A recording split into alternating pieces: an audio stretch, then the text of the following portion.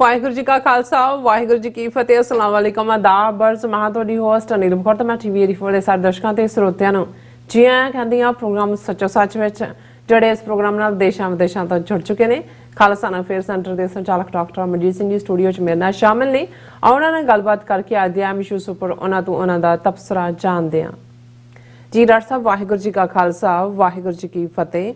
हाँ जी नीलम कौर जी ਤੁਹਾਨੂੰ ਵੀ ਤੇ ਦੁਨੀਆ ਭਰ ਚ ਬੈਠੇ ਸਾਡੇ ਬਹੁਤ ਹੀ ਪਿਆਰੇ ਸੋਹਣੇ ਸਿਆਣੇ ਟੀਵੀ 84 ਦੇ ਵਿਊਅਰਸ ਨੂੰ ਵੀ ਵਾਹਿਗੁਰੂ ਜੀ ਕਾ ਖਾਲਸਾ ਵਾਹਿਗੁਰੂ ਜੀ ਕੀ ਫਤਿਹ ਤੇ ਸਾਡੇ ਬਹੁਤ ਹੀ ਪਿਆਰੇ ਮੁਸਲਮਾਨ ਭੈਣਾਂ ਭਰਾਵਾਂ ਨੂੰ अस्सलाम वालेकुम। जी डॉक्टर साहब जी आनू प्रोग्राम सचो सच विच बहुत शुक्रिया जी। डॉक्टर साहब आज 24 अक्तूबर 2022 10 कतक नानक शाही समत 554 ਦਾ ਦਿਨ ਹੈ ਤੇ ਡਾਕਟਰ ਸਾਹਿਬ ਪ੍ਰੋਗਰਾਮ ਸ਼ੁਰੂ ਕਰਨ ਤੋਂ ਪਹਿਲਾਂ ਅਸੀਂ ਦਰਸ਼ਕਾਂ ਤੇ ਸਰੋਤਿਆਂ ਹਮੇਸ਼ਾ ਤਰ੍ਹਾਂ ਦਾ ਸੀ ਵਿਊਅਰਸ ਜੇ ਤੁਸੀਂ ਹੱਕ ਸੱਚ ਇਨਸਾਫ ਤੇ ਪੈਰਾ ਦਿੰਦਾ ਇੱਕੋ ਇੱਕ ਚੈਨਲ ਟੀਵੀ 84 ਨੂੰ ਦੇਖਣਾ ਚਾਹੁੰਦੇ ਹੋ ਤਾਂ ਤੁਸੀਂ ਦੇਖ ਸਕਦੇ ਹੋ ਸਪੈਕਟਰਮ ਕੇਬਲ, ਆਰਸੀਐਨ ਕੇਬਲ, ਬੈਲਫਾਰ cable Canada, roku, Jadoo box, ਸ਼ਾਵਾ, ਫੇਸਬੁੱਕ ਟੀਵੀ 84 ਦੀ ਐਪ ਰਾਹੀਂ online streaming and IP box ਤੇ ਤੁਸੀਂ ਟੀਵੀ 84 ਨੂੰ ਦੇਖ ਸਕਦੇ ਹੋ। ਵਿਊਅਰਸ ਜੇ ਤੁਸੀਂ ਟੀਵੀ 84 ਨਾਲ ਜਾਂ ਪ੍ਰੋਗਰਾਮ ਸੱਚੋ ਸੱਚ ਨਾਲ ਫੇਸਬੁੱਕ ਰਾਹੀਂ ਜੁੜੇ ਤਾਂ ਅਸਾਂ ਵੱਧ ਤੋਂ ਵੱਧ ਲਾਈਕ ਕਰੋ ਤੇ ਸ਼ੇਅਰ ਕਰੋ ਅਤੇ ਨਾਲ ਹੀ YouTube ਤੇ ਸਬਸਕ੍ਰਾਈਬ ਵੀ ਕਰੋ। ਇਹ ਵੀ ਦੱਸਿਓ ਕਿ ਤੁਸੀਂ ਟੀਵੀ 84 ਦੀ ਐਪ ਨੂੰ ਐਂਡਰੋਇਡ ਐਂਡ ਐਪ ਸਟੋਰ ਤੇ ਡਾਊਨਲੋਡ ਕਰਕੇ ਜੋ ਟੀਵੀ 84 ਦੀ ਲਾਈਵ ਸਟ੍ਰੀਮ ਹੈ ਇਸ ਨੂੰ ਤੁਸੀਂ 24 ਆਵਰਸ ਦੇਖ ਸਕਦੇ ਹੋ। ਵਿਊਅਰਸ ਪ੍ਰੋਗਰਾਮ ਦੀ ਸ਼ੁਰੂਆਤ ਕਰਨ ਜਾ ਰਹੇ ਹਾਂ ਇਸ ਵੀਕ ਦਾ ਪਹਿਲਾ ਪ੍ਰੋਗਰਾਮ ਕਰਨ ਜਾ ਰਹੇ ਹਾਂ ਔਰ ਆਸ ਕਰਦੇ ਹਾਂ ਕਿ ਜਿਹੜਾ ਤੁਹਾਡਾ ਵੀਕਐਂਡ ਹੈ ਬਹੁਤ ਹੀ ਵਧੀਆ ਗੁਜ਼ਰਿਆ ਹੋਵੇਗਾ। ਸੋ ਵੀਕਐਂਡ ਦੇ ਹਵਾਲੇ ਨਾਲ ਔਰ ਕਰੰਟ ਇਸ਼ੂ ਦੇ ਹਵਾਲੇ ਨਾਲ ਆਪਾਂ ਗੱਲਬਾਤ ਕਰਾਂਗੇ ਅੱਜ ਦੇ ਪ੍ਰੋਗਰਾਮ ਦੇ ਵਿੱਚ। ਔਰ ਪਹਿਲਾਂ ਸਭ ਨੂੰ ਆਪਾਂ ਬੰਦੀ ਛੋੜ ਦਿਵਸ ਦੀਆਂ ਸਭ ਨੂੰ ਆਪਾਂ ਮੁਬਾਰਕਬਾਦ ਦਿੰਦੇ ਹਾਂ ਟੀਵੀ 84 ਦੀ ਟੀਮ ਵੱਲੋਂ। ਸੋ ਪਹਿਲਾਂ ਆਪਾਂ ਗੱਲਬਾਤ ਕਰਨ ਜਾ ਰਹੇ ਹਾਂ ਅੱਜ ਦੀ ਸਪਾਂਸਰਸ਼ਿਪ ਦੇ ਹਵਾਲੇ ਨਾਲ ਕਿ ਅੱਜ ਦੇ ਪ੍ਰੋਗਰਾਮ ਸੱਚੋ ਸੱਚ ਨੂੰ ਸਪਾਂਸਰ ਕੀਤਾ ਗਿਆ ਹੈ ਇੰਡੀਆਨਾ ਤੋਂ ਵੀਰਪ੍ਰੀਤ ਬੈਨੀ ਪੌਲਵਲ ਜੀ ਵੱਲੋਂ। ਸੋ ਇਹਨਾਂ ਨੇ ਟੀਵੀ 84 ਦੀ ਸਮੁੱਚੀ ਟੀਮ ਅਤੇ ਸਾਰੇ ਦਰਸ਼ਕਾਂ ਨੂੰ ਬੰਦੀ ਛੋੜ ਦਿਵਸ ਦੀ ਵਧਾਈ ਦਿੱਤੀ ਹੈ ਅਤੇ ਸਵਾਲ ਕੀਤਾ ਹੈ ਕਿ ਸਾਡੇ ਬੰਦੀ ਸਿੰਘਾਂ ਦੀ ਰਿਹਾਈ ਕਦੋਂ ਹੋਵੇਗੀ ਭਾਰਤੀ ਜੇਲ੍ਹਾਂ ਵਿੱਚੋਂ। ਸੋ ਸਾਡੇ ਕੌਮੀ ਹਾਲਾਤ ਕਿਵੇਂ ਦੇ ਬੰਦੇ ਜਾ ਰਹੇ ਹਨ ਕਿ ਕਦੇ ਅਸੀਂ ਬੰਦੀਆਂ ਦੀ ਰਿਹਾਈ ਕਰਾਉਂਦੇ ਸੀ ਪਰ ਅੱਜ ਆਪ ਮੁਹਤਾਜ ਹਾਂ।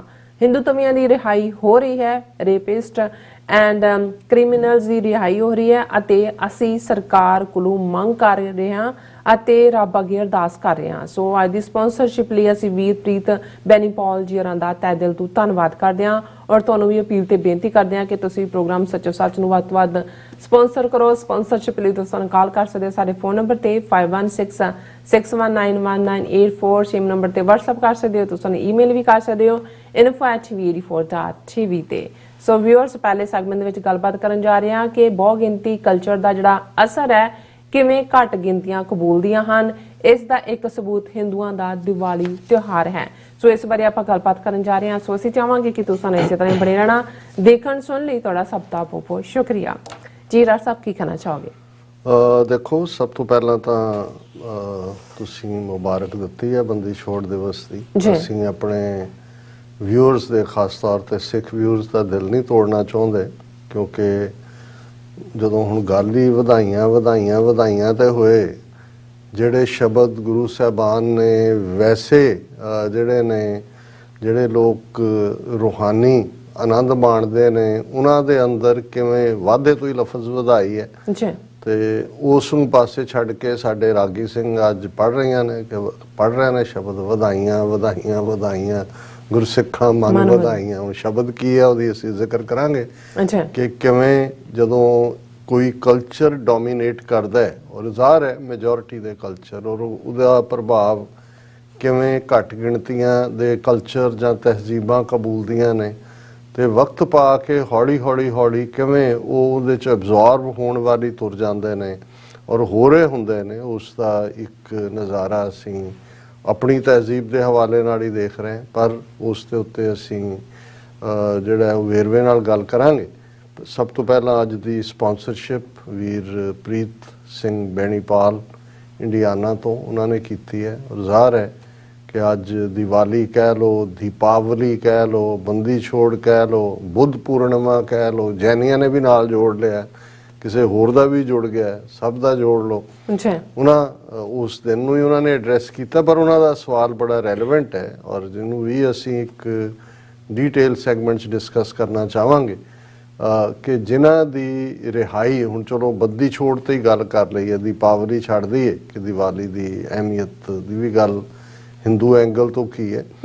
ਲੇਕਿਨ ਅਸੀਂ ਜਦੋਂ ਬੰਦੀ ਛੋੜ ਵੀ ਕਹਿੰਦੇ ਹਾਂ ਉਹ ਤਾਂ ਤਰੀਕਾ ਹੋਰ ਨੇ, ਗੱਲ ਹੋਰ ਹੈ। ਲੇਕਿਨ ਮੰਨ ਲਓ ਬੰਦੀ ਛੋੜ ਵੀ, ਪਰ ਉਹਦੀ ਇੱਕ ਕਹਾਣੀ ਤਾਂ ਹਰ ਇੱਕ ਨੂੰ ਸਮਝਾਉਣ ਦੀ ਜਾਂ ਉਸ ਨੂੰ ਸੁਣਾਈ ਜਾਂਦੀ ਹੈ ਕਿ ਜੀ ਅੱਜ ਦੇ ਦਿਨ 52 ਹਿੰਦੂ ਰਾਜੇ ਜਿਹੜੇ ਕਿ ਗਵਾਲੀਅਰ ਦੇ ਕਿਲੇ ਵਿੱਚ ਕੈਦ ਸਨ।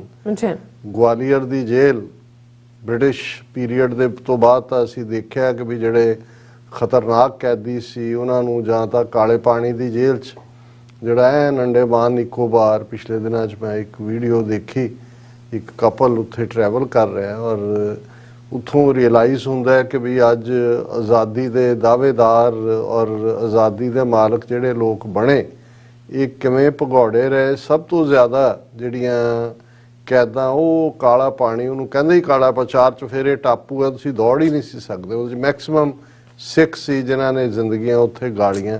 ਅੱਗੋਂ ਉਹਨਾਂ ਦੇ ਜਿਹੜੇ ਕੋਈ ਜੇਲਾਂ ਕੱਟ ਕੇ ਬਾਹਰ ਵੀ ਨਿਕਲੇ ਉਹਨਾਂ ਨੂੰ ਸੀ ਵੀ ਪਿੱਛੋਂ ਤਾਂ ਕੋਈ ਕਿੱਥੇ ਪਹੁੰਚਣਾ ਜਾਣਾ ਹੈ। ਉਹਨਾਂ ਨੇ ਲੋਕਲ ਆਪਣੀ ਜ਼ਿੰਦਗੀ ਸੈਟਲ ਕੀਤੀ ਔਰ ਅੱਜ ਵੀ 7-8 ਹਜ਼ਾਰ ਦੇ ਕਰੀਬ ਸਿੱਖਾਂ ਦੀ ਪਾਪੂਲੇਸ਼ਨ ਹੈ ਕਾਲੇ ਪਾਣੀ 'ਚ। ਟੋਟਲ ਪਾਪੂਲੇਸ਼ਨ 7 ਲੱਖ ਦੇ ਕਰੀਬ ਹੈ ਔਰ ਉੱਥੇ ਇੱਕ ਇਤਿਹਾਸਕ ਗੁਰਦੁਆਰਾ ਜਿਹੜਾ ਬਣਿਆ ਡਾਕਟਰ ਦੀਵਾਨ ਸਿੰਘ ਕਾਲਾ ਪਾਣੀ, ਜਿਹੜੇ ਬ੍ਰਿਟਿਸ਼ ਫੌਜ ਦੇ ਵਿੱਚ ਡਾਕਟਰ ਸਨ। ਲੇਕਿਨ ਜਦੋਂ ਜਾਪਾਨੀਆਂ ਨੇ 1942 ਦੇ ਵਿੱਚ ਅੰਡੇਮਾਨ ਨਿਕੋਬਾਰ, ਜਿਹਨੂੰ ਕਾਲਾ ਪਾਣੀ ਕਹਿੰਦੇ ਸੀ, ਉਹਦੇ 'ਤੇ ਕਬਜ਼ਾ ਕੀਤਾ ਤੇ ਕਿਵੇਂ ਉਹਨਾਂ ਨੂੰ ਡਾਕਟਰ ਦੀਵਾਨ ਸਿੰਘ ਹੋਰਾਂ ਨੂੰ ਟਾਰਚਰ ਕਰਕੇ ਸ਼ਹੀਦ ਕੀਤਾ। ਇਹੀ ਕਾਲਾ ਪਾਣੀ 3 ਸਾਲ ਜਾਪਾਨੀਆਂ ਦੇ ਕਬਜ਼ੇ 'ਚ ਰਿਹਾ 1942 ਤੋਂ 1945 ਤੱਕ। ਸੋ ਕਾਲਾ ਪਾਣੀ ਸੀ ਜਿੱਥੇ ਉਹ ਭੇਜਦੇ ਸੀ ਜਿਹੜੇ ਪੋਲੀਟੀਕਲੀ ਉਹਨਾਂ ਨੂੰ ਲੱਗਦਾ ਸੀ ਵੀ ਇਹ ਖਤਰਨਾਕ ਨੇ, ਮੇਨਲੈਂਡ ਤੋਂ ਦੂਰ ਰਹਿਣੇ ਚਾਹੀਦੇ ਨੇ। ਫਿਰ ਅਸੀਂ ਰੰਗੂਨ ਦੇਖਦੇ ਹਾਂ ਜਿੱਥੇ ਬਹਾਦਰ ਸ਼ਾਹ ਜ਼ਫਰ ਨੂੰ ਵੀ ਭੇਜਿਆ 1857 ਤੋਂ ਬਾਅਦ, ਤੇ 1860ਵਿਆਂ 'ਚ ਕੂਕਾ ਲਹਿਰ ਚਲਾਉਣ ਵਾਲੇ ਬਾਬਾ ਰਾਮ ਸਿੰਘ ਨਾਮਧਾਰੀ ਉਹਨਾਂ ਨੂੰ ਵੀ ਰੰਗੂਨ ਦੀ ਜੇਲ੍ਹ ਦੇ ਵਿੱਚ ਭੇਜਿਆ। ਪਰ ਈਵਨ ਜਦੋਂ ਅਜੇ ਕਾਲਾ ਪਾਣੀ ਜਾਂ ਰੰਗੂਨ ਨਹੀਂ ਸੀ ਡਿਵੈਲਪ ਕੀਤਾ, ਪਹਿਲੇ ਸਿਆਸੀ ਕੈਦੀ ਭਾਈ ਮਹਾਰਾਜ ਸਿੰਘ ਜਿਹੜੇ ਸਿੱਖ ਰਾਜ ਦੇ ਵੇਲੇ ਬਾਬਾ ਵੀਰ ਸਿੰਘ ਨੌਰੰਗਾਬਾਦੀ ਦੇ ਉਸ ਮੁਕਾਮ ਦੇ ਸੇਵਾਦਾਰ ਸਨ ਔਰ ਜਿਨ੍ਹਾਂ ਨੇ ਪਹਿਲਾ ਰਿਵੋਲਟ ਦਾ ਝੰਡਾ 1849 'ਚ ਹੀ ਬ੍ਰਿਟਿਸ਼ ਸਾਮਰਾਜ ਦੇ ਖਿਲਾਫ ਚੁੱਕਿਆ ਸੀ, ਉਹ ਗ੍ਰਿਫਤਾਰ ਕਰ ਲਏ ਗਏ ਸੀ ਆਪਣੇ ਸਾਥੀਆਂ ਨਾਲ। ਉਹਨਾਂ ਨੂੰ ਸਿੰਗਾਪੁਰ ਜਲਾਵਤਨ ਕੀਤਾ ਗਿਆ ਸੀ ਔਰ ਉੱਥੋਂ ਦੀ ਜੇਲ੍ਹ 'ਚ ਹੀ ਉਹਨਾਂ ਦੀ ਕੁਝ ਸਾਲਾਂ ਬਾਅਦ ਹਨੇਰੇ ਇੱਕ ਸੈੱਲ 'ਚ ਰੱਖ ਕੇ ਟਾਰਚਰ ਕਰਕੇ ਉਹਨਾਂ ਨੂੰ ਜਿਹੜਾ ਉਹ ਸ਼ਹੀਦ ਕੀਤਾ ਗਿਆ। ਸੋ ਉਹਨਾਂ ਦੀ ਯਾਦ 'ਚ ਗੁਰਦੁਆਰਾ ਸਿੰਗਾਪੁਰ 'ਚ ਹੈ। ਅੰਡੇਮਾਨ ਨਿਕੋਬਾਰ 'ਚ ਡਾਕਟਰ ਦੀਵਾਨ ਸਿੰਘ ਦਾ ਬਣਾਇਆ ਹੋਇਆ ਗੁਰਦੁਆਰਾ ਜਿਹੜਾ ਉਸ ਦੌਰ 'ਚ ਉਹਨਾਂ ਨੇ 1934-35 ਦੇ ਵਿੱਚ ਬਣਾਇਆ ਸੀ, ਉਹ ਵੀ ਮੌਜੂਦ ਹੈ। ਮੈਂ ਇਹ ਵੇਰਵੇ ਇਸ ਲਈ ਦੇ ਰਿਹਾ ਕਿ ਇਹ ਬ੍ਰਿਟਿਸ਼ ਪੀਰੀਅਡ ਹੋਏ, ਉਸ ਤੋਂ ਪਹਿਲਾਂ ਮੁਗਲਾਂ ਦੇ ਪੀਰੀਅਡ 'ਚ ਜਿਨ੍ਹਾਂ ਨੂੰ ਉਹ ਖਤਰਨਾਕ ਸਿਆਸੀ ਕੈਦੀਆਂ ਦੇ ਤੌਰ ਦੇ ਉੱਤੇ ਸਮਝਦੇ ਸੀ, ਉਹਨਾਂ ਨੇ ਗਵਾਲੀਅਰ ਦੇ ਕਿਲੇ ਦੇ ਵਿੱਚ ਕੈਦ ਕੀਤਾ ਹੋਇਆ ਸੀ। ਸੋ ਗਵਾਲੀਅਰ ਦੇ ਕਿਲੇ ਦੀ ਕੈਦ ਦੇ ਰਾਜੇ ਹਿਮਾਚਲ ਅੱਜ ਦੇ ਉੱਥੋਂ ਦੇ ਵੀ ਸੀ। ਬਿਲਾਸਪੁਰ ਜਿਹੜੀ ਸਟੇਟ ਜਿਹਨੂੰ ਉਸ ਪੀਰੀਅਡ 'ਚ ਕਹਿਲੂਰ ਕਹਿੰਦੇ ਸੀ, ਅੱਜ ਬਿਲਾਸਪੁਰ ਜ਼ਿਲ੍ਹਾ ਹਿਮਾਚਲ ਦਾ, ਇਹਨਾਂ ਦਾ ਵਡੇਰਾ ਵੀ।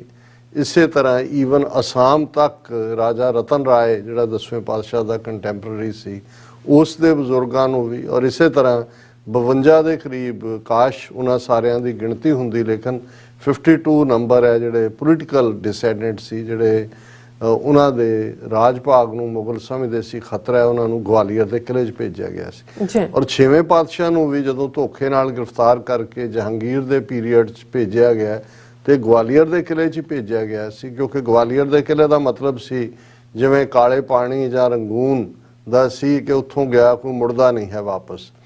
ਲੇਕਿਨ ਇਹਦੇ 'ਚ ਕੋਈ ਦੋ ਰਾਵਾਂ ਨਹੀਂ ਨੇ ਕਿ ਕਿਵੇਂ ਇਹ ਇੱਕ ਵੱਖਰਾ ਵਿਸ਼ਾ ਜਦੋਂ ਅਸੀਂ ਗੁਰੂ ਹਰਗੋਬਿੰਦ ਸਾਹਿਬ ਦੀ ਸ਼ਖਸੀਅਤ, ਜਿਨ੍ਹਾਂ ਨੇ ਮੀਰੀ ਪੀਰੀ ਦੇ ਕਨਸੈਪਟ ਨੂੰ ਨਾ ਸਿਰਫ ਮੂਰਤੀਮਾਨ ਕੀਤਾ, ਆਪਣੀ ਪਹਿਲੀ ਜਿਹੜੀ ਉਹਨਾਂ ਦੀ ਫੌਜ 52 ਸਿੱਖਾਂ ਦੀ ਜਿਹੜੀ ਉਹਨਾਂ ਦੀ ਸੈਂਟਰਲ ਨਿਊਕਲੀਅਸ ਬਣ ਕੇ ਜਿਸ ਦੀ ਸ਼ੁਰੂਆਤ ਹੋਈ ਔਰ ਅਕਾਲ ਤਖਤ ਦਿੱਲੀ ਤਖਤ ਤੋਂ 2 ਫੁੱਟ ਉੱਚਾ, ਔਰ ਉਹਨਾਂ ਦਾ ਜਿਹੜਾ ਇਹੀ ਹੁਕਮਨਾਮਾ, ਵਧੀਆ ਜਵਾਨੀ, ਵਧੀਆ ਘੋੜਾ, ਵਧੀਆ ਸ਼ਸਤਰ, ਔਰ ਦਿੱਲੀ ਦੀ ਹਕੂਮਤ ਨੂੰ ਜਹਾਂਗੀਰ ਬਾਦਸ਼ਾਹ ਸੀ, ਉਹਨਾਂ ਨੂੰ ਲੱਗਾ ਕਿ ਭਾਈ ਪਹਿਲਾਂ ਗੁਰੂ ਅਰਜਨ ਸਾਹਿਬ ਜਿਹੜੇ ਨੇ ਜਿਨ੍ਹਾਂ ਦੀ ਸ਼ਹਾਦਤ ਦੇ ਲਈ ਜਦੋਂ ਤੌਜ਼ਕੇ ਜਹਾਂਗੀਰ ਉਸ ਖਤਰੇ ਨੂੰ ਦੱਸਦਾ ਹੈ, ਉਹਨਾਂ ਦੀ ਪਪੂਲੈਰਿਟੀ ਗੁਰੂ ਅਰਜਨ ਸਾਹਿਬ ਦੀ ਔਰ ਗੁਰੂ ਨਾਨਕ ਦੇ ਘਰ ਨੂੰ ਉਹ ਦੁਕਾਨੇ ਬਾਤਲ ਕਹਿੰਦਾ ਔਰ ਉਹਨਾਂ ਦੀ ਗ੍ਰਿਫਤਾਰੀ ਔਰ ਸ਼ਹੀਦੀ ਦਾ ਹੁਕਮ ਜਿਹੜਾ ਉਹ ਜਹਾਂਗੀਰ ਵੱਲੋਂ ਹੁੰਦਾ ਹੈ। ਚੰਦੂ ਉਹਨੂੰ ਐਗਜ਼ੀਕਿਊਟ ਕਰਦਾ ਹੈ। ਚੰਦੂ ਇੱਕ ਵੱਡਾ ਕੰਸਪੀਰੇਟਰ ਹੈ ਉਸ ਸਾਰੇ ਦੇ ਵਿੱਚ, ਕਿਉਂਕਿ ਇੱਦਾਂ ਦੇ ਮੌਕੇ ਜਿਵੇਂ ਹੁਣ ਅਸੀਂ ਦੇਖ ਰਹੇ ਹਾਂ ਕਿ ਪੰਜਾਬ 'ਚ ਸਿੱਖਾਂ ਦੇ ਖਿਲਾਫ ਈਵਨ ਈਸਾਈ ਜਥੇਬੰਦੀਆਂ ਕੇਰਲਾ ਜਾਂ ਰੈਸਟ ਆਫ ਇੰਡੀਆ ਦੀਆਂ ਔਰ ਹਿੰਦੂ ਤੋਂ ਵੀ ਇਕੱਠੇ ਨੇ, ਕਿਉਂਕਿ ਇਹ ਹਰ ਵੇਲੇ ਇਸ ਕਿਸਮ ਦਾ ਏਜੰਡਾ ਰਿਹਾ। ਇਹੀ ਅਸੀਂ ਸਿੱਖੀ ਦੇ ਵਿਰੋਧ 'ਚ ਵੀ ਦੇਖਦੇ ਹਾਂ ਕਿ ਜਿਹੜੀ ਐਕਸਟ੍ਰੀਮ ਇਸਲਾਮ ਵਿਚਲੀ ਲੌਬੀ ਜਿਹੜੀ ਰਾਜ ਦਰਬਾਰ ਨੂੰ ਪ੍ਰਭਾਵਿਤ ਕਰਦੀ ਸੀ, ਉਹ ਵੀ ਔਰ ਬ੍ਰਾਹਮਣਵਾਦੀ ਇਕੱਠੇ ਹੋ ਜਾਂਦੇ ਸੀ, ਕਿਉਂਕਿ ਸਿੱਖੀ ਨੂੰ, ਸਿੱਖ ਥਾਟ ਨੂੰ ਜਿਹੜਾ ਇੱਕ ਰੱਬ 'ਚ ਯਕੀਨ ਰੱਖਦਾ ਹੈ ਔਰ ਸਭ ਦੀ ਆਜ਼ਾਦੀ ਦੀ ਗੱਲ ਕਰਦਾ ਹੈ, ਉਹਨੂੰ ਖਤਰਾ ਇਹ ਦੋਵੇਂ ਹੀ ਤਾਕਤਾਂ ਜਿਹੜੀਆਂ ਐਕਸਟ੍ਰੀਮ ਦੀਆਂ ਸੀ ਉਹ ਅਨੁਭਵ ਕਰਦੀਆਂ ਸੀ। ਲੇਕਿਨ ਜਦੋਂ 6ਵੇਂ ਪਾਤਸ਼ਾਹ ਨੇ ਗਵਾਲੀਅਰ 'ਚ ਜਦੋਂ ਉਹਨਾਂ ਨੂੰ ਕੈਦ ਕਰਕੇ ਰੱਖਿਆ ਗਿਆ ਔਰ ਕਿਸ ਕਿਸਮ ਦੀ ਐਜੀਟੇਸ਼ਨ ਪੰਜਾਬ ਦੇ ਵਿੱਚ ਸਿੱਖਾਂ ਨੇ ਖੜੀ ਕੀਤੀ, ਜਦੋਂ ਅਸੀਂ ਬਾਬਾ ਬੁੱਢਾ ਜੀ, ਭਾਈ ਗੁਰਦਾਸ ਜੀ ਔਰ ਉਸ ਦੌਰ ਦਾ ਇੱਕ ਪ੍ਰੋਟੈਸਟ ਦਾ ਢੰਗ ਤਰੀਕਾ ਦੇਖਦੇ ਕਿ ਕਿਵੇਂ ਵੱਡੀ ਗਿਣਤੀ 'ਚ ਸਿੱਖ ਜਥੇ ਦਰਬਾਰ ਸਾਹਿਬ ਤੋਂ ਅਰਦਾਸ ਕਰਕੇ ਇੱਕ ਇੱਥੇ ਵੀ ਜਦੋਂ ਜਿਹਨਾਂ ਨੂੰ ਕੈਂਡਲ ਲਾਈਟ ਵਿਜਲ ਕਿਹਾ ਜਾਂਦਾ, ਐਕਚੁਅਲੀ ਕੈਂਡਲ ਲਾਈਟ ਵਿਜਲ ਇਹ ਇਹਨਾਂ ਦੇ ਚਰਚ ਦੀ ਦੇਣੀ ਹੈ ਕਿ ਭਾਈ ਤੁਸੀਂ ਜਦੋਂ ਬੰਦਾ ਕੋਈ ਜ਼ੁਲਮ ਕਰਦਾ ਹੈ, ਮਾਨੋ ਉਹ ਹਨੇਰੇ ਦੇ ਵਿੱਚ ਹੁੰਦਾ ਹੈ। ਜ਼ਾਲਮ ਹਮੇਸ਼ਾ ਅਸੀਂ ਇਗਨੋਰੈਂਸ ਵੀ ਹਨੇਰਾ ਹੈ, ਜ਼ੁਲਮ ਕਰਨ ਵਾਲੇ ਵੀ ਹਨੇਰੇ ਨੇ ਔਰ ਚਾਨਣ ਰੋਸ਼ਨੀ, ਜਿਵੇਂ ਸਰਦਾਰ ਜਸਵੰਤ ਸਿੰਘ ਖਾਲੜਾ ਨੇ ਆਪਣੀ ਸਪੀਚ ਦੇ ਵਿੱਚ ਜਿਹੜੀ ਉਹਨਾਂ ਦੀ ਲਾਸਟ ਸਪੀਚ ਹੋ ਨਿਬੜੀ ਕੈਨੇਡਾ ਦੀ ਧਰਤੀ ਤੇ ਜਿਹੜੀ 1995 ਦੇ ਵਿੱਚ ਸੀ, ਉਹਦੇ 'ਚ ਵੀ ਉਹਨਾਂ ਨੇ ਕਿਹਾ ਸੀ ਕਿ ਵੀ ਹਨੇਰਾ ਜਦੋਂ ਪਸਰਦਾ ਤੇ ਹਨੇਰਾ ਇਹ ਸਮਝਦਾ ਹੈ ਵੀ ਮੈਂ 4 ਚੁਫੇਰੇ ਹਰ ਇੱਕ ਨੂੰ ਆਪਣੇ ਕਲਾਵੇ 'ਚ ਲੈ ਲਿਆ, ਪਰ ਜਦੋਂ ਐਨ ਉਹਨਾਂ ਸ਼ਾਮਾਂ ਦੇ ਵੇਲੇ ਦੂਰ ਕਿਸੇ ਝੁੱਗੀ ਦੇ ਵਿੱਚ ਕੋਈ ਮਾਈ ਇੱਕ ਨਿੱਕਾ ਜਿਹਾ ਦੀਵਾ ਜਗਾਉਂਦੀ ਹੈ ਤੇ ਫਿਰ ਉਹ ਹਨੇਰੇ ਨੂੰ ਚੈਲੰਜ ਹੁੰਦਾ ਹੈ ਤੇ ਉਸ ਦੀਵੇ ਦੀ ਰੋਸ਼ਨੀ ਦੇ ਨਾਲ ਫਿਰ ਹੌਲੀ ਹੌਲੀ ਹੌਲੀ ਕਈ ਝੁੱਗੀਆਂ ਘਰਾਂ ਦੇ ਵਿੱਚ ਦੀਵੇ ਬਲਣ ਲੱਗ ਜਾਂਦੇ ਨੇ ਤੇ ਹਨੇਰੇ ਦਾ ਇਹ ਭਰਮ ਟੁੱਟ ਜਾਂਦਾ ਹੈ ਕਿ ਉਸ ਨੇ ਹਰ ਇੱਕ ਨੂੰ ਆਪਣੇ ਕਲਾਵੇ 'ਚ ਲਿਆ। ਔਰ ਜ਼ਾਹਿਰ ਹੈ ਜ਼ੁਲਮ ਦੇ ਖਿਲਾਫ ਜਿਹੜੀ ਆਵਾਜ਼ ਚੁੱਕਣੀ ਹੁੰਦੀ ਹੈ, ਉਹ ਜਿਹੜੇ ਆਵਾਜ਼ ਚੁੱਕਦੇ ਨੇ ਉਹ ਸਫਰ ਵੀ ਕਰਦੇ ਨੇ, ਲੇਕਿਨ ਜਦੋਂ ਇੱਕ ਵਾਰ ਚੈਲੰਜ ਹੁੰਦਾ ਫਿਰ ਇਹ ਬਾਕੀਆਂ ਦੇ ਲਈ ਹੌਸਲਾ ਵੀ ਹੁੰਦਾ। ਸੋ ਚੱਲ ਰਿਹਾ ਸੀ ਜ਼ੁਲਮ ਦਾ ਦੌਰ, ਲੇਕਿਨ ਗੁਰੂ ਹਰਗੋਬਿੰਦ ਸਾਹਿਬ ਦਾ ਚੈਲੰਜ ਨਾ ਸਿਰਫ ਅਕਾਲ ਤਖਤ ਦੀ ਕਾਇਮੀ ਦੇ ਨਾਲ ਜਾਂ ਹਥਿਆਰਬੰਦ ਹੋ ਕੇ ਜਿਹੜਾ ਇਸ ਪਾਸੇ ਤੁਰਨ ਵੱਲ ਸੀ, ਜਦੋਂ ਉਹ ਗਵਾਲੀਅਰ ਦੇ ਕਿਲੇ ਦੇ ਵਿੱਚ ਕੈਦ ਵੀ ਆ ਜਾਂਦੇ ਨੇ ਉਸ ਵੇਲੇ ਦੇ ਹਾਕਮ ਦੀ, ਤੇ ਇਹ ਜਿਹੜੀ ਸਿੱਖ ਕੌਮ ਦੀ ਸਟਰਗਲ ਸੀ। ਔਰ ਅੱਜ ਵੀ ਜਦੋਂ ਅਸੀਂ ਈਵਨ ਅਰਦਾਸ ਦੇ ਵਿੱਚ ਇਹ ਲਫ਼ਜ਼ ਚੌਂਕੀਆਂ, ਝੰਡੇ ਬੁੰਗੇ, ਜੁਗੋ ਜੁਗ ਅਟਲ ਦੀ ਗੱਲ ਕਰਦੇ ਤੇ ਚੌਂਕੀ ਸ਼ਬਦ ਚੌਂਕੀ ਵੀ ਹੈ, ਪਰ ਅੱਜ ਵੀ ਤੁਹਾਨੂੰ ਦਰਬਾਰ ਸਾਹਿਬ ਦੀਆਂ ਪ੍ਰਕਰਮਾਂ ਸ਼ਾਮ ਨੂੰ ਰਹਿਰਾਸ ਤੋਂ ਬਾਅਦ ਬਾਬੇ 2-4 ਜਿਨ੍ਹਾਂ ਦੇ ਹੱਥ 'ਚ ਮਿਸਾਲ ਫੜੀ ਹੁੰਦੀ ਹੈ ਇੱਕ ਬਲਦੀ, ਔਰ ਉਹ ਅਕਾਲ ਤਖਤ ਤੇ ਆਉਂਦੇ ਨੇ, ਉਹਨਾਂ ਨੂੰ ਇੱਕ ਜਿਹੜਾ 3 ਫੁੱਟੀ ਕਿਰਪਾਨ ਦਿੱਤੀ ਜਾਂਦੀ ਹੈ, ਉਹ ਸ਼ਬਦ ਪੜ੍ਹਦੇ ਪ੍ਰਕਰਮਾ ਕਰਦੇ ਨੇ, ਫਿਰ ਅੰਦਰ ਹਰਮੰਦਰ ਸਾਹਿਬ ਦੇ ਆਉਂਦੇ ਨੇ ਔਰ ਜਦੋਂ ਉਹ ਐਂਟਰ ਕਰਦੇ ਨੇ ਹਰਮੰਦਰ ਸਾਹਿਬ 'ਚ ਕੀਰਤਨ ਬੰਦ ਹੋ ਜਾਂਦਾ।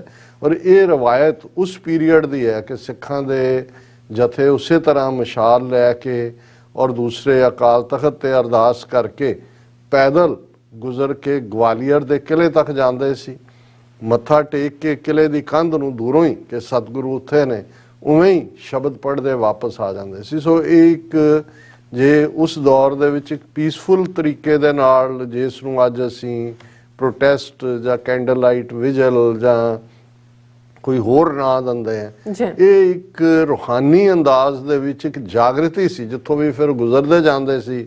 ਔਰ ਇਹ ਉਹ ਸੀ ਕਿ ਭਾਈ ਕਿਵੇਂ ਖਲਕਤ, ਕਿਵੇਂ ਸਿੱਖ ਕੌਮ ਗੁਰੂ ਹਰਗੋਬਿੰਦ ਸਾਹਿਬ ਨੂੰ ਪਿਆਰ ਕਰਦੀ ਹੈ। ਬਾਕੀ ਫੈਕਟਰ ਵੀ ਸੀ, ਉਹਦੇ 'ਚ ਸਾਈਂ ਮੀਆਂ ਮੀਰ ਦਾ ਇੱਕ ਆਪਣਾ ਰੋਲ ਸੀ, ਕਿਉਂਕਿ ਜਹਾਂਗੀਰ ਦੀ ਬੇਗਮ ਨੂਰ ਜਹਾਂ ਜਿਹੜੀ ਕਿ ਸਾਈਂ ਮੀਆਂ ਮੀਰ ਦੀ ਫਾਲੋਅਰ ਸੀ, ਉਹਨੂੰ ਇਹ ਪਤਾ ਸੀ ਕਿ ਭਾਈ ਇਹ ਤਾਂ ਸਾਜ਼ਿਸ਼ੀ ਲੋਕ ਨੇ ਔਰ ਇਹ ਬਾਦਸ਼ਾਹ ਜਿਹਨੂੰ ਉਹ ਆਪ ਹੀ ਪੈਗ ਭਰ ਕੇ ਦਿੰਦੀ ਸੀ ਕਿ ਭਾਈ ਇਹ ਉਹਨਾਂ ਦੇ ਢੇ ਚੜਿਆ ਹੋਇਆ।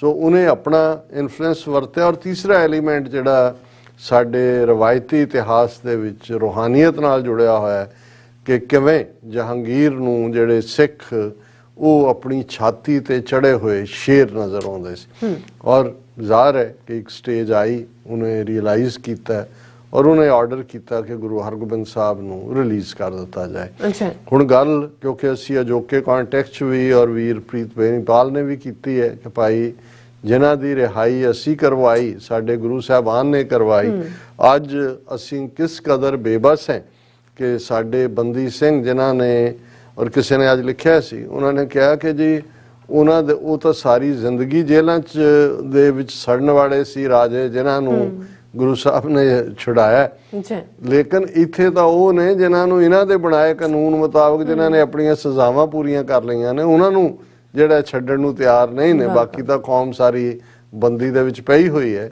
ਲੇਕਿਨ ਮੈਂ ਅੱਜ ਵੀ ਕਿਸੇ ਨਾਲ ਗੁਫ਼ਤਗੂ ਦੇ ਵਿੱਚ ਮੈਂ ਕਿਹਾ ਬਹੁਤ ਵਾਰ, ਕਿਉਂਕਿ ਸਾਨੂੰ ਪੜ੍ਹਨ ਲਿਖਣ ਦਾ ਬਹੁਤਾ ਸ਼ੌਕ ਨਹੀਂ ਹੈ ਔਰ ਅਸੀਂ ਠੀਕ ਹੈ ਦੀਵਾਲੀ ਦਾ ਨਾਮ ਬਹੁਤਿਆਂ ਨੇ ਬੰਦੀ ਛੋੜ ਦਿਵਸ ਰੱਖ ਲਿਆ, ਚੰਗੀ ਗੱਲ ਹੈ, ਲੇਕਿਨ ਨਾ ਤਾਂ ਭਾਵਨਾ ਬੰਦੀ ਛੋੜ ਦੀ ਦਾ ਅਹਿਸਾਸ ਹੈ ਕਿ ਭਾਈ ਬੰਦੀ ਛੋੜ ਇੱਕ ਲਫ਼ਜ਼ ਦੇ ਬਦਲਣ ਨਾਲ ਤਾਂ ਤੁਹਾਡੇ ਗੁਲਾਮੀ ਦੇ ਸੰਗਲ ਨਹੀਂ ਕੱਟੇ ਜਾਣੇ ਜਾਂ ਤੁਹਾਨੂੰ ਤੁਸੀਂ ਹਕੀਕਤ ਨੂੰ ਨਹੀਂ ਸਮਝ ਲੈਣਾ।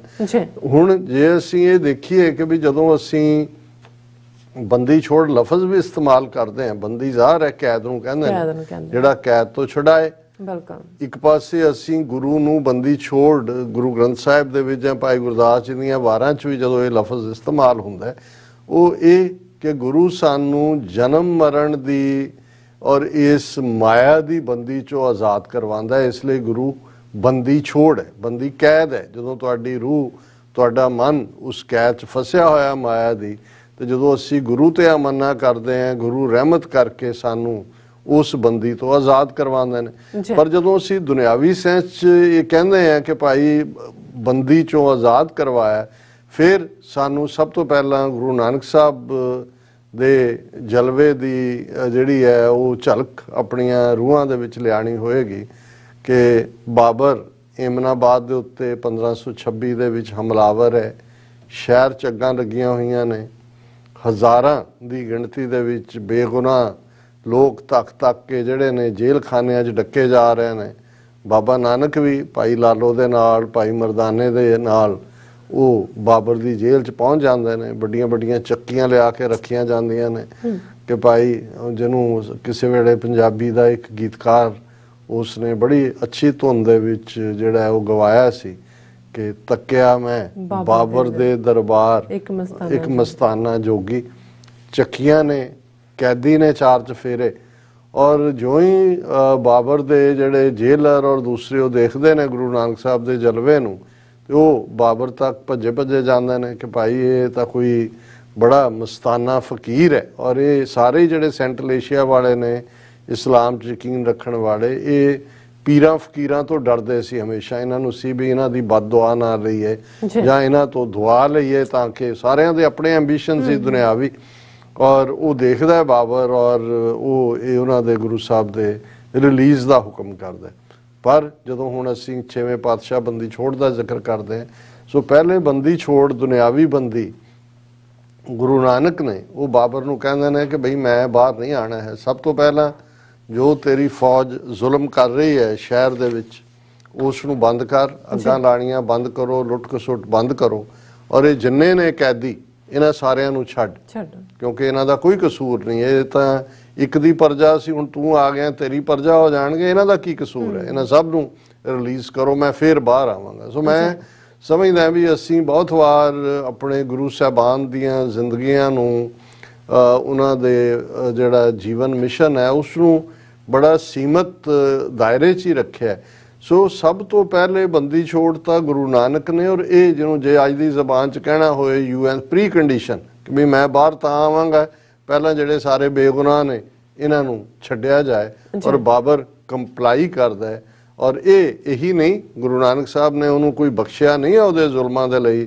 ਜਦੋਂ ਅਸੀਂ ਦੁਹਰਾਉਂਦੇ ਹਾਂ ਗੁਰੂ ਨਾਨਕ ਸਾਹਿਬ ਦੇ ਸ਼ਬਦ, ਜੈਸੀ ਮੈਂ ਆਵੇ ਖਸਮ ਕੀ ਬਾਣੀ, ਤੈਸੜਾ ਕਰੀ ਗਿਆਨ ਵੇ ਲਾਲੋ, ਪਾਪ ਕੀ ਜੰਜ ਲੈ ਕਾਬਲੋਂ ਤਾਇਆ, ਜੋਰੀ ਮੰਗੇ ਦਾਨ ਵੇ ਲਾਲੋ, ਸ਼ਰਮ ਧਰਮ ਦੋਏ ਛਪ ਖਲੋਏ, ਕੂੜ ਫਿਰੇ ਪ੍ਰਧਾਨ ਵੇ ਲਾਲੋ, ਕਾਜ਼ੀਆਂ ਬਾਹਮਣਾ ਕੀ ਗਲ ਥੱਕੀ, ਅਗਦ ਪੜੈ ਸ਼ੈਤਾਨ ਵੇ ਲਾਲੋ।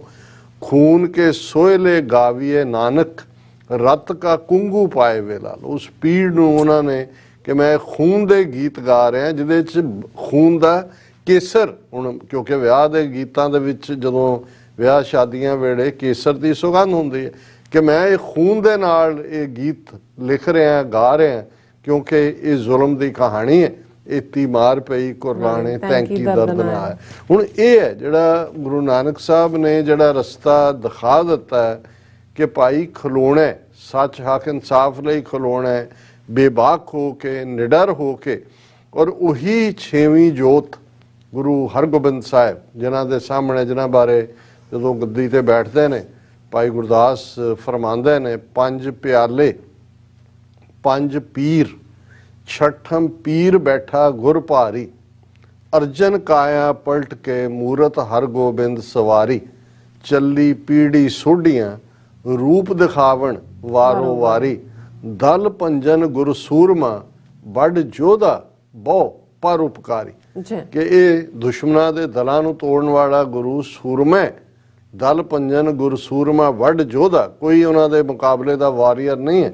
ਵੱਡ ਜੋਧਾ ਬਹੁ ਪਰਉਪਕਾਰੀ, ਪਰਉਪਕਾਰ ਹੈ ਦੂਸਰਿਆਂ ਦੇ ਉੱਤੇ ਉਪਕਾਰ ਕਰਨਾ, ਦੂਸਰਿਆਂ ਦਾ ਭਲਾ ਕਰਨਾ। ਹੁਣ ਉਹੀ ਗਵਾਲੀਅਰ ਦੇ ਕਿਲੇ 'ਚ ਗੁਰੂ ਸਾਹਿਬ ਦੀ ਸ਼ਰਤ ਹੈ ਕਿ ਇਹਨਾਂ ਨੂੰ ਪਹਿਲਾਂ ਰਿਲੀਜ਼ ਕਰੋ ਜਿੰਨੇ ਫੜੇ ਹੋਏ ਨੇ, ਉਸ ਤੋਂ ਬਾਅਦ ਮੈਂ ਬਾਹਰ ਆਵਾਂਗਾ। ਬਾਕੀ ਅਸੀਂ ਸਾਖੀ ਤੋਂ ਵਾਕਿਫ ਹੈ।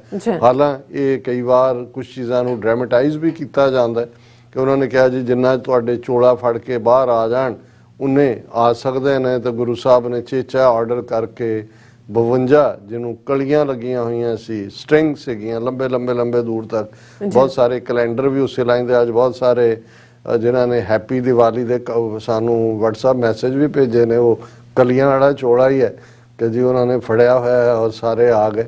ਮਕਸਦ ਜਿਹੜਾ ਅਸਲੀ ਗੱਲ ਇਹ ਹੈ ਕਿ ਜਹਾਂਗੀਰ ਨੇ ਦੇਖ ਲਿਆ ਕਿ ਗੁਰੂ ਹਰਗੋਬਿੰਦ ਸਾਹਿਬ ਨੂੰ ਜੇਲ੍ਹ 'ਚ ਰੱਖਣਾ ਸਿਆਸੀ ਤੌਰ ਤੇ ਲਾਹੇਵੰਦਾ ਨਹੀਂ ਹੈ। ਕਿਸੇ ਹੱਦ ਤੱਕ ਉਹਨੂੰ ਇਹ ਰੀਅਲਾਈਜੇਸ਼ਨ ਵੀ ਹੋਈ ਕਿ ਮੈਂ ਧੱਕਾ ਕਰ ਰਿਹਾ।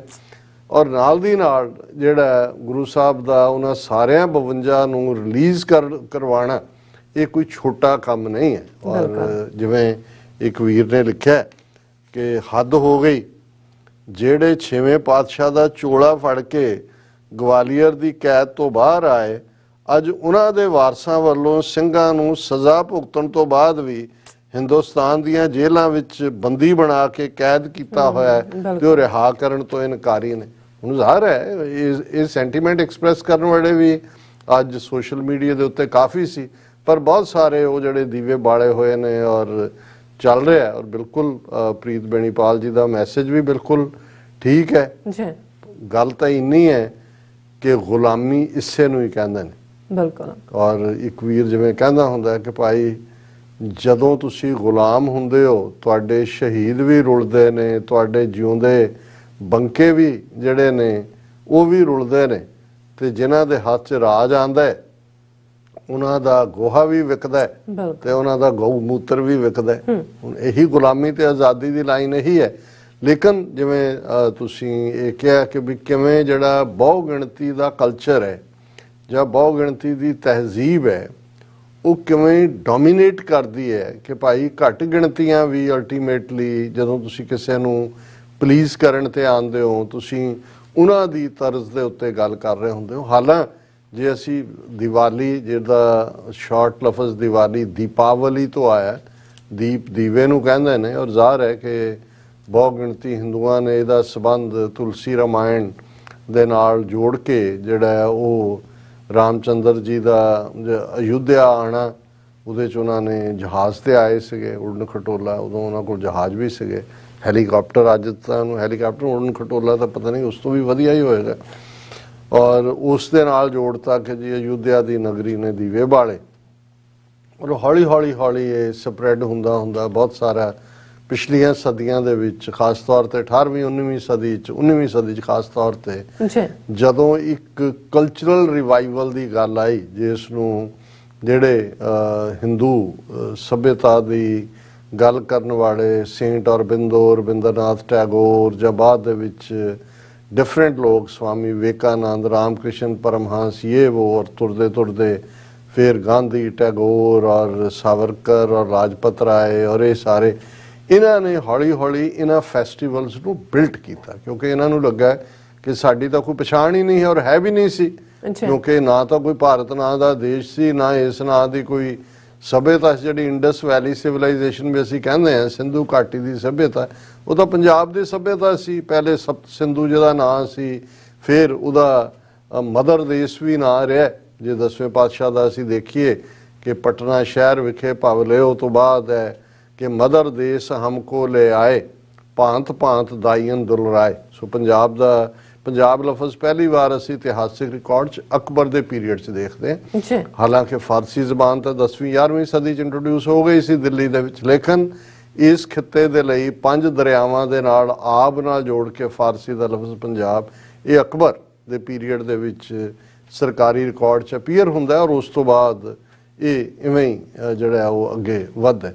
सो इन्हां सारियां दे चलदिआं ये कदों दिवाली सिखां दा भी बन गई। हाँ, इस च कोई दो रावां नहीं ने कि दीपावली या दिवाली नाल जुड़िया होया सिखां दा इतिहास 18वीं सदी च जरूर। और जे तुसीं एक लेमैन दे एंगल तो देखो, कॉमन मैन दे, ज़ाहिर है जदों घड़ियां नहीं ने, हुण तां तुहानूं घड़ी भी नहीं बहुते ने बन्नी हुंदी, टैलीफोन ते ही डेट भी हुंदी है, टाइम तां हुंदा ही हुंदा है, नहीं उन्हां नूं लगदा कि भाई डेट है।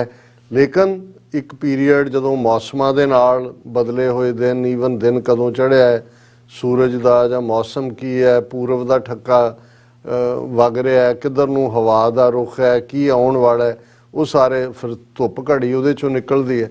सो कैलेंडर जां दूसरे तो जिहड़े ने वो तो बाद दे पीरीयड दी गल है। और उस सारे दे नाल जुड़े हुए एक पार्ट जरूर सी कि जदों असीं किसानी नाल जुड़े हुए हैं, देखते हैं कि भाई एक बीजन बजाण दा सीजन है और वड्डियां फसलां तक जिहड़ी है वो कणक है जां चौल ने, ये भी चौल भी बाद च आए पंजाब दी धरती ते, मक्की सी जां बाद दे विच होर भी फसलां आंदियां गईयां। लेकिन एक गल जरूर, क्योंकि जदों अप्रैल का महीना विसाखी दे नाल जुड़िया होया सी, उहदे नाल तो साडा इतिहासिक संबंध भी जुड़ जांदा है नाल दी नाल। जे असीं गुरु नानक साहब दे प्रकाशमान होण तो लै के 10वें पातशाह दा खालसा पंथ साजना की गल करिए तो वो जिवें हुण 14 अप्रैल फिक्स है मूल नानकशाही कैलेंडर मुताबक, ये साडा विसाख नाल जुड़िया होया पार्ट है। लेकिन क्योंकि विसाख गर्मियां दी बिगनिंग है और टुवर्ड्स द एंड जदों के अक्तूबर महीने तक पहुँचते हैं, जड़ा एक मौसम मुताबक जां साल दे 2 कैलेंडर दे दिन, जां जिवें अज भी जदों बहुत सारिया दुनिया दीयां पार्लीमेंट्स दे 2 सीजन हुंदे ने, एक विंटर सैशन और दूसरा वो भी उस लिहाज नाल ही हुंदा है। सो इहदे च कोई शक नहीं है कि 18वीं सदी दे विच खास तौर ते बाबा बंदा सिंह बहादुर दी शहादत तो बाद जदों सरबत खालसा शुरू हुंदा है तो ये 2 सरबत खालसा जिहड़े मस्ट सी विसाखी ते दिवाली दे उत्ते, क्योंकि एक बिगनिंग है एक टुवर्ड्स द। फिर असीं ये भी देखते हैं कि इस दिवाली दे नाल भाई मनी सिंह होरां दी शहादत जुड़दी है, जदों कि 18वीं सदी च इस दिन दे उत्ते इकट्ठ हुंदे सी सरबत खालसा दे अकाल तखत ते दिवाली नूं और विसाखी नूं। और जदों मुगलों के कब्जे पूरी तरह मस्सा रंगड़ का दौर भी आ जाता है और उस पीरीयड च जिहड़ा भाई मनी सिंह इकट्ठ करवाना चाहते ने, उन्होंने टैक्स लाया होया सिक्योरिटी का 10,000 रुपया कि किन्ना, उन्होंने कहा जी ठीक है, पर उधर उन्होंने दिमाग च जां उन्होंने साजिशी माहौल बनता है लाहौर दरबार कि चलो सिखां नूं इकट्ठे हो लैण दईए, इदां लब लब के मार रहे हैं फिर इकट्ठे ही मारांगे। जदों भाई मनी सिंह होरां नूं पता लगता है इस गल का, वो सिख जत्थियां नूं स्नेह घला दिंदे ने कि भाई नहीं आउण दी लोड़, इन्हां दी बदनीयत है। और इवेंचुअली नहीं आंदी संगत और उहदे ते खालसे दे आण ते ही चढ़ावा भी होना सी जां दूजा, उन्हां तो जोर पा के पैसे मंगदे ने कि जी तुसीं टैक्स दो। उन्होंने कहा जी तुहाडी बदनीयत ही मेला तो होया ही नहीं जिहड़ा इकट्ठ होना सी।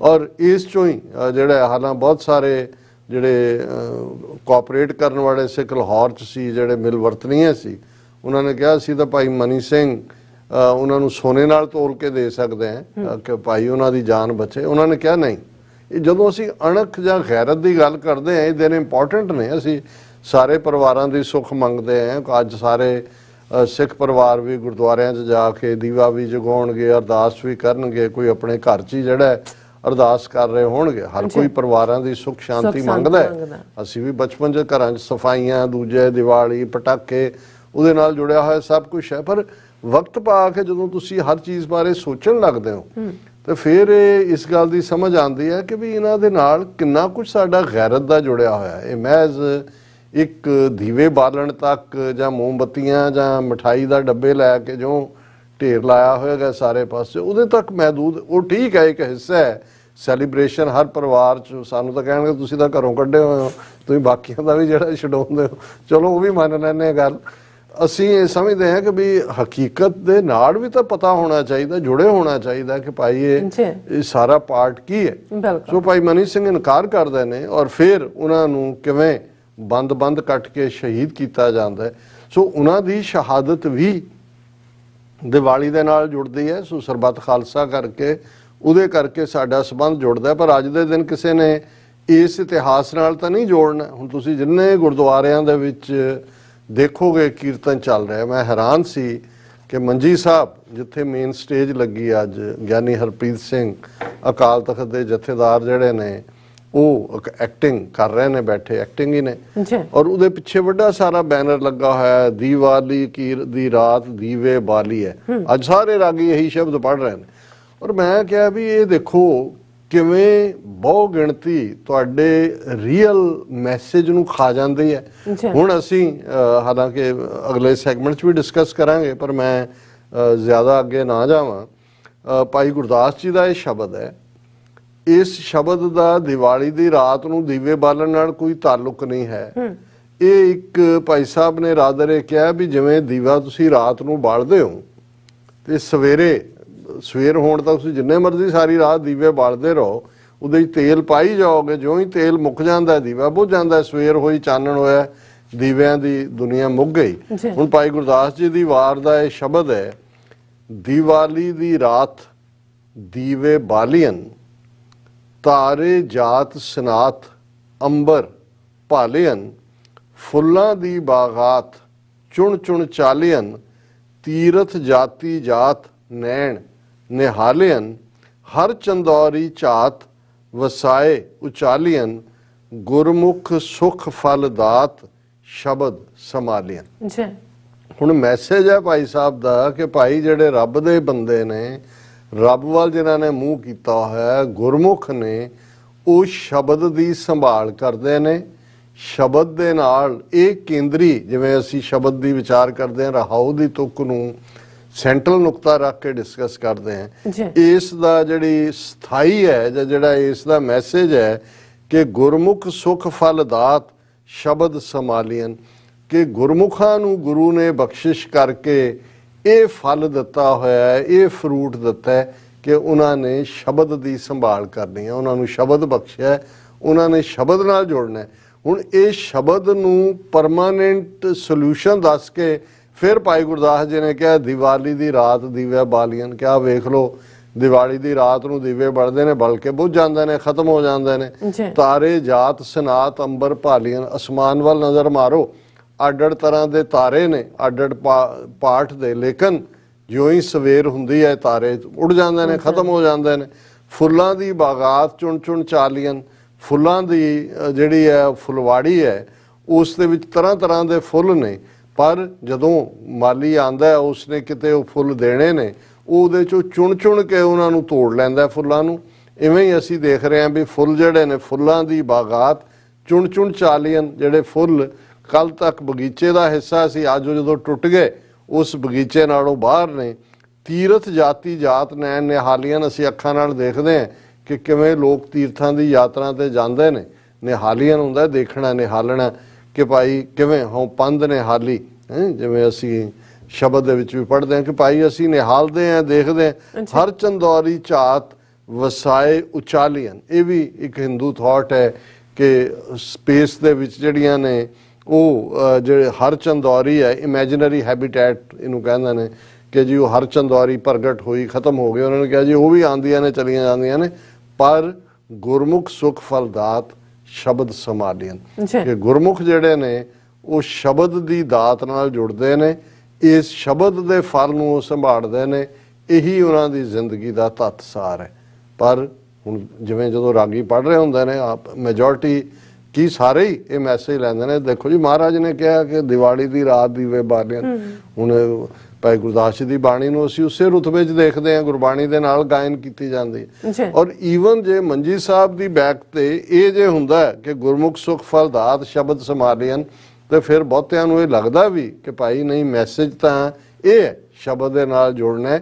ਇਹ ਤਾਂ ਭਾਈ ਸਾਹਿਬ ਨੇ ਕਿਹਾ ਜਿਵੇਂ ਦੀਵਿਆਂ ਦੀ ਕੋਈ ਉਮਰ ਨਹੀਂ ਹੈ, ਜਿਵੇਂ ਫੁੱਲਾਂ ਦੇ ਵਿੱਚ ਟੁੱਟ ਗਿਆ ਜਿਹੜਾ ਫੁੱਲ ਉਹਨੇ ਵਾਪਸ ਨਹੀਂ ਮੁੜਨਾ, ਤਾਰੇ ਜਿਹੜੇ ਨੇ ਉਹ ਗਾਇਬ ਹੋ ਜਾਂਦੇ ਨੇ, ਚੰਦੌਰੀ ਜਿਹੜੀਆਂ ਨਗਰੀਆਂ ਨੇ ਆਰਟੀਫੀਸ਼ੀਅਲ ਨੇ ਨਿਕਲ ਜਾਂਦੀਆਂ ਨੇ, ਪਰ ਇੱਕੋ ਇੱਕ ਗੁਰੂ ਦਾ ਸ਼ਬਦ ਹੈ ਜਿਹੜਾ ਹਮੇਸ਼ਾ ਰਹਿਣ ਵਾਲਾ ਹੈ। ਤੇ ਗੁਰਮੁਖ ਅਲਟੀਮੇਟਲੀ ਉਸ ਦੇ ਨਾਲ ਜੁੜ ਕੇ ਹੀ ਉਸ ਸੁੱਖ ਫਲ ਨੂੰ ਪ੍ਰਾਪਤ ਕਰਦਾ ਹੈ। ਪਰ ਜਦੋਂ ਅਸੀਂ ਇਹ ਕਿਹਾ ਕਿ ਭਾਈ ਕਿਵੇਂ ਡੋਮੀਨੇਟ ਕਲਚਰ ਦੇ ਵਿੱਚ ਤੁਸੀਂ ਫਿੱਟ ਹੁੰਦੇ ਹੋ, ਇੱਥੇ ਆ ਜਾਣੀਆਂ ਹੁਣੇ ਦਸੰਬਰ ਤੱਕ ਪਹੁੰਚਦੇ ਆ ਕ੍ਰਿਸਮਸ, 80% ਸਿੱਖਾਂ ਦੇ ਘਰਾਂ 'ਚ ਕ੍ਰਿਸਮਸ ਟਰੀ ਲੱਗੇ ਹੋਣਗੇ ਕਿ ਉਹਦੇ ਥੱਲੇ ਗਿਫਟ ਰੱਖਣੀ ਹੈ, ਪਤਾ ਨਹੀਂ ਸੈਂਟਾ ਕਲਾਰਾ ਕੇ ਕਲਚਰ, ਕਿਉਂਕਿ ਤੁਸੀਂ ਜਿਸ ਕਲਚਰ 'ਚ ਰਹਿੰਦੇ ਹੋ। ਸੋ ਜਦੋਂ ਅਸੀਂ ਪੋਲੀਟੀਕਲ ਪਾਵਰ ਦੀ ਗੱਲ ਕਰਦੇ ਹਾਂ ਕਿ ਸਿਆਸੀ ਤਾਕਤ ਜਾਂ ਤੁਹਾਡੀ ਆਪਣੀ ਸਿੱਖ ਤਹਿਜ਼ੀਬ ਦੇ ਲਈ ਜ਼ਰੂਰੀ ਹੈ ਕਿ ਤੁਹਾਡਾ ਆਪਣਾ ਘਰ ਹੋਏ ਜਿੱਥੇ ਸਿੱਖੀ ਵੈਲਿਊਜ਼ ਡੋਮੀਨੇਟ ਕਰਨ, ਅਦਰਵਾਈਜ਼ ਹੌਲੀ ਹੌਲੀ ਹੌਲੀ ਤੁਸੀਂ ਉਹਦੇ 'ਚ ਹੀ ਤੁਰੇ ਚਲੇ ਜਾਂਦੇ ਹੋ। ਔਰ ਤੁਹਾਡੇ ਆਪਣੇ ਬੱਚੇ ਬੱਚੀਆਂ ਫਿਰ ਉਹ ਕਹਿਣ ਲੱਗ ਜਾਂਦੇ ਨੇ ਕੀ ਫਰਕ ਪੈਂਦਾ ਜੀ, ਉੱਥੇ ਵੀ ਇਹ ਹੈ ਇੱਥੇ ਵੀ ਇਹ, ਰੱਬ ਤਾਂ ਸਾਰੇ ਪਾਸੇ ਹੀ ਹੈ ਜੀ, ਕੀ ਹੈ ਜੀ, ਚਲੋ ਪੱਥਰ ਹੀ ਸਹੀ, ਪੱਥਰ ਦੀਆਂ ਮੂਰਤੀਆਂ ਉਹਨਾਂ ਲਈ ਜੇ ਰੱਬ ਹੈ ਤਾਂ ਕੋਈ ਨਹੀਂ ਜੀ, ਫਿਰ ਅਸੀਂ ਵੀ ਉਹਨਾਂ ਦੀਆਂ ਭਾਵਨਾਵਾਂ ਦੇ ਮੁਤਾਬਕ। ਪਰ ਕਦੇ ਮੈਜੋਰਿਟੀ ਜਿਹੜੀ ਹੈ ਉਹ ਘੱਟ ਗਿਣਤੀਆਂ ਦੀਆਂ ਨਾ ਭਾਵਨਾਵਾਂ ਦੀ ਕਦਰਦਾਨੀ ਹੁੰਦੀ ਹੈ, ਨਾ ਉਹਨਾਂ ਦੇ ਹੱਕਾਂ ਦੀ ਕਦਰਦਾਨੀ ਹੁੰਦੀ ਹੈ, ਕਿਉਂਕਿ ਘੱਟ ਗਿਣਤੀਆਂ ਨੂੰ ਹਰ ਗਲੀ ਦੇ ਮੋੜ ਤੇ ਪ੍ਰੂਵ ਕਰਨਾ ਪੈਂਦਾ ਕਿ ਉਹ ਪੈਟਰੀਓਟਿਕ ਨੇ।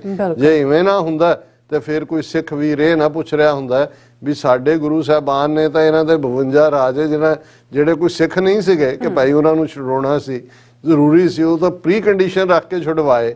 ਲੇਕਿਨ ਅੱਜ ਜਿਨ੍ਹਾਂ ਦੇ ਕੋਲ ਹਕੂਮਤ ਹੈ, ਇਹਨਾਂ ਹੀ ਰਾਜਿਆਂ ਦੀ ਔਲਾਦ ਜਿਹੜੀ ਹੈ ਉਹ ਜਿਨ੍ਹਾਂ ਨੇ ਸਜ਼ਾਵਾਂ ਪੂਰੀਆਂ ਕਰ ਲਈਆਂ ਨੇ ਉਹਨਾਂ ਨੂੰ ਵੀ ਛੱਡਣ ਨੂੰ ਤਿਆਰ ਨਹੀਂ। ਇਹ ਹੈ ਜਦੋਂ ਅਸੀਂ ਬਹੁ ਗਿਣਤੀ ਰਾਜ ਦੀ ਗੱਲ ਕਰਦੇ ਹਾਂ ਜਾਂ ਪੋਲੀਟੀਕਲ ਪਾਵਰ ਦੀ ਗੱਲ। ਜੀ ਡਾਕਟਰ ਸਾਹਿਬ ਤੁਹਾਡਾ ਬਹੁਤ ਬਹੁਤ ਸ਼ੁਕਰੀਆ, ਤੁਸੀਂ ਆਪਣੇ ਵਿਚਾਰ ਸਾਡੇ ਦਰਸ਼ਕਾਂ ਨਾਲ ਸਾਂਝੇ ਕੀਤੇ ਨੇ। ਸੋ ਇੱਥੇ ਲੈਣੇ ਬ੍ਰੇਕ, ਔਰ ਬ੍ਰੇਕ ਤੇ ਜਾਣ ਤੋਂ ਪਹਿਲਾਂ ਅਸੀਂ ਆਪਣੇ ਦਰਸ਼ਕਾਂ ਤੇ ਸਰੋਤਿਆਂ ਨੂੰ ਅਪੀਲ ਤੇ ਬੇਨਤੀ ਕਰਦੇ ਵਿਊਅਰਸ, ਜਿਸ ਤਰ੍ਹਾਂ ਕਿ ਤੁਸੀਂ ਜਾਣਦੇ ਹੋ ਕਿ TV 84 ਇੱਕ ਪੰਥਕ ਚੈਨਲ ਹੈ ਔਰ TV 84 ਦੀ ਚੜ੍ਹਦੀ ਕਲਾ ਲਈ ਵੱਧ ਤੋਂ ਵੱਧ ਡੋਨੇਟ ਕਰੋ। ਡੋਨੇਟ ਕਰਨ ਲਈ ਸਾਡੀ ਵੈਬਸਾਈਟ TV84.tv ਤੇ ਜਾ ਕੇ ਪੇਪਲ ਦੀ ਵਰਤੋਂ ਕਰਕੇ ਵਨ ਟਾਈਮ ਡੋਨੇਟ ਕਰ ਸਕਦੇ ਹੋ, ਮੰਥਲੀ ਡੋਨੇਟ ਵੀ ਕਰ ਸਕਦੇ ਹੋ।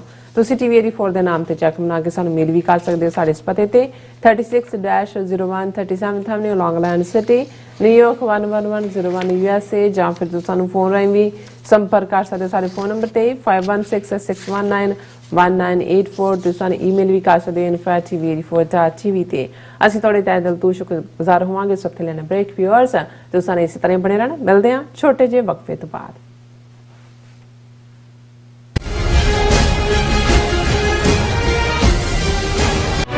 ਟੋਰਾਂਟੋ ਵਿਖੇ ਖਾਲਿਸਤਾਨ ਰੈਫਰੈਂਡਮ ਦੀਆਂ ਵੋਟਾਂ ਦੇ ਪਹਿਲੇ ਸੈਂਟਰ ਵਿੱਚ ਰਿਕਾਰਡ ਤੋੜ ਇਕੱਠ ਤੋਂ ਬਾਅਦ ਹੁਣ ਖਾਲਿਸਤਾਨ ਰੈਫਰੈਂਡਮ ਦੇ ਦੂਜੇ ਪੜਾਅ ਦੀਆਂ ਵੋਟਾਂ 6 ਨਵੰਬਰ ਦਿਨ ਐਤਵਾਰ ਨੂੰ ਮਿਸੀਸਾਗਾ ਦੇ ਪੌਲ ਕਾਫੀ ਅਰੀਨਾ, ਜਿਹੜਾ ਕਿ ਡੈਰੀ ਤੇ ਗੋਰਵੇ ਤੇ ਸਥਿਤ ਹੈ, ਵਿਖੇ ਸਵੇਰੇ 9 ਵਜੇ ਤੋਂ ਲੈ ਕੇ ਸ਼ਾਮ ਦੇ 5 ਵਜੇ ਤੱਕ ਪੈਣਗੀਆਂ।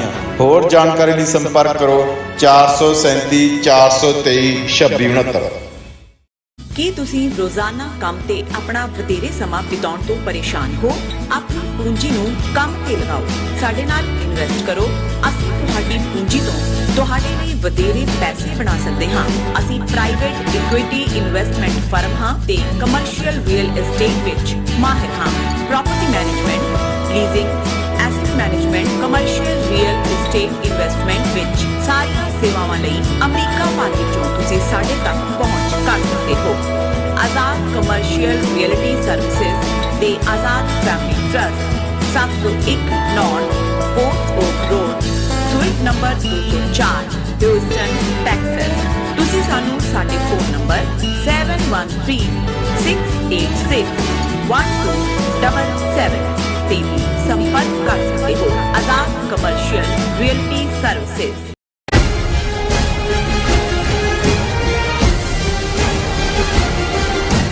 ਦਰਸ਼ਕੋ ਬ੍ਰੇਕ ਤੋਂ ਬਾਅਦ ਤੁਹਾਡਾ ਸਭ ਦਾ ਭਰਪੂਰ ਸਵਾਗਤ ਹੈ। ਸੋ ਵਿਊਅਰਸ, ਪ੍ਰੋਗਰਾਮ ਹੋਰ ਅੱਗੇ ਵਧਾਉਂਦੇ ਹਾਂ। ਅੱਜ ਦੇ ਦੂਸਰੇ ਅਹਿਮ ਇਸ਼ੂ ਦੇ ਨਾਲ ਇਸ ਵਿੱਚ ਆਪਾਂ ਗੱਲਬਾਤ ਕਰਨ ਜਾ ਰਹੇ ਹਾਂ ਕਿ ਪਿਛਲੇ 75 ਵਰ੍ਹੇ ਸਿੱਖ ਕੌਮ ਦੇ ਬ੍ਰਾਹਮਣਵਾਦੀ ਗੁਲਾਮੀ ਵਿੱਚ ਲੰਘੇ ਹਨ। ਜੂਨ 1984 ਤੋਂ ਬਾਅਦ ਭਾਰਤੀ ਹਾਕਮਾਂ ਨੇ ਘੱਲੂਘਾਰਿਆਂ ਦੀ ਝੜੀ ਲਾਈ ਹੋਈ ਹੈ।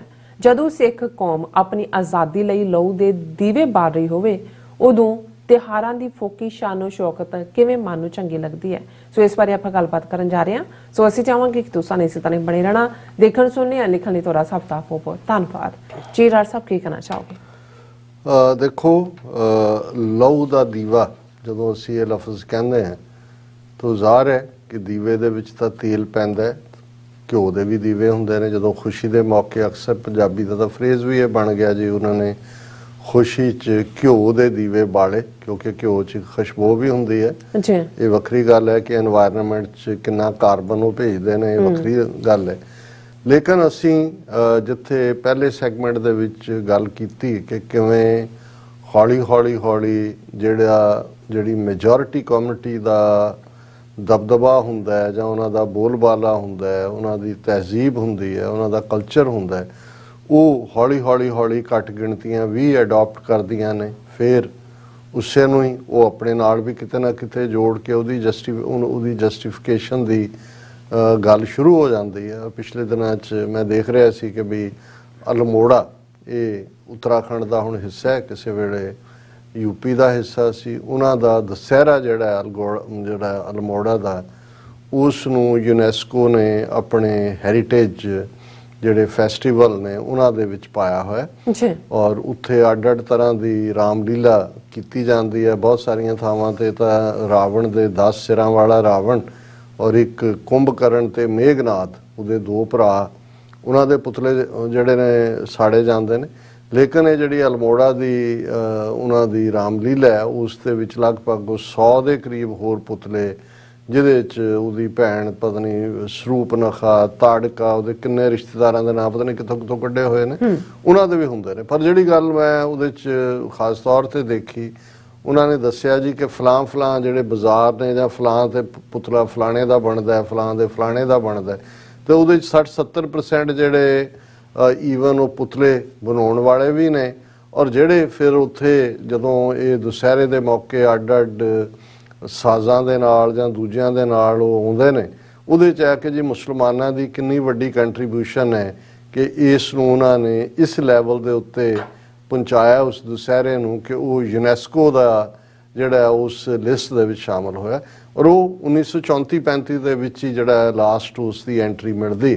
ਸੋ ਮੈਂ ਇਹ ਦੇਖ ਰਿਹਾ ਸੀ ਕਿ ਭਾਈ ਇਹ ਜਦੋਂ ਤੁਸੀਂ ਕਲਚਰ ਦੇ ਵਿੱਚ ਰਹਿੰਦੇ ਔਰ ਇਹੀ ਕਾਰਨ ਹੈ ਕਿ ਜਿਹੜੇ ਗੰਗਾ ਜਮਨੀ ਤਹਿਜ਼ੀਬ ਦੇ ਮੁਸਲਮਾਨ ਵੀ ਨੇ, ਉਹ ਆਲਮੋਸਟ, ਔਰ ਇਸੇ ਲਈ ਉਹਨਾਂ ਨਾਲ ਹਿੰਦੂਆਂ ਨਾਲ ਕੰਫਰਟੇਬਲ ਵੀ ਮਹਿਸੂਸ ਕਰਦੇ ਨੇ, ਉਹਨਾਂ ਨੂੰ ਕੋਈ ਬਹੁਤਾ ਫਰਕ ਨਹੀਂ ਪੈਂਦਾ, ਕਿਉਂਕਿ ਤਹਿਜ਼ੀਬ ਦੇ ਹਵਾਲੇ ਨਾਲ ਆਲਰੇਡੀ ਉਹਨਾਂ ਦੇ ਵਿੱਚ ਉਹ ਪੂਰੇ ਹਿੰਦੂ ਰਸਮੋ ਰਿਵਾਜ ਉਹਨਾਂ ਦੇ ਵਿੱਚ ਬਾੜੇ ਹੋਏ ਨੇ। ਔਰ ਉਹਨਾਂ ਦੇ ਨਾਵਾਂ ਤੋਂ ਤੁਹਾਨੂੰ ਜ਼ਰੂਰ ਲੱਗਦਾ ਕਿ ਵੀ ਉਹ ਮੁਸਲਮਾਨ ਨੇ। ਔਰ ਹੁਣ ਤਾਂ ਬਹੁਤ ਸਾਰੇ ਜਿਹੜੇ ਨੇ ਉਹ ਆਪਣੇ ਨਾਂ ਵੀ ਬਦਲਣ ਲੱਗ ਗਏ ਜਦੋਂ ਹਿੰਦੂ ਦਵਾ ਵਾਲਿਆਂ ਦਾ 76 ਹੋਰ ਵੀ ਜਿਹੜਾ ਵਰਨਾ ਸ਼ੁਰੂ ਹੋਇਆ। ਔਰ ਹੌਲੀ ਜਿਹੜੇ ਨੇ ਉਹਦੇ 'ਚ ਹੀ ਜਜ਼ਬ ਹੋ ਰਹੇ ਨੇ। ਇਹੀ ਹਾਲ ਅਸੀਂ ਆਪਣੇ ਸਿੱਖਾਂ ਦਾ ਵੀ ਦੇਖਦੇ ਹਾਂ। ਔਰ ਪਹਿਲਾਂ ਤਾਂ ਅਸੀਂ ਪੰਜਾਬ ਤੋਂ ਬਾਹਰ ਦੇ ਸਿੱਖਾਂ ਦੀ ਗੱਲ ਕਰਦੇ ਸੀ, ਹਾਲਾਂ ਉਹਨਾਂ ਦੀਆਂ ਸਿੱਖੀ ਕਕਾਰਾਂ ਰੂਪ 'ਚ ਜਾਂ ਸਿੱਖੀ ਸਰੂਪ ਰੂਪ 'ਚ ਜ਼ਿਆਦਾ ਕਾਇਮ ਰਹੇ ਨੇ। ਪਰ ਹੁਣ ਤੁਸੀਂ ਗਣੇਸ਼ ਪੂਜਾ 'ਚ ਵੀ ਉਹਨਾਂ ਨੂੰ ਦੇਖਦੇ ਹੋ, ਉਹਨਾਂ ਨੂੰ ਦੇਵੀਆਂ ਦੇ ਵੀ ਦਦਾਰਾਂ ਨੂੰ ਦੇਖਦੇ ਹੋ। ਔਰ ਹੁਣ ਉਹ ਬਿਮਾਰੀ ਪੰਜਾਬ 'ਚ ਵੀ ਤੁਸੀਂ ਜਿਹੜੇ ਲੀਡਰ ਨੇ ਸਿੱਖਾਂ ਦੇ, ਭਾਵੇਂ ਉਹ ਅਕਾਲੀਆਂ ਦੇ ਦੂਜੇ ਤੀਜੇ, ਤੁਹਾਨੂੰ ਜਾਗਰਣ 'ਚ ਵੀ ਨਜ਼ਰ ਆ ਜਾਂਦੇ ਨੇ। ਹਰਸਿਮਰਤ ਕੌਰ ਬਾਦਲ ਵੱਡਾ ਸ਼ਿਵਲਿੰਗ ਦੀ ਪੂਜਾ ਕਰਦੀ ਵੀ ਨਜ਼ਰ ਆਉਂਦੀ ਹੈ। ਔਰ ਸੁਖਬੀਰ ਬਾਦਲ ਸਿਰ ਖੋਲ ਕੇ ਆਪਣੇ ਮੁੰਡੇ ਦੇ ਨਾਲ ਹੋਲੀ ਖੇਡਦਾ ਵੀ ਨਜ਼ਰ ਆਇਆ। ਉਹ ਸਾਰੇ ਪਾਰਟ ਤੁਹਾਨੂੰ ਇਹ ਹੈ ਕਿ ਅਲਟੀਮੇਟਲੀ, ਕਿਉਂਕਿ ਜੇ ਤੁਸੀਂ ਆਪਣੇ ਅਕੀਦੇ ਮੁਤਾਬਕ ਉਹ ਕਰਨ ਤੋਂ ਇਨਕਾਰੀ ਹੁੰਦੇ ਹੋ ਤੇ ਇਹੀ ਡਰ ਹੁੰਦਾ ਕਿ ਮੈਜੋਰਟੀ ਵਾਲੇ ਸਾਨੂੰ ਫਿਰਕੂ ਕਹਿਣਗੇ। ਸੋ ਤੁਸੀਂ ਇਹ ਛੱਡ ਕੇ, ਹਾਲਾਂ ਕਿਸੇ ਦੇ ਧਰਮ ਦਾ ਸਤਿਕਾਰ ਕਰਨਾ ਜਾਂ ਉਹਨਾਂ ਦਾ ਕੀ ਦੇਣਾ ਹੈ, ਉਹਨਾਂ ਨੂੰ ਮਨਾਉਣ ਦੇਣਾ, ਇਹ ਵੀ ਆਪਣੇ ਆਪ ਦੇ ਵਿੱਚ ਇੱਕ ਜੁਜ਼ ਹੈ ਜਿਹੜਾ ਹੋਣਾ ਚਾਹੀਦਾ। ਪਰ ਤੁਸੀਂ ਆਪਣੀਆਂ ਸੀਮਾਵਾਂ ਤੋੜ ਕੇ ਜਾ ਕੇ ਉਹਨਾਂ ਦੇ ਵਿੱਚ ਖਚਤ ਹੋਵੋ, ਇਹ ਤਾਂ ਗੁਲਾਮੀ ਹੈ, ਹੋਰ ਕੀ ਹੈ। ਹੁਣ ਜਦੋਂ ਅਸੀਂ ਇੱਕ ਪਾਸੇ ਇਹ ਘਿਓ ਦੇ ਦੀਵੇ ਬਾਲਣ ਵਾਲੇ ਨੇ, ਕਿਉਂ ਨਾ ਬਾਲਣ ਭਾਈ, 1000 ਸਾਲ ਜੁੱਤੀਆਂ ਖਾਂਦੇ ਰਹੇ, ਜਿਹੜਾ ਦਿੱਲੀ 'ਚ ਆਇਆ ਦਿਲੀਸ਼ਵਰੋ ਈਸ਼ਵਰੋ ਕਰਦੇ ਰਹੇ, ਅੱਜ ਇਹਨਾਂ ਦੇ ਹੱਥ 'ਚ ਜਿਵੇਂ ਬਾਂਦਰਾਂ ਦੇ ਹੱਥ ਬਨਾਰਸ ਦੀਆਂ ਟੋਪੀਆਂ ਲੱਗ ਗਈਆਂ ਸੀ, ਇਹਨਾਂ ਦੇ ਹੱਥ ਰਾਜ ਸ਼ਕਤੀ ਲੱਗੀ ਹੋਈ ਹੈ। ਬਿਲਕੁਲ 75 ਸਾਲਾਂ ਤੋਂ ਇਹ ਚੰਮਦੀਆਂ ਚਲਾ ਰਹੇ ਨੇ, ਔਰ ਪਿਛਲੇ 2014 ਤੋਂ ਬਾਅਦ ਤਾਂ ਹਿੰਦੂ ਤਵੀਆਂ ਦੇ ਹੱਥ ਸਿੱਧੀ ਪਾਵਰ ਹੈ, ਉਹ ਜੀ ਸਦਕੇ ਕਰਨ। ਪਰ ਜੇ ਸਾਡਾ ਕੌਮ ਦਾ ਇੱਕ ਵੱਡਾ ਹਿੱਸਾ ਜਾਂ ਖਾਸ ਤੌਰ ਤੇ ਜਿਹੜੀ ਸੈਂਟਰਲ ਲੀਡਰਸ਼ਿਪ ਹੈ, ਉਹ ਭਾਵੇਂ ਸ਼੍ਰੋਮਣੀ ਕਮੇਟੀ ਦੇ ਹਵਾਲੇ ਨਾਲ ਹੋਏ ਜਾਂ ਕਲਰਜੀ ਜਿਹੜੀ ਕਿ ਉੱਥੇ ਇੱਥੇ ਸਾਰੇ, ਉਹ ਵੀ ਸਿੱਖਾਂ ਨੂੰ ਉਸ ਰਸਤੇ ਹੀ ਤੋਰ ਰਹੇ ਹੋਣ ਕਿ ਜੀ ਇਹ ਤਾਂ ਦੇਖੋ ਖੁਸ਼ੀਆਂ ਦਾ ਤਿਉਹਾਰ ਹੈ ਜੀ, ਸਭ ਖੁਸ਼ੀਆਂ ਇੱਧਰ ਵੀ ਦੇਖੋ ਜੀ। ਉਹ ਤਾਂ ਰਾਮਚੰਦਰ ਦੇ ਆਉਣ ਦੇ ਉੱਤੇ ਉਹ ਦੀਵੇ ਘਿਓ ਦੇ ਜਗਾ ਰਹੇ ਨੇ ਜਾਂ ਕਿੰਨਾ ਉਹਨਾਂ ਨੇ, ਅੱਜ ਮੈਂ ਦੇਖ ਰਿਹਾ ਸੀ ਜੀ ਗਿਨੀ ਬੁੱਕ ਆਫ ਰੈਕਡ ਦੇ ਵਿੱਚ ਇਹ ਆ ਗਿਆ ਕਿ ਅਯੁੱਧਿਆ ਦੇ ਕੰਢੇ, ਅਯੁੱਧਿਆ ਜਿਸ ਨਦੀ ਦੇ ਕੰਢੇ ਹੈ, ਸਰੂ ਕੇ ਕੀ ਉਸ ਨਦੀ ਦਾ ਨਾਂ ਹੈ ਜੀ, ਉਹਦੇ ਕੰਢੇ ਤੇ ਇੰਨੇ ਲੱਖ ਦੀਵੇ ਬਾਲੇ ਗਏ, ਜਿਹੜਾ ਦੁਨੀਆ 'ਚ ਰਿਕਾਰਡ ਪੈਦਾ ਹੋਇਆ ਕਿ ਅੱਜ ਤੱਕ ਇੰਨੇ ਦੀਵੇ ਕਿਤੇ ਇੱਕ ਥਾਂ ਤੇ ਇਕੱਠੇ ਨਹੀਂ ਬਾਲੇ। ਉਹਨਾਂ ਦਾ ਰਾਜ ਹੈ ਉਹ ਸਰਾਯੂ ਦਰਿਆ ਦੇ ਕੰਢੇ ਬਾਲਣ ਕੇ, ਗੰਗਾ ਦੇ ਬਾਲਣ ਕੇ। ਜਿਹੜੇ 43 ਲੱਖ ਲੋਕ ਮਰ ਗਏ ਕੋਵਿਡ-19 ਦੇ, ਕੋਈ ਦੀਵਾ ਉਹਨਾਂ ਦੇ ਨਾਂ ਦਾ ਵੀ ਜਗਾ ਦਿਓ, ਉਹ ਤਾਂ ਭੁੱਲ ਭੱਲ ਗਏ। ਹਰ ਤੀਸਰਾ ਬੰਦਾ ਕੋਵਿਡ ਦੇ ਵਿੱਚ ਮਰਨ ਵਾਲਾ ਭਾਰਤੀ ਸੀ, ਕਿਸੇ ਨੇ ਉਹਦੀ ਅਕਾਊਂਟੇਬਿਲਟੀ ਨਹੀਂ ਕੀਤੀ। ਪਰ ਉਹਨਾਂ ਦਾ ਰਾਜ ਹੈ, ਕੌਣ ਕਹੇ ਸਾਹਿਬ ਨੂੰ ਇੰਜ ਨਹੀਂ ਇੰਜ ਕਰ, ਉਹਨਾਂ ਦੇ ਕੋਲ ਪੋਲੀਟੀਕਲ ਪਾਵਰ ਹੈ। ਹੁਣ ਦੂਸਰੇ ਪਾਸੇ ਜਿਹੜੀ ਕੌਮ ਜਿਸ ਨੇ ਪਿਛਲੇ 38 ਸਾਲਾਂ 'ਚ 1.5 ਲੱਖ ਤੋਂ ਜ਼ਿਆਦਾ ਆਪਣੇ ਨੌਜਵਾਨ ਘੱਲੂਘਾਰਿਆਂ ਦੀ ਭੇਟ ਕੀਤੇ ਹੋਣ, ਕਿਉਂਕਿ ਦੁਸ਼ਮਣ ਨੇ ਵਰਤਾਏ ਘੱਲੂਘਾਰੇ, ਜਿਨ੍ਹਾਂ ਦੇ ਜਦੋਂ ਅਸੀਂ ਬੰਦੀ ਸਿੰਘਾਂ ਦੀ ਗੱਲ ਕਰਦੇ ਹਾਂ, ਦਰਸ਼ਕ ਰਿਪੀਟਡਲੀ ਸਕਰੀਨ ਦੇ ਉੱਤੇ ਉਹਨਾਂ ਦੀਆਂ ਪਿਕਚਰਸ ਦੇਖ ਰਹੇ ਹੋਣਗੇ, ਜਿਹੜੇ ਚੜ੍ਹਦੀ ਜਵਾਨੀ ਵਾਲੇ ਅੱਜ ਬੁਢਾਪੇ ਦੇ ਵਿੱਚ ਬਿਮਾਰੀਆਂ ਨਾਲ ਗ੍ਰਸਤ 25-25 ਸਾਲ ਕੱਟਣ ਦੇ ਬਾਵਜੂਦ ਜੇਲ੍ਹਾਂ ਦੇ ਵਿੱਚ ਤਾੜੇ ਹੋਏ ਨੇ, ਉਹਨਾਂ ਦੇ ਲਈ ਕੋਈ ਰਸਤਾ ਬਾਕੀ ਨਹੀਂ ਬਚਿਆ। ਲਗਾਤਾਰਤਾ ਨਾਲ ਅੱਜ ਤੁਹਾਡੇ ਕਕਾਰ ਲੁਆਏ ਜਾ ਰਹੇ ਹੋਣ, ਤੁਹਾਡੇ ਤੇ ਥਾਂ ਥਾਈਂ ਜਿੱਥੇ ਮਰਜ਼ੀ, ਪੰਜਾਬ ਕਿਤੇ ਈਸਾਈਆਂ ਦੇ ਨਾਲ ਟਕਰਾਅ, ਉਸ ਤੋਂ ਪਹਿਲਾਂ ਮੁਸਲਮਾਨ ਗੁਜਰਾਂ ਦੇ ਨਾਲ, ਹੁਣ ਉਹ ਕ੍ਰਿਮੀਨਲ ਰੇਪਿਸਟ ਔਰ ਮਰਡਰਰ, ਉਹ ਕਹਿੰਦਾ ਜੀ ਮੈਂ ਸਮਾਣੇ ਵੀ ਆ ਕੇ ਜਿਹੜਾ ਉਹ ਡੇਰਾ ਸੁਨਾਮ 'ਚ ਵੀ ਇੱਕ ਡੇਰਾ ਖੋਲ੍ਹਣਾ। ਉਹ ਕਹਿ ਰਿਹਾ ਮੈਂ ਗੁਰੂ ਸੀ, ਮੈਂ ਗੁਰੂ ਹਾਂ, ਮੈਂ ਗੁਰੂ ਰਾਂਗਾ। ਉਹ ਜਿਹੜੀ ਬਦ ਚੱਲਣ ਜਿਹੀ ਔਰਤ ਨਾਲ ਹੈ, ਉਸ ਨੂੰ ਪਤਾ ਨਹੀਂ ਕੀ ਰੂਹਾਨੀ ਦੇਵੀ ਕਿ ਕੀ ਉਹਦਾ ਖਿਤਾਬ ਦੇ ਰਿਹਾ। ਸੋ ਮਤਲਬ ਇਹ ਹੈ ਵੀ ਉਹ ਤੁਹਾਨੂੰ ਪੋਰਕਿੰਗ ਇਨ ਦਾ ਆਈ, ਤੁਹਾਨੂੰ ਬੀਟਿੰਗ ਲੈਫਟ ਰਾਈਟ ਦੂਜੇ ਤੀਜੇ ਕਰ ਰਹੇ ਹੋਣ। ਤੁਹਾਡੇ ਵਿਦਨ ਪੰਜਾਬ ਤੁਹਾਡੇ ਰਾਈਟ ਜਿਹੜੇ ਨੇ, ਉਹ ਜਿਹੜੇ ਤੋਂ ਪ੍ਰਚਾਰਕ ਜੇ ਖੁੱਲ੍ਹ ਕੇ ਗੱਲ ਕਰਨ ਭਾਈ ਕਰਵਾ ਚੌਥ ਸਾਡਾ ਨਹੀਂ ਹੈ ਜਾਂ ਇਹ ਨਹੀਂ ਹੈ, ਉਹਨਾਂ ਦੇ ਖਿਲਾਫ ਜਜ਼ਬੇ ਭੜਕਾਉਣ ਦੇ ਕੇਸ ਦਰਜ ਹੋਣ, ਤੇ ਤੁਸੀਂ ਕਹੋ ਜੀ ਅਸੀਂ ਤਾਂ ਦੀਵਾਲੀ ਮਨਾ ਰਹੇ ਹਾਂ ਜੀ, ਅਸੀਂ ਤਾਂ ਦੇਖੋ ਕਿਉਂਕਿ ਗੁਰੂ ਹਰਗੋਬਿੰਦ ਸਾਹਿਬ 52 ਰਾਜਨ, ਤੁਹਾਡਾ ਕਿਹਾ ਜੀ ਅਸੀਂ ਦੀਵਾਲੀ ਨਹੀਂ, ਅਸੀਂ ਬੰਦੀ ਛੋੜ ਮਨਾ ਰਹੇ ਹਾਂ ਜੀ। ਅਸੀਂ ਜਿਹੜਾ ਉਹ ਹਾਲਾਂ ਉਸ ਦਾ ਵੀ ਜੇ ਇਤਿਹਾਸ ਦੇਖੀਏ ਤਾਂ ਆਲ ਟੂਗੈਦਰ ਡਿਫਰੈਂਟ ਹੈ। ਜਿਹੜੀਆਂ ਈਵਨ ਮੂਲ ਨਾਨਕਸ਼ਾਹੀ ਕੈਲੰਡਰ ਮੁਤਾਬਕ ਬੰਦੀ ਛੋੜ ਉਹ ਤਾਂ ਮਹੀਨੇ ਹੀ ਹੋਰ ਨੇ। ਚਲੋ ਇਹ ਵੀ ਮੰਨ ਲਈਏ ਕਿ ਜਦੋਂ 6ਵੇਂ ਪਾਤਸ਼ਾਹ ਜਿਹੜੇ ਨੇ ਉਹ ਕੁਛ ਮਹੀਨਿਆਂ ਬਾਅਦ, ਕਿਉਂਕਿ ਗਵਾਲੀਅਰ ਤੋਂ ਜਦੋਂ ਤੱਕ ਉਹ ਆਉਂਦੇ ਨੇ, ਉਹ ਆਗਰੇ ਆਏ ਨੇ, ਫਿਰ ਹੋਰ ਥਾਵਾਂ ਤੇ ਪੰਜਾਬ ਚੋਂ ਗੁਜ਼ਰ ਕੇ, ਚਲੋ ਮੰਨ ਵੀ ਲਓ ਦਿਵਾਲੀ ਦੇ ਮੌਕੇ ਹੀ ਆਏ ਹੋਣ, ਭਾਈ ਗੁਰਦਾਸ ਜੀ, ਬਾਬਾ ਬੁੱਢਾ ਜੀ ਨੇ ਔਰ ਸਿੱਖ ਸੰਗਤਾਂ ਨੇ ਖੁਸ਼ੀ ਮਨਾਈ। ਲੇਕਿਨ ਮੈਸੇਜ ਤਾਂ ਇਹ ਸੀ, ਖੁਸ਼ੀ ਤਾਂ ਉਦੋਂ ਹੀ ਮਨਾਈ ਨਾ, ਅਦਰਵਾਈਜ਼ ਤਾਂ ਜਾ ਕੇ ਗਵਾਲੀਅਰ ਤੱਕ ਪ੍ਰੋਟੈਸਟ ਕਰ ਰਹੇ ਸੀ, ਕਿਲੇ ਤੱਕ, ਜਦੋਂ ਉਹ ਆਪਣੇ ਉਹਨਾਂ ਦੀ ਰਿਹਾਈ ਹੁੰਦੀ ਹੈ ਔਰ ਬਾਕੀਆਂ ਨੂੰ ਵੀ ਉਹ ਛਡਾਉਂਦੇ ਨੇ। ਤੁਸੀਂ ਆਪਣੇ ਬੰਦੀ ਸਿੰਘ ਰਿਹਾ ਕਰਵਾ ਲਏ ਨੇ, ਤੁਸੀਂ ਗੁਲਾਮੀ ਦੇ ਸੰਗਲ ਕੱਟ ਰਹੇ ਨੇ। ਔਰ ਇਸੇ ਕੰਟੈਕਸਟ ਬੇਸ਼ੱਕ ਮੈਸੇਜ ਐਕਟਿੰਗ ਜਥੇਦਾਰ ਨੇ ਵੀ ਦਿੱਤਾ ਹੈ, ਜਥੇਦਾਰ ਜਗਤਾਰ ਸਿੰਘ ਹਵਾਰਾ ਉਹਨਾਂ ਦਾ ਵੀ ਮੈਸੇਜ ਪੰਥ ਦੇ ਨਾਂ ਆਇਆ, ਜਿਹਦੇ 'ਚ ਉਹਨਾਂ ਨੇ ਪੰਥ ਨੂੰ ਇਹ ਜਿਹੜਾ ਅਪੀਲ ਕੀਤੀ ਹੈ ਕਿ ਭਾਈ ਸਮੁੱਚੀਆਂ ਪੰਥਕ ਜਥੇਬੰਦੀਆਂ ਨੂੰ ਪੰਥਕ ਮਸਲਿਆਂ ਪ੍ਰਤੀ ਚੱਲ ਰਹੇ ਵੱਖੋ ਵੱਖਰੇ ਸੰਘਰਸ਼ ਬੰਦ ਕਰਕੇ ਇੱਕ ਪਲੇਟਫਾਰਮ ਤੋਂ ਸ਼੍ਰੀ ਅਕਾਲ ਤਖਤ ਸਾਹਿਬ ਦੀ ਛਤਰ ਛਾਇਆ ਹੇਠ ਇਕੱਤਰ ਹੋ ਕੇ ਧਰਮ ਯੁੱਧ ਮੋਰਚੇ ਦੀ ਤਰਜ਼ ਤੇ ਸੰਘਰਸ਼ ਵਿੱਢਣ ਦੀ ਅਪੀਲ ਕੀਤੀ ਜਾਂਦੀ ਹੈ। ਜਥੇਦਾਰ ਹਵਾਰਾ ਨੇ ਤਿਹਾੜ ਜੇਲ੍ਹ 'ਚੋਂ ਦਿੱਤਾ ਕਿ ਭਾਈ ਇਸ ਨਾਲ ਸਾਡੀ ਤਾਕਤ ਖਿੰਡਦੀ ਹੈ, ਪੰਥ ਦੋਖੀ ਤਾਕਤਾਂ ਜਿਹੜੀਆਂ ਨੇ ਸਾਡੀ ਫੁੱਟ ਦਾ ਨਜਾਇਜ਼ ਫਾਇਦਾ ਉਠਾ ਕੇ ਸਾਨੂੰ ਹਰ ਫਰੰਟ ਤੇ ਜ਼ਲੀਲ ਤੇ ਬੇਇੱਜ਼ਤ ਕਰ ਰਹੀਆਂ ਨੇ, ਔਰ ਇਹ ਅੱਜ ਅਸੀਂ ਨਾਜ਼ੁਕ ਦੌਰ 'ਚੋਂ ਗੁਜ਼ਰ ਰਹੇ ਹਾਂ। ਸਾਨੂੰ ਇਹ ਡੂੰਘੀ ਸਾਜ਼ਿਸ਼ਾਂ ਕੌਮ ਨੂੰ ਜਿਹੜੀਆਂ ਤਬਾਹੀ ਲਈ, ਨੌਜਵਾਨਾਂ ਨੂੰ ਨਸ਼ਿਆਂ 'ਚ ਸੁੱਟਣਾ, ਗੈਂਗਸਟਰ ਕਲਚਰ ਵੱਲ ਧੱਕਿਆ ਜਾ ਰਿਹਾ, ਇੱਥੋਂ ਤੱਕ ਕਿ ਸਿੱਖੀ ਦੇ ਘਰ ਪੰਜਾਬ ਵਿੱਚ ਹੀ ਸਿੱਖ ਕੌਮ ਬੜੀ ਤੇਜ਼ੀ ਨਾਲ ਮਾਈਨੋਰਟੀ ਬਣਨ ਵੱਲ ਵੱਧ ਰਹੀ ਹੈ। ਬੇਅਦਬੀਆਂ ਦਾ ਮਾਮਲਾ, ਬੰਦੀ ਸਿੰਘਾਂ ਦੀ ਰਿਹਾਈ ਦਾ ਮਸਲਾ, ਪੰਜਾਬ ਦੇ ਪਾਣੀਆਂ ਦਾ ਮਸਲਾ, ਬਾਈਬਲ ਕਲਾਂ ਦੇ ਸ਼ਹੀਦਾਂ ਦਾ ਮਸਲਾ, ਪਾਵਨ ਸਰੂਪਾਂ ਦੇ ਗਾਇਬ ਕਰਨ ਦਾ ਮਸਲਾ, ਇਹ ਬੜੀ ਗੰਭੀਰਤਾ ਨਾਲ ਵਿਚਾਰਨ ਵਾਲੇ ਪ੍ਰਮੁੱਖ ਵਿਸ਼ੇ ਨੇ ਔਰ ਅਸੀਂ ਜਿਹੜਾ ਇੱਕ ਝੰਡੇ ਦੇ ਥੱਲੇ ਆਈਏ। ਔਰ ਮੈਂ ਅਪੀਲ ਕਰਦਾ ਕਿ ਅਸੀਂ ਜੋ ਸਾਡੇ ਸਾਰੇ ਲੀਡਰ ਆਗੂ ਸਾਹਿਬਾਨ ਨੇ ਉਹਨਾਂ ਨੂੰ ਮੈਂ ਨਿਮਰਤਾ ਸਹਿਤ ਬੇਨਤੀ ਕਰਦਾ ਕਿ ਹੁਣ ਹੋਰ ਸੋਚਣ ਦਾ ਵੇੜਾ ਨਹੀਂ ਹੈ। ਆਓ ਆਪਾਂ ਸਾਰੇ ਤਿਆਗ ਭਾਵਨਾ ਨਾਲ ਇੱਕ ਮਤ ਇੱਕ ਰਾਏ ਬਣਾ ਕੇ ਪੰਥਕ ਸੰਘਰਸ਼ ਲਈ ਸਰਬਸੰਮਤੀ ਬਣਾ ਕੇ ਸੰਘਰਸ਼ ਦਾ ਜਲਦੀ ਆਗਾਜ਼ ਕਰੀਏ। ਔਰ ਇਹ ਉਹਨਾਂ ਦਾ ਮੈਸੇਜ ਹੈ, ਬਿਲਕੁਲ ਠੀਕ।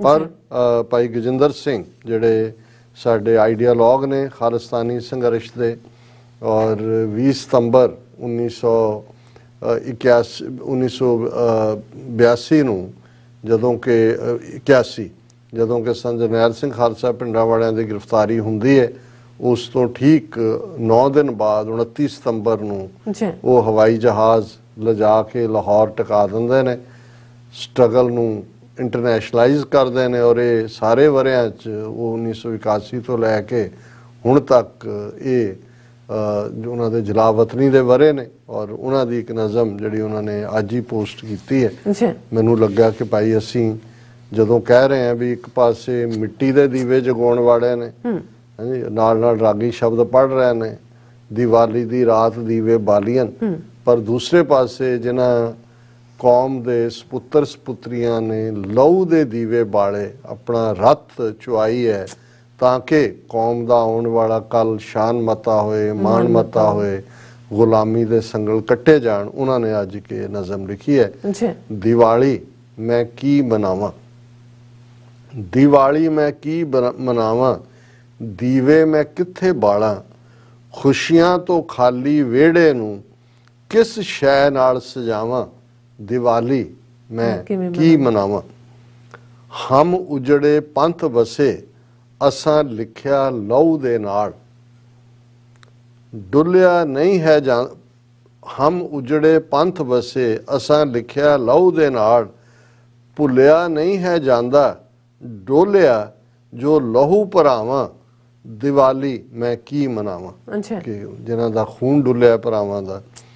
ਪੁੱਤਾਂ ਦਾ ਰਾਹ ਤੱਕਦੀਆਂ ਬੂਹੇ 'ਚ ਖੜੀਆਂ ਥੱਕੀਆਂ, ਵਿਸਰਦੀਆਂ ਨਹੀਂ ਹਨ ਪੱਥਰ ਹੋਈਆਂ ਉਹ ਮਾਵਾਂ, ਦੀਵਾਲੀ ਮੈਂ ਕੀ ਮਨਾਵਾਂ। ਪੁੱਤਾਂ ਦਾ ਰਾਹ ਤੱਕਦੀਆਂ ਬੂਹੇ 'ਚ ਖੜੀਆਂ ਥੱਕੀਆਂ, ਵਿਸਰਦੀਆਂ ਨਹੀਂ ਹਨ ਪੱਥਰ ਹੋਈਆਂ ਉਹ ਮਾਵਾਂ, ਦੀਵਾਲੀ ਮੈਂ ਕੀ ਮਨਾਵਾਂ।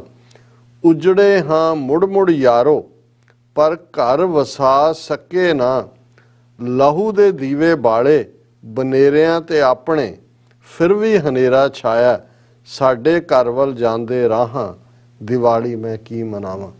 ਬਹੁਤ ਵਾਰੀ ਦੀਵਾ ਬਾਲ ਕੇ ਇਹੀ ਹੁੰਦਾ ਸੀ ਕਿ ਰਾਹ ਕੋਈ ਤੱਕ ਰਿਹਾ। ਪੰਜਾਬੀ ਦਾ ਇੱਕ ਗੀਤ ਜਿਹੜਾ ਕਿਸੇ ਜ਼ਮਾਨੇ 'ਚ ਬੜਾ ਪਪੂਲਰ ਸੀ ਕਿ ਜੀ ਦੀਵਾ ਬਾਲ ਕੇ ਬਨੇਰੇ ਉੱਤੇ ਰੱਖਦੀ ਹੈ ਨਾ, ਕਿਤੇ ਭੁੱਲ ਨਾ ਜਾਏ ਚੰਨ ਮੇ। ਹੁਣ ਜ਼ਾਹਰ ਹੈ ਜਦੋਂ ਭਾਈ ਗਜਿੰਦਰ ਸਿੰਘ ਕੌਮੀ ਰਾਹ ਦੀ ਗੱਲ ਕਰਦੇ ਨੇ ਵੀ ਕਿਵੇਂ ਕੌਮ ਦੇ ਯੋਧਿਆਂ ਨੇ ਆਪਣੀ ਰੱਤ ਬਾਲੀ ਹੈ, ਰੱਤ ਦੇ ਦੀਵੇ ਬਾਲੇ ਨੇ। ਉਜੜੇ ਹਾਂ ਮੁੜ ਮੁੜ ਯਾਰੋ ਪਰ ਘਰ ਵਸਾ ਸਕੇ ਨਾ, ਲਹੂ ਦੇ ਦੀਵੇ ਬਾਲੇ ਬਨੇਰਿਆਂ ਤੇ ਆਪਣੇ, ਫਿਰ ਵੀ ਹਨੇਰਾ ਛਾਇਆ ਸਾਡੇ ਘਰ ਵੱਲ ਜਾਂਦੇ ਰਾਹਾਂ, ਦੀਵਾਲੀ ਮੈਂ ਕੀ ਮਨਾਵਾਂ।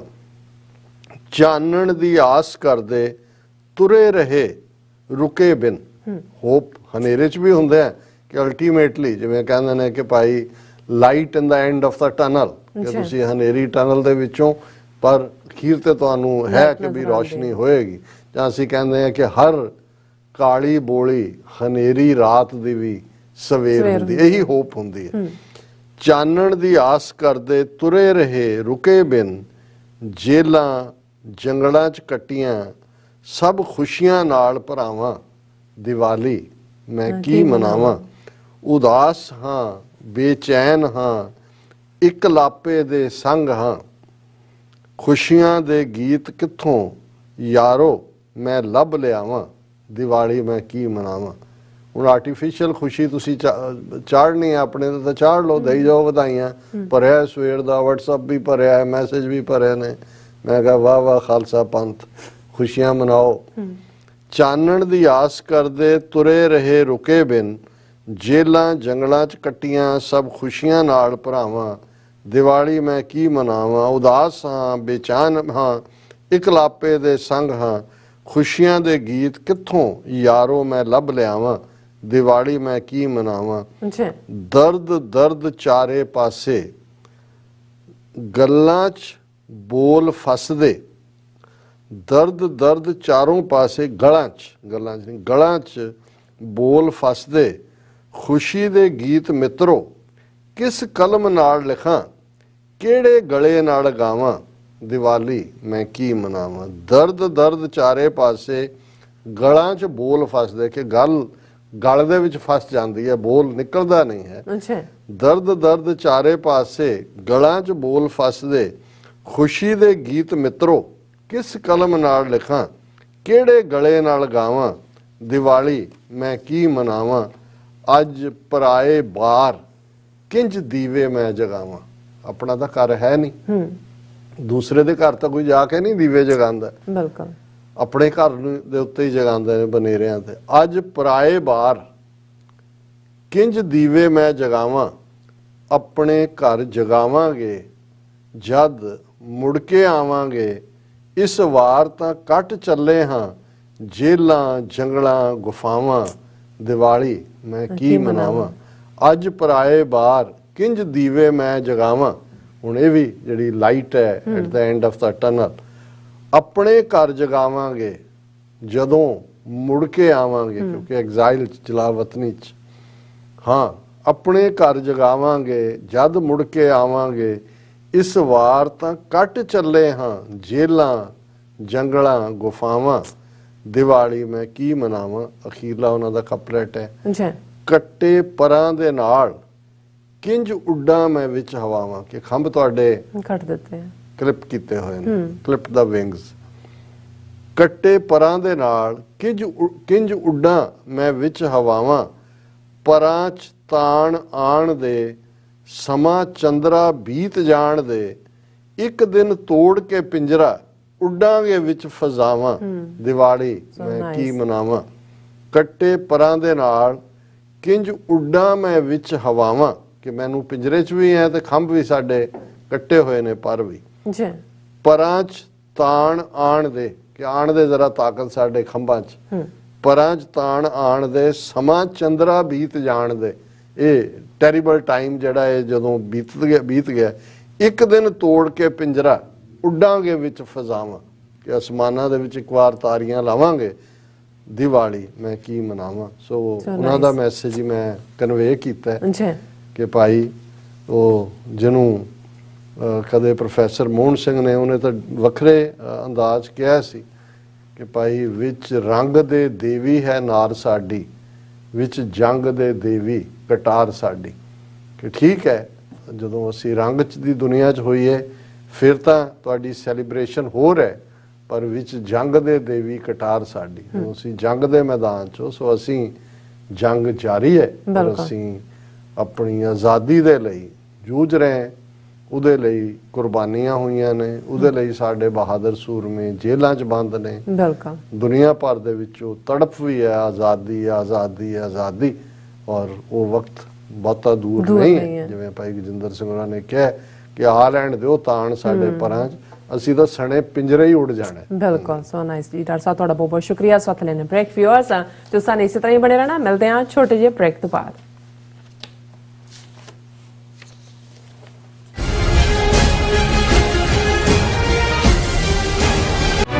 ਟੋਰਾਂਟੋ ਵਿਖੇ ਖਾਲਿਸਤਾਨ ਰੈਫਰੈਂਡਮ ਦੀਆਂ ਵੋਟਾਂ ਦੇ ਪਹਿਲੇ ਸੈਂਟਰ ਵਿੱਚ ਰਿਕਾਰਡ ਤੋੜ ਇਕੱਠ ਤੋਂ ਬਾਅਦ ਹੁਣ ਖਾਲਿਸਤਾਨ ਰੈਫਰੈਂਡਮ ਦੇ ਦੂਜੇ ਪੜਾਅ ਦੀਆਂ ਵੋਟਾਂ 6 ਨਵੰਬਰ ਦਿਨ ਐਤਵਾਰ ਨੂੰ ਮਿਸੀਸਾਗਾ ਦੇ ਪੌਲ ਕਾਫੀ ਅਰੀਨਾ, ਜਿਹੜਾ ਕਿ ਡੈਰੀ ਤੇ ਗੋਰਵੇ ਤੇ ਸਥਿਤ ਹੈ, ਵਿਖੇ ਸਵੇਰੇ 9 ਵਜੇ ਤੋਂ ਲੈ ਕੇ ਸ਼ਾਮ ਦੇ 5 ਵਜੇ ਤੱਕ ਪੈਣਗੀਆਂ।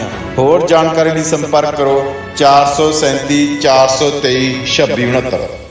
ਕੀ ਤੁਸੀਂ ਆਪਣੇ ਟੈਕਸਿਸ ਨੂੰ ਲੈ ਕੇ ਚਿੰਤਤ ਹੋ? ਤੁਸੀਂ ਆਪਣੀ ਕਮਾਈ ਲਈ ਮਿਹਨਤ ਕਰਦੇ ਹੋ, ਭਾਵੇਂ ਤੁਸੀਂ ਨੌਕਰੀ ਵਿੱਚ ਹੋਵੋ ਜਾਂ ਆਪਣਾ ਬਿਜ਼ਨਸ ਚਲਾਉਂਦੇ ਹੋ। ਜਦੋਂ ਟੈਕਸ ਭਰਨ ਦਾ ਸਮਾਂ ਆਉਂਦਾ ਤਾਂ ਤੁਹਾਨੂੰ ਇੱਕ ਭਰੋਸੇਯੋਗ ਟੈਕਸ ਅਕਾਊਂਟੈਂਟ ਦੀ ਲੋੜ ਹੈ, ਜੋ ਟੈਕਸ ਬੈਲੈਂਸ ਦਾ ਤੁਹਾਡੇ ਪੱਖ ਵਿੱਚ ਜਾਣਾ ਯਕੀਨੀ ਬਣਾਵੇ।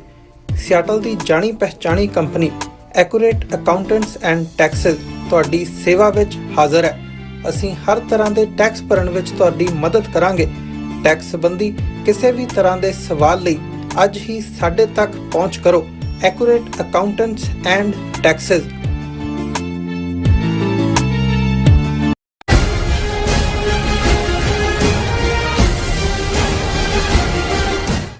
Viewers welcome back on programme. So viewers ਗੱਲਬਾਤ ਕਰਨ ਜਾ ਰਹੇ ਹਾਂ ਕਿ ਅੱਜ ਯੂਨਾਈਟਿਡ ਨੇਸ਼ਨਸ ਡੇ ਹੈ। ਸੋ ਅੱਜ ਤੋਂ ਠੀਕ 77 ਸਾਲ ਪਹਿਲਾਂ 24 ਅਕਤੂਬਰ 1945 ਨੂੰ ਯੂਨਾਈਟਿਡ ਨੇਸ਼ਨਸ ਜਿਹੜੀ ਹੋਂਦ ਵਿੱਚ ਆਈ ਸੀ।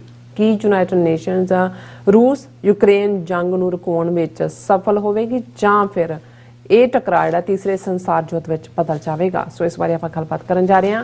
ਸੋ ਅਸੀਂ ਚਾਹਾਂਗੇ ਕਿ ਤੁਸੀਂ ਇਸੇ ਤਰ੍ਹਾਂ ਬਣੇ ਰਹਿਣਾ।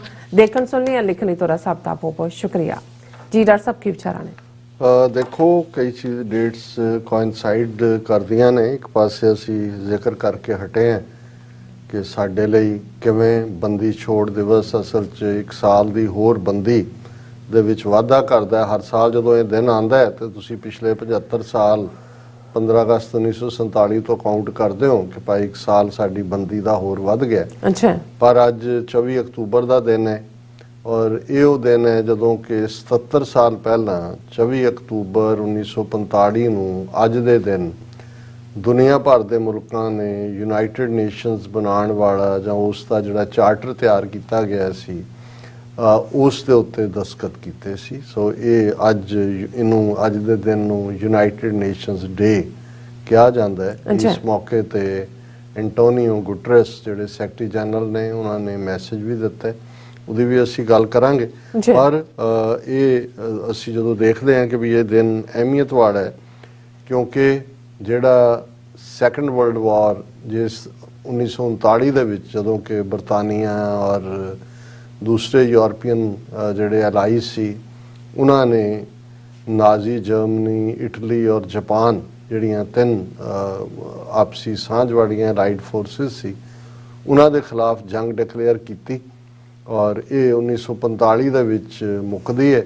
ਹਾਲਾਂਕਿ ਅਮਰੀਕਾ ਪਹਿਲੇ ਆਲਮੋਸਟ 2.5 ਸਾਲ ਜਿਹੜਾ ਉਹ ਨਿਊਟਰਲ ਰਿਹਾ, ਉਹ ਦੋਨਾਂ ਚੋਂ ਕਿਸੇ ਧਿਰ ਨਾਲ ਵੀ ਨਹੀਂ ਸੀ। ਪਰ ਜਦੋਂ ਜਾਪਾਨੀ ਪਲੇਨਸ ਨੇ ਪਰਲ ਹਾਰਬਰ ਨੂੰ ਬੌਂਬ ਕੀਤਾ, ਉਹਨੂੰ ਤਬਾਹ ਕੀਤਾ ਔਰ ਫਿਰ ਅਮਰੀਕਾ ਜਿਹਦੇ ਪ੍ਰੈਜ਼ੀਡੈਂਟ ਰੂਜ਼ਵੈਲਟ ਸੀ ਉਹਨੇ ਜੁਆਇਨ ਕੀਤਾ ਬ੍ਰਿਟਿਸ਼ ਔਰ ਅਲਾਈਜ਼ ਨੂੰ। ਔਰ ਜ਼ਾਹਰ ਹੈ ਕਿ 1945 ਦੇ ਨਾਲ ਹੀ ਫਿਰ ਉਹ ਦੁਖਾਂਤ ਵੀ ਜੁੜਦਾ ਹੈ ਕਿਉਂਕਿ ਜੰਗ ਦਾ ਐਂਡ ਇੱਕ ਪਾਸੇ ਜਰਮਨ ਫੋਰਸਿਸ ਮਾਸਕੋ ਦੇ ਵਿੱਚ ਆ ਕੇ ਫਸ ਜਾਂਦੀਆਂ, ਉੱਥੇ ਸਰੈਂਡਰ ਹੁੰਦਾ ਹੈ, ਇਟਲੀ ਦੇ ਵਿੱਚ ਸਰੈਂਡਰ ਹੁੰਦਾ ਹੈ ਔਰ ਬਾਅਦ 'ਚ ਅਸੀਂ ਦੇਖਦੇ ਹਾਂ ਕਿ ਜਰਮਨ ਦੀ ਰਾਜਧਾਨੀ ਬਰਲਿਨ ਦੇ ਵਿੱਚ ਵੀ ਜਾਪਾਨੀ ਫੋਰਸਿਸ ਜਿਹੜੀਆਂ ਇਹਨਾਂ ਦੀਆਂ ਨਾਜ਼ੀ ਫੋਰਸਿਸ ਨੇ ਸਰੈਂਡਰ ਕਰਦੀਆਂ। ਪਰ ਫਾਈਨਲ ਵਾਰ ਦਾ ਐਂਡ ਜਦੋਂ ਜਾਪਾਨ ਹਥਿਆਰ ਸੁੱਟ ਦਿੰਦਾ ਹੈ ਫਾਈਨਲੀ, ਜਦੋਂ ਹੀਰੋਸ਼ੀਮਾ ਨਾਗਾਸਾਕੀ ਦੇ ਉੱਤੇ 2 ਐਟਮ ਬੰਬ ਅਮਰੀਕਾ ਵੱਲੋਂ ਸੁੱਟੇ ਜਾਂਦੇ ਨੇ।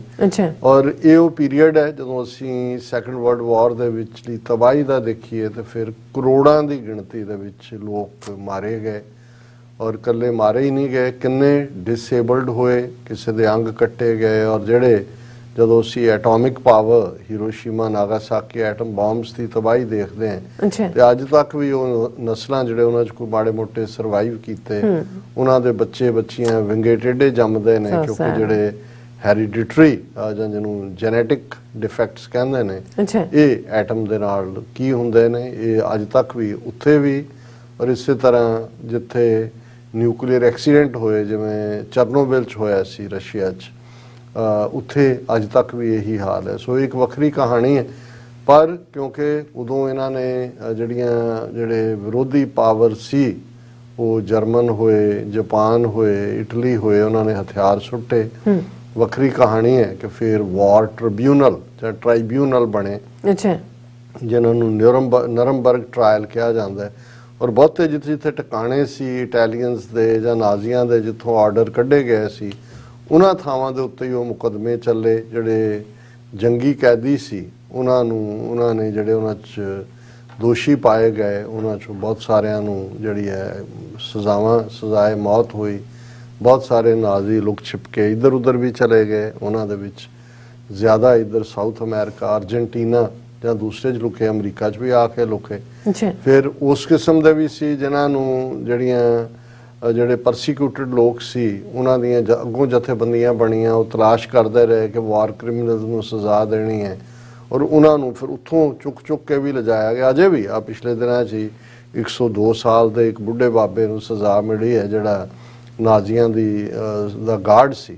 ਇਸੇ ਤਰ੍ਹਾਂ ਜਿਹੜਾ ਹਿਟਲਰ ਦਾ ਹਿਟਮੈਨ ਸੀ ਮੇਨ, ਜਿਹਨੇ ਜ਼ੁਲਮ ਕੀਤੇ, ਜਿਵੇਂ KP ਗਿੱਲ ਦੇ ਨਾਲ ਪੰਜਾਬ 'ਚ ਉਸਦੇ ਜ਼ੁਲਮ ਜੁੜਦੇ ਨੇ, ਆਈਕਮੈਨ, ਉਹਨੂੰ ਉਹਨਾਂ ਦੀ ਖੁਫੀਆ ਏਜੰਸੀ ਇਜ਼ਰਾਈਲ ਦੀ ਮੋਸਾਦ ਉਹ ਅਰਜਨਟੀਨਾ 'ਚੋਂ ਕੱਢ ਕੇ ਲਗਾਈ ਔਰ ਉਹਨੂੰ ਉੱਥੇ ਸਜ਼ਾਏ ਮੌਤ ਦਿੱਤੀ। ਸੋ ਇਹ ਆਪਣੀ ਥਾਂ ਚੱਲ ਰਿਹਾ ਸੀ, ਲੇਕਿਨ ਦੁਨੀਆ ਦੇ ਮੁਲਕਾਂ ਨੇ ਰਿਅਲਾਈਜ਼ ਕੀਤਾ, ਹੁਣ ਜਿਹੜੇ ਤਾਂ ਹਮਲਾਵਰ ਸੀ ਉਹਨਾਂ ਦੇ ਸਾਹਮਣੇ ਤਾਂ ਅੰਗੂਠਾ ਲਾਉਣ ਤੋਂ ਬਿਨਾਂ ਕੋਈ ਹੈ ਹੀ ਨਹੀਂ ਸੀ। ਜਾਪਾਨ ਵੀ ਤਬਾਹ, ਜਰਮਨ ਵੀ ਔਰ ਇਟਲੀ ਵੀ। ਲੇਕਿਨ ਜਿਹੜੀਆਂ ਤਾਕਤਾਂ ਨਵੀਆਂ ਦੋ ਫੋਰਸਿਸ ਉਭਰੀਆਂ, ਜ਼ਾਹਰ ਹੈ ਸੋਵੀਅਤ ਯੂਨੀਅਨ ਪਾਵਰ ਦੇ ਤੌਰ ਤੇ ਉਭਰੀ, ਬ੍ਰਿਟਿਸ਼ ਕਲੋਨੀਅਲਿਜ਼ਮ ਜਿਹੜਾ ਉਹ ਠਾਂ ਵੱਲ ਜਾਣਾ ਸ਼ੁਰੂ ਹੋਇਆ ਔਰ ਅਮਰੀਕਾ ਇੱਕ ਪਾਵਰ ਦੇ ਤੌਰ ਤੇ ਉਭਰਿਆ। ਲੇਕਿਨ ਕਿਉਂਕਿ ਬੜੇ ਸ਼ਾਰਟ ਟਾਈਮ ਦੇ ਵਿੱਚ ਇਹ ਦੋ ਸੰਸਾਰ ਜੰਗਾਂ 20ਵੀਂ ਸਦੀ 'ਚ ਹੋਈਆਂ, ਪਹਿਲੀ 1914 ਤੋਂ 1918 ਤੱਕ, ਔਰ ਅਸੀਂ ਦੇਖਦੇ ਹਾਂ ਕਿ 21 ਸਾਲ ਦੇ ਵਿੱਚ ਹੀ ਪਹਿਲੇ ਸੰਸਾਰ ਜੰਗ ਖਤਮ ਹੋਣ ਤੋਂ, ਜਿਹਨੂੰ ਸਾਡੀ ਪੰਜਾਬੀ 'ਚ ਲਾਮ ਕਹਿੰਦੇ ਸੀ, ਲਾਮ ਵਰਲਡ ਵਾਰ ਲਈ ਲਫ਼ਜ਼ ਸੀ। ਤੁਸੀਂ ਕਿੰਨੀਆਂ ਪੰਜਾਬੀ ਬੋਲੀਆਂ ਸੁਣੋਗੇ ਜਿਹਦੇ 'ਚ ਇਹ ਹੋਏਗਾ ਕਿ ਮੈਂ ਲਾਮ ਨੂੰ ਜਾਣਾ ਜਾਂ ਮੈਂ ਉਹ ਲਾਮ ਨੂੰ ਗਿਆ, ਮੁੜਿਆ ਹੀ ਨਹੀਂ, ਕਿਉਂਕਿ ਕਈ ਜੰਗੀ ਕੈਦੀ ਤਾਂ ਕਈ ਸਾਲ ਬਾਅਦ ਵਾਪਸ ਮੁੜਿਆ, ਨਾ ਉਦੋਂ ਕੋਈ ਢੰਗ ਤਰੀਕਾ ਸੀ ਨਾ ਕੋਈ ਹੋਰ ਸੀ। ਸੋ ਲਾਮ ਉਹਨੂੰ ਹੀ ਕਹਿੰਦੇ ਨੇ। ਜਦੋਂ ਵੀ ਤੁਸੀਂ ਪੰਜਾਬੀ ਬੋਲੀ 'ਚ ਲਫ਼ਜ਼ ਲਾਮ ਸੁਣੋ ਤੇ ਇਹ ਦੋਨੋਂ ਵਰਲਡ ਵਾਰਸ ਨਾਲ ਹੀ ਤਾਲੁਕ ਹੈ। ਕਰੋੜਾਂ ਲੋਕ ਮਾਰੇ ਗਏ। ਸੋ ਜਿਨ੍ਹਾਂ ਦੇ ਹੱਥ ਫਿਰ ਡੋਮੀਨੈਂਸ ਆਈ, ਸੋਵੀਅਤ ਯੂਨੀਅਨ ਔਰ ਅਮਰੀਕਾ, ਉਹਨਾਂ ਨੂੰ ਲੱਗਾ ਕਿ ਭਾਈ ਫਿਊਚਰ ਦੇ ਵਿੱਚ ਕੁਛ ਐਸਾ ਨਾ ਹੋਏ, ਅਸੀਂ ਜਿਹੜਾ ਹੈ ਉਸ ਨੂੰ, ਹਾਲਾਂਕਿ ਪਹਿਲੀ ਸੰਸਾਰ ਜੰਗ ਤੋਂ ਬਾਅਦ ਲੀਗ ਆਫ ਨੇਸ਼ਨਸ ਇੱਕ ਸੰਸਥਾ ਬਣੀ ਸੀ, ਪਰ ਉਹ ਕਾਮਯਾਬ ਨਹੀਂ ਹੋਈ। ਜੇ ਕਾਮਯਾਬ ਹੁੰਦੀ ਤਾਂ ਇਹ ਤਾਂ ਨਹੀਂ ਸੀ ਕਿ ਵੀ 21 ਸਾਲਾਂ ਬਾਅਦ ਦੂਸਰੀ ਸੰਸਾਰ ਜੰਗ ਹੋ ਜਾਂਦੀ, ਤਬਾਹੀ ਹੋਈ ਦੁਨੀਆ ਦੀ। ਸੋ ਇਹ ਜਿਹੜਾ ਇਸ ਮੌਕੇ ਦੇ ਉੱਤੇ ਇਸ ਨੂੰ ਅਸੀਂ ਇਸ ਲਈ ਵੀ ਯਾਦ ਕਰ ਰਹੇ ਹਾਂ ਕਿਉਂਕਿ ਅੱਜ ਜਦੋਂ ਅਸੀਂ ਗੱਲ ਕਰ ਰਹੇ ਹਾਂ ਔਰ ਪਿਛਲੇ ਹਫ਼ਤਿਆਂ 'ਚ ਅਸੀਂ ਇਸ ਦੇ ਉੱਤੇ ਪ੍ਰੋਗਰਾਮ ਵੀ ਕੀਤੇ ਨੇ ਕਿ ਤੀਸਰੀ ਸੰਸਾਰ ਜੰਗ ਦੇ ਜਿਹੜੇ ਬੱਦਲ ਨੇ ਉਹ ਮੰਡਰਾ ਰਹੇ ਨੇ। ਔਰ ਉਹਨਾਂ ਹਾਲਾਤਾਂ ਜਦੋਂ ਰੂਸ ਨੇ ਫਰਵਰੀ ਦੇ ਮਹੀਨੇ ਦੇ ਵਿੱਚ ਇਨਵੇਡ ਕੀਤਾ ਯੂਕਰੇਨ ਨੂੰ, ਜੰਗ ਜਾਰੀ ਹੈ ਬਰਾਬਰ, ਔਰ 2-3 ਵਾਰ ਰਸ਼ੀਅਨ ਅਥਾਰਟੀਜ਼ ਵੱਲੋਂ, ਖਾਸ ਤੌਰ ਤੇ ਪੁਤਿਨ ਦੇ ਮੂੰਹ ਤੋਂ ਵੀ ਇਹ ਨਿਕਲਿਆ ਕਿ ਭਾਈ ਲਾਸਟ ਜਿਹੜਾ ਸਾਡਾ ਰਿਜ਼ੋਰਟ, ਅਸੀਂ ਨਿਊਕਲੀਅਰ ਸਟ੍ਰੈਟੇਜਿਕ ਵੈਪਨ ਯੂਜ਼ ਕਰ ਸਕਦੇ। ਸੋ ਇਹਦੇ 'ਚ ਕੋਈ ਸ਼ੱਕ ਨਹੀਂ ਹੈ ਕਿ ਇਹਨਾਂ 77 ਵਰ੍ਹਿਆਂ 'ਚ, ਜਦੋਂ ਕਿ ਯੂਨਾਈਟਿਡ ਨੇਸ਼ਨਸ ਅੱਜ ਦੇ ਦਿਨ final document charter of UN ਮੰਨਿਆ ਜਾਂਦਾ ਹੈ ਕਿ ਕੋਈ ਵਰਲਡ ਵਾਰ ਨਹੀਂ ਹੋਈ 77 ਸਾਲਾਂ 'ਚ। ਇਸ ਪੀਰੀਅਡ 'ਚ ਜਦੋਂ ਇਹ 77 ਸਾਲ ਪਹਿਲਾਂ ਸੀ ਉਦੋਂ ਸਿਰਫ ਇੱਕ ਨਿਊਕਲੀਅਰ ਪਾਵਰ ਸੀ ਅਮਰੀਕਾ, ਉਹਨਾਂ ਹੀ ਐਟਮ ਬੰਬ ਇਸਤੇਮਾਲ ਕੀਤੇ, ਔਰ ਹੁਣ ਤੱਕ ਜੇ ਐਟਮ ਦਾ ਇਸਤੇਮਾਲ ਕੀਤਾ ਤਾਂ ਸਿਰਫ ਅਮਰੀਕਾ ਨੇ ਕੀਤਾ। ਪਰ ਹੁਣ ਅਸੀਂ ਦੇਖਦੇ ਹਾਂ ਕਿ ਪੰਜੋ ਹੀ ਜਿਹੜੇ ਵੀਟੋ ਵੀਲਡਿੰਗ ਮੈਂਬਰ ਨੇ ਉਹਨਾਂ ਦੇ ਕੋਲ ਵੀ ਨਿਊਕਲੀਅਰ ਨੇ। ਉਸ ਤੋਂ ਇਲਾਵਾ north Korea, Israel, India, Pakistan, 4 ਹੋਰ ਮੁਲਕ ਨੇ ਜਿਨ੍ਹਾਂ ਦੇ ਕੋਲ ਨਿਊਕਲੀਅਰ ਨੇ। ਔਰ ਇਹਨਾਂ 77 ਸਾਲਾਂ 'ਚ ਬੇਸ਼ੱਕ ਨਿਊਕਲੀਅਰ ਇਸਤੇਮਾਲ ਨਹੀਂ ਹੋਇਆ ਜਾਂ ਵਰਲਡ ਵਾਰ ਨਹੀਂ ਹੋਈ, ਲੇਕਿਨ ਜਿਹੜੀਆਂ ਇੰਟਰਨਲ ਪ੍ਰੋਕਸੀ ਵਾਰਸ ਹੋਈਆਂ ਦੋਨਾਂ ਤਾਕਤਾਂ ਨੇ, ਸੋਵੀਅਤ ਯੂਨੀਅਨ ਔਰ ਅਮਰੀਕਾ ਨੇ ਕਰਾਈਆਂ, ਉਹਦੇ 'ਚ ਵੀ ਕਰੋੜਾਂ ਲੋਕ ਮਾਰੇ ਗਏ। ਉਹ ਵਿਤਨਾਮ ਹੋਏ, ਕੰਬੋਡੀਆ ਹੋਏ, ਕੋਰੀਅਨ ਵਾਰ ਹੋਏ, ਸਾਊਥ ਅਮਰੀਕਾ 'ਚ ਚਿਲੀ, ਵੈਨਜ਼ੂਏਲਾ, ਕਿਊਬਾ, ਸਾਡੇ ਖਿੱਤੇ 'ਚ ਅਫਗਾਨਿਸਤਾਨ 2 ਵਾਰ, ਔਰ ਵਿਦਨ ਕੰਟਰੀ, ਵਿਦਨ ਇੰਡੀਆ, ਜੇ ਅਸੀਂ ਖਾਲਿਸਤਾਨ, ਕਸ਼ਮੀਰ, ਨਾਰਥ ਈਸਟ, ਉਹਨਾਂ ਮੂਵਮੈਂਟਸ ਦੀਆਂ ਦੇਖੀ, ਔਰ 70 ਦੇ ਕਰੀਬ ਫਰੀडम ਮੂਵਮੈਂਟਸ ਦੁਨੀਆ ਭਰ ਦੇ ਵਿੱਚ, ਜੇ ਉਹਨਾਂ ਜਿਹੜੀਆਂ ਜ਼ਾਹਰ ਹੈ ਕਿ ਕਿਤੇ ਨਾ ਕਿਤੇ ਪ੍ਰੋਕਸੀ ਵਾਰਸ, ਕਰੋੜਾਂ ਲੋਕ ਮਾਰੇ ਗਏ। ਪਰ ਇਸ ਵੇਲੇ ਜਿਹੜਾ ਇਹ ਬੱਦਲ ਮੰਡਰਾ ਰਹੇ ਨੇ ਬਹੁਤ ਖਤਰਨਾਕ ਨੇ, ਕਿਉਂਕਿ UN ਇੱਕ ਹੈਲਪਲੈਸ ਜਿਹੀ, ਬੇਸ਼ੱਕ 77 ਸਾਲਾਂ 'ਚ ਉਹਨੇ ਉਹਦੀ ਇੱਕ ਪ੍ਰੈਜ਼ੈਂਸ ਕਿਤੇ ਨਾ ਕਿਤੇ ਯੂਨਾਈਟਿਡ ਨੇਸ਼ਨਸ ਦੀ ਪੀਸ ਕੀਪਿੰਗ ਫੋਰਸ ਹੁੰਦੀ ਹੈ ਕਿ ਜੀ ਇੱਥੇ ਭੇਜ ਦਿੱਤਾ। ਨਾਈਜੀਰੀਆ ਫੂਡ ਪ੍ਰੋਗਰਾਮ 'ਚ UN ਨੇ ਹੈਲਪ ਕੀਤੀ ਹੈ ਕਿ ਦੁਨੀਆ 'ਚ ਹੁਣ ਲੋਕ ਭੁੱਖ ਨਾਲ ਨਹੀਂ ਮਰਦੇ, ਕਿਉਂਕਿ UN ਦਾ ਫੂਡ ਏਡ ਪ੍ਰੋਗਰਾਮ ਹੈ ਔਰ ਯੂਨੈਸਕੋ ਵਰਗੀਆਂ ਸੰਸਥਾਵਾਂ ਨੇ ਆਪਣੇ ਪੇਟ 'ਚ ਜਿਹੜੀਆਂ ਹਿਸਟਰੀ ਜਾਂ ਆਰਕਾਈਵਸ ਦੀਆਂ ਚੀਜ਼ਾਂ ਨੇ ਸਾਂਭਣ 'ਚ ਮਦਦ ਕੀਤੀ ਹੈ। ਔਰ ਇਸ ਮੌਕੇ ਦੇ ਉੱਤੇ ਸਵਾਲ ਇਹ ਹੈ ਕਿ ਕੀ UN ਕਾਮਯਾਬ ਹੋਏਗੀ? ਔਰ ਅਸੀਂ ਸਮਝਦੇ ਹਾਂ ਕਿ ਭਾਈ ਇਹ ਜੇ ਕਾਮਯਾਬ ਨਹੀਂ ਹੁੰਦੀ ਔਰ ਨਿਊਕਲੀਅਰ ਤਾਂ ਫਿਰ ਉਹ ਮੁਕੰਮਲ ਤਬਾਹੀ ਹੈ। ਔਰ ਇਸ ਮੌਕੇ ਤੇ ਜਿਹੜਾ message secretary general Antonio Guterres ਨੇ ਦਿੱਤਾ ਉਹਦੇ ਮੈਂ ਕੁਝ ਜਿਹੜੇ ਸੇਲੈਂਟ ਪੁਆਇੰਟ ਨੇ ਉਹ ਸ਼ੇਅਰ ਕਰਨਾ ਚਾਹੁੰਦਾ ਕਿਉਂਕਿ ਵਕਤ ਅੱਗੇ ਜਾ ਰਿਹਾ ਹੈ। ਅੱਛਾ ਉਹਨਾਂ ਨੇ ਕਿਹਾ United Nations is the product of hope. Hopeless situation ਸੀ ਸੈਕੰਡ ਵਰਲਡ ਵਾਰ, ਇਹ ਹੋਪ ਚੋਂ ਨਿਕਲਿਆ ਕਿ ਫਿਊਚਰ 'ਚ ਅਸੀਂ ਦੁਨੀਆ 'ਚ ਇੱਕ ਅਮਨ ਅਮਾਨ ਕਾਇਮ ਰੱਖਣਾ ਹੈ। The hope and resolve following the Second World War to move beyond global conflict of global cooperation। ਕਿ ਹੋਪ ਨਿਕਲੀ ਕਿ ਭਾਈ ਅਸੀਂ ਆਪਣੇ ਹਿੱਤਾਂ ਤੋਂ ਉੱਪਰ ਉੱਠ ਕੇ ਦੇਖੀਏ। Today our organization is being tested like never before। Secretary general ਕਹਿ ਰਿਹਾ ਕਿ ਅੱਜ ਜਿਹੜਾ ਸਾਡਾ ਟੈਸਟ ਹੈ ਇਸ ਤੋਂ ਪਹਿਲਾਂ ਇਹੋ ਜਿਹਾ ਟੈਸਟ ਸਾਨੂੰ ਕਦੇ ਨਹੀਂ ਆਇਆ। ਅੱਛਾ but the United Nations was made for moments like this ਕਿ ਬਣੀ ਇਸ ਲਈ ਸੀ ਕਿ ਦੁਨੀਆ ਸੰਸਾਰ ਜੰਗ ਵੱਲ ਨਾ ਧੱਕੀ ਜਾਏ। Now more than ever we need to bring to life the values and principles of UN Charter in every corner of the world। ਕਿ ਇਹ ਮੌਕਾ ਹੈ ਕਿ ਅਸੀਂ ਦੁਨੀਆ ਦੇ ਹਰ ਖੂੰਜੇ 'ਚ ਇਸ ਚਾਰਟਰ ਦੇ ਮੈਸੇਜ ਨੂੰ ਪਹੁੰਚਾਈਏ। by giving peace a chance and ending conflicts that jeopardize lives, futures and global progress। ਕਿ ਭਾਈ ਅਸੀਂ ਅਮਨ ਨੂੰ ਇੱਕ ਹੋਰ ਮੌਕਾ ਦਈਏ। ਜਿਹੜੇ ਕਨਫਲਿਕਟ ਨੇ, ਟਕਰਾਅ ਨੇ, ਜਿਹੜੇ ਅਲਟੀਮੇਟਲੀ ਜ਼ਿੰਦਗੀ, ਭਵਿੱਖ ਔਰ ਗਲੋਬਲ ਪ੍ਰੋਗਰੈਸ ਉਹਦੀ ਰਾਹ ਰੋਕ ਲੈਂਦੇ ਨੇ। By working to end extreme poverty, reduce inequalities and rescue the sustainable development goals। ਕਿ ਜਿਹੜੇ ਅਸੀਂ ਗੋਲ ਸਸਟੇਨੇਬਲ ਰੱਖੇ ਨੇ ਉਹਨਾਂ ਨੂੰ ਅਚੀਵ ਕਰਨਾ, ਗਰੀਬੀ ਦਾ ਖਾਤਮਾ ਔਰ ਇਨਇਕੁਐਲਿਟੀ, ਨਾ ਬਰਾਬਰੀ ਨੂੰ ਖਤਮ ਕਰਨਾ। By safeguarding our planet including by breaking our addiction to fossil fuel and kick starting the renewable energy revolution। ਕਿਉਂਕਿ ਕਲਾਈਮੇਟ ਚੇਂਜ ਹੈ ਵੱਡਾ ਚੈਲੰਜ, ਉਸ ਦੀ ਵੀ ਉਹਨਾਂ ਨੇ ਗੱਲ ਕੀਤੀ ਕਿ ਭਾਈ ਇਹ ਕਾਰਬਨ ਜਿਹੜੇ ਫੋਸਲ ਫਿਊਲ ਨੇ, ਜ਼ਾਹਰ ਹੈ ਕਾਰਬਨ ਦੀ ਗੱਲ ਹੈ, ਉਸ ਨੂੰ ਅਸੀਂ ਉਹਦੀ ਐਡਿਕਸ਼ਨ ਖਤਮ ਕਰੀਏ। And by finally balancing the scales of opportunity and freedom for women and girls and ensure human rights for all. ਔਰਤਾਂ ਲਈ, ਬੀਬੀਆਂ ਦੇ ਹੱਕ, ਸਭ ਦੇ ਲਈ human rights. As we mark the UN day, let us renew our hope and conviction in what humanity can achieve when we work as one in global solidarity। ਕਿ ਭਾਈ ਅਸੀਂ ਇਹ ਦੇਖੀਏ ਕਿ ਜੇ ਸਾਰੀ ਦੁਨੀਆ ਇੱਕ ਪਿੰਡ ਵਾਂਗ ਕੰਮ ਕਰੇ, ਗਲੋਬਲ ਸੋਲੀਡੈਰਿਟੀ ਹੋਏ ਤਾਂ ਅਸੀਂ ਕੀ ਅਚੀਵ ਕਰ ਸਕਦੇ ਹਾਂ। ਸੋ ਅਸੀਂ ਵੀ ਹੋਪ ਕਰਦੇ ਕਿ ਭਾਈ ਦੁਨੀਆ ਦੇ ਵਿੱਚ ਅਮਨ ਅਮਾਨ ਹੋਏ। ਔਰ ਅਕਸਰ ਮੈਂ ਐਸੇ ਮੌਕੇ ਤੇ ਗੁਰੂ ਅਮਰਦਾਸ ਜੀ ਦੀ ਇਹ ਅਰਦਾਸ ਜਿਹੜੀ ਸਾਡੇ ਸਾਰਿਆਂ ਲਈ ਹੈ ਕਿ ਜਗਤ ਜਲੰਦਾ ਰੱਖ ਲੈ ਆਪਣੀ ਕਿਰਪਾ ਧਾਰ, ਜਿਤ ਦੁਆਰ ਹੈ ਉਭਰੈ ਤਿੱਤੈ ਲਿਹੋ ਉਬਾਰ। ਜੀ ਡਾਕਟਰ ਸਾਹਿਬ ਤੁਹਾਡਾ ਬਹੁਤ ਬਹੁਤ ਸ਼ੁਕਰੀਆ। ਸਾਥ ਲੈਣਾ ਬ੍ਰੇਕ। ਵਿਊਅਰਸ ਤੁਸੀਂ ਨਾ ਇਸੇ ਤਰ੍ਹਾਂ ਬਣੇ ਰਹਿਣਾ। ਮਿਲਦੇ ਹਾਂ after this short break.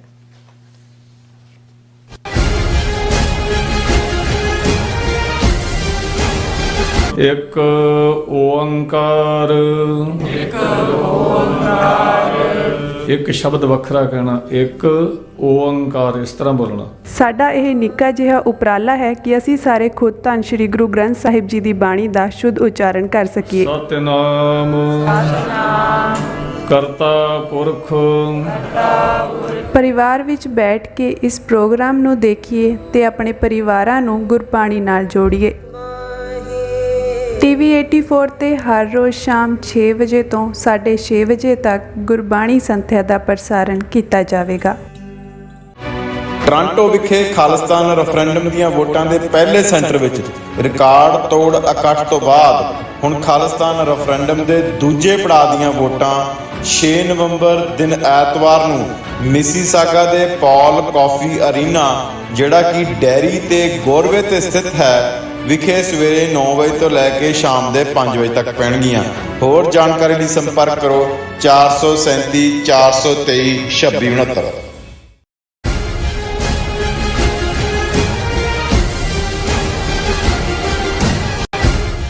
Viewers welcome back on programme. So viewers ਗੱਲਬਾਤ ਕਰਨ ਜਾ ਰਹੇ ਹਾਂ ਕਿ ਮੋਦੀ ਨੇ ਦੀਵਾਲੀ ਦੇ ਮੌਕੇ ਨੂੰ ਵੀ ਹਿੰਦੂਤਵਾ ਦੇ ਨਫ਼ਰਤੀ ਏਜੰਡੇ ਨੂੰ ਅੱਗੇ ਵਧਾਉਣ ਲਈ ਵਰਤਿਆ। ਸੋ ਇਸ ਬਾਰੇ ਆਪਾਂ ਗੱਲਬਾਤ ਕਰਨ ਜਾ ਰਹੇ ਹਾਂ। ਸੋ ਅਸੀਂ ਚਾਹਾਂਗੇ ਕਿ ਤੁਸੀਂ ਇਸੇ ਤਰ੍ਹਾਂ ਬਣੇ ਰਹਿਣਾ। ਦੇਖਣ ਸੁਣ ਲਿਆ, ਲਿਖਣ ਲਈ ਤੁਹਾਡਾ ਸਭ ਦਾ ਬਹੁਤ ਬਹੁਤ ਧੰਨਵਾਦ। ਜੀ ਡਾਕਟਰ ਸਾਹਿਬ ਕੀ ਕਹਿਣਾ ਚਾਹੋਗੇ? ਦੇਖੋ, ਹਿੰਦੂਤਵਾ ਏਜੰਡਾ ਜਿਹੜਾ ਕਿਉਂਕਿ ਆਲਮੋਸਟ ਇਹ 100 ਸਾਲਾ RSS ਦੀ ਜਿਹੜੀ ਹੈ ਬਰਥ ਐਨੀਵਰਸਰੀ, ਉਸ ਲਈ ਵੀ ਕੰਮ ਕਰ ਰਹੇ ਨੇ। ਔਰ ਆਲਰੇਡੀ ਉਹਨਾਂ ਦੇ ਅੱਡ-ਅੱਡ ਪਲੇਟਫਾਰਮਸ ਤੋਂ ਅਸੀਂ ਦੇਖਦੇ ਹਾਂ ਕਿ ਜੀ ਜਦੋਂ ਇਹ 100 ਸਾਲਾ ਆਉਣ ਵਾਲੇ ਦਿਨਾਂ 'ਚ ਇਹਨਾਂ ਨੇ ਕੰਪਲੀਟ ਕਰਨਾ ਹੈ, ਉਦੋਂ ਤੱਕ ਕੀ ਅਚੀਵ ਕੀਤਾ ਹੈ। ਅੱਛਾ, ਜ਼ਾਹਰ ਹੈ ਕਿ ਉਹਨਾਂ ਨੇ ਮਨੂ ਸਮ੍ਰਿਤੀ ਨੂੰ ਲਾਗੂ ਕਰਨ ਦੀ ਲਾਈਨ ਹੈ। ਆਲਰੇਡੀ ਹਿੰਦੂ ਰਾਸ਼ਟਰ ਦੇ ਨਾਂ ਥੱਲੇ ਜੋ ਕੁਝ ਵੀ ਕੀਤਾ ਜਾ ਸਕਦਾ ਹੈ, ਔਰ ਉਸ ਚੋਂ ਹਿੰਦੂ ਰਾਸ਼ਟਰ ਨਿਕਲਦਾ ਹੀ ਨਫ਼ਰਤ ਚੋਂ ਸੀ, ਕਿਉਂਕਿ ਉਹਨਾਂ ਦਾ ਏਜੰਡਾ ਹੀ ਨਫ਼ਰਤ ਦਾ ਹੈ। ਔਰ ਇਹਦੇ 'ਚ ਕੋਈ ਸ਼ੱਕ ਨਹੀਂ ਹੈ ਕਿ ਇਹ ਨਫ਼ਰਤ ਅੱਜ ਹਰ ਗਲੀ ਕੂਚੇ ਔਰ ਇਹਨਾਂ ਦੇ ਅਪਰ ਕਲਾਸ ਤੋਂ ਲੈ ਕੇ ਲੋਅਰ ਕਲਾਸ ਤੱਕ ਜਿਹਨੂੰ ਮਨੂ ਨੇ ਡਿਵਾਈਡ ਕੀਤਾ ਵਰਨ ਆਸ਼ਰਮ ਸਭ 'ਚ ਭਰੀ ਹੋਈ ਹੈ। ਔਰ ਪਹਿਲੀ ਨਫ਼ਰਤ ਤਾਂ ਜ਼ਾਹਰ ਹੈ ਕਿ ਮੁਸਲਮਾਨਾਂ ਦੇ ਖਿਲਾਫ, ਈਸਾਈਆਂ ਦੇ ਖਿਲਾਫ, ਸਿੱਖਾਂ ਦੇ ਖਿਲਾਫ, ਔਰ ਫਿਰ ਇਹਨਾਂ ਦੇ ਖਿਲਾਫ ਜਿਨ੍ਹਾਂ ਦਲਿਤਾਂ ਨੂੰ ਇਸਤੇਮਾਲ ਕੀਤਾ ਜਾਂਦਾ ਹੈ, ਟਰਾਈਬਲਸ ਨੂੰ ਇਸਤੇਮਾਲ ਕੀਤਾ ਜਾਂਦਾ ਹੈ ਭੀੜਾਂ ਬਣਾ ਕੇ ਦੰਗੇ ਕਰਾਉਣ ਦੇ ਨਾਂ ਥੱਲੇ, ਉਹਨਾਂ ਦੇ ਖਿਲਾਫ ਜਿਹੜਾ ਉਹ ਬੜਾ ਹਿਡਨ ਤਰੀਕੇ ਨਾਲ, ਔਰ ਇਹਨੂੰ ਦਲਿਤ ਸਕਾਲਰ ਬੜੀ ਚੰਗੀ ਤਰ੍ਹਾਂ ਸਮਝਦੇ ਨੇ, ਉਹ ਆਪਣੀ ਆਵਾਜ਼ ਵੀ ਚੁੱਕਦੇ ਨੇ, ਔਰ ਉਹਨਾਂ ਵੱਲੋਂ ਆਪਣੇ ਤੌਰ ਦੇ ਉੱਤੇ, ਹਾਲਾਂ ਉਹ ਵੀ ਸਾਡੇ ਵਾਂਗ ਆਰਗੇਨਾਈਜ਼ ਨਹੀਂ ਨੇ, ਹਾਲਾਂ ਜਿੰਨਾ ਵੱਡਾ ਨੰਬਰ ਉਹਨਾਂ ਦੇ ਕੋਲ ਹੈ, ਪਰ ਸਦੀਆਂ ਜਾਂ ਮਿਲੇਨੀਅਮਸ ਦੀ ਗੁਲਾਮੀ ਔਰ ਡਿਵਾਈਡ ਐਂਡ ਰੂਲ ਜਿਹੜਾ ਇਹਨਾਂ ਦਾ ਬ੍ਰਾਹਮਣਾਂ ਦਾ ਪੈਟ ਹਥਿਆਰ ਹੈ, ਉਹਦੇ ਥੱਲੇ ਉਹਨਾਂ ਨੂੰ ਵੀ ਉਹਨਾਂ ਨੇ ਕਦੇ ਇਕੱਠੇ ਨਹੀਂ ਹੋਣ ਦਿੱਤਾ। ਨਹੀਂ ਤਾਂ ਜਿਵੇਂ ਰਿਜ਼ਰਵੇਸ਼ਨ ਦੇ ਥੱਲੇ 1/4 ਆਲਮੋਸਟ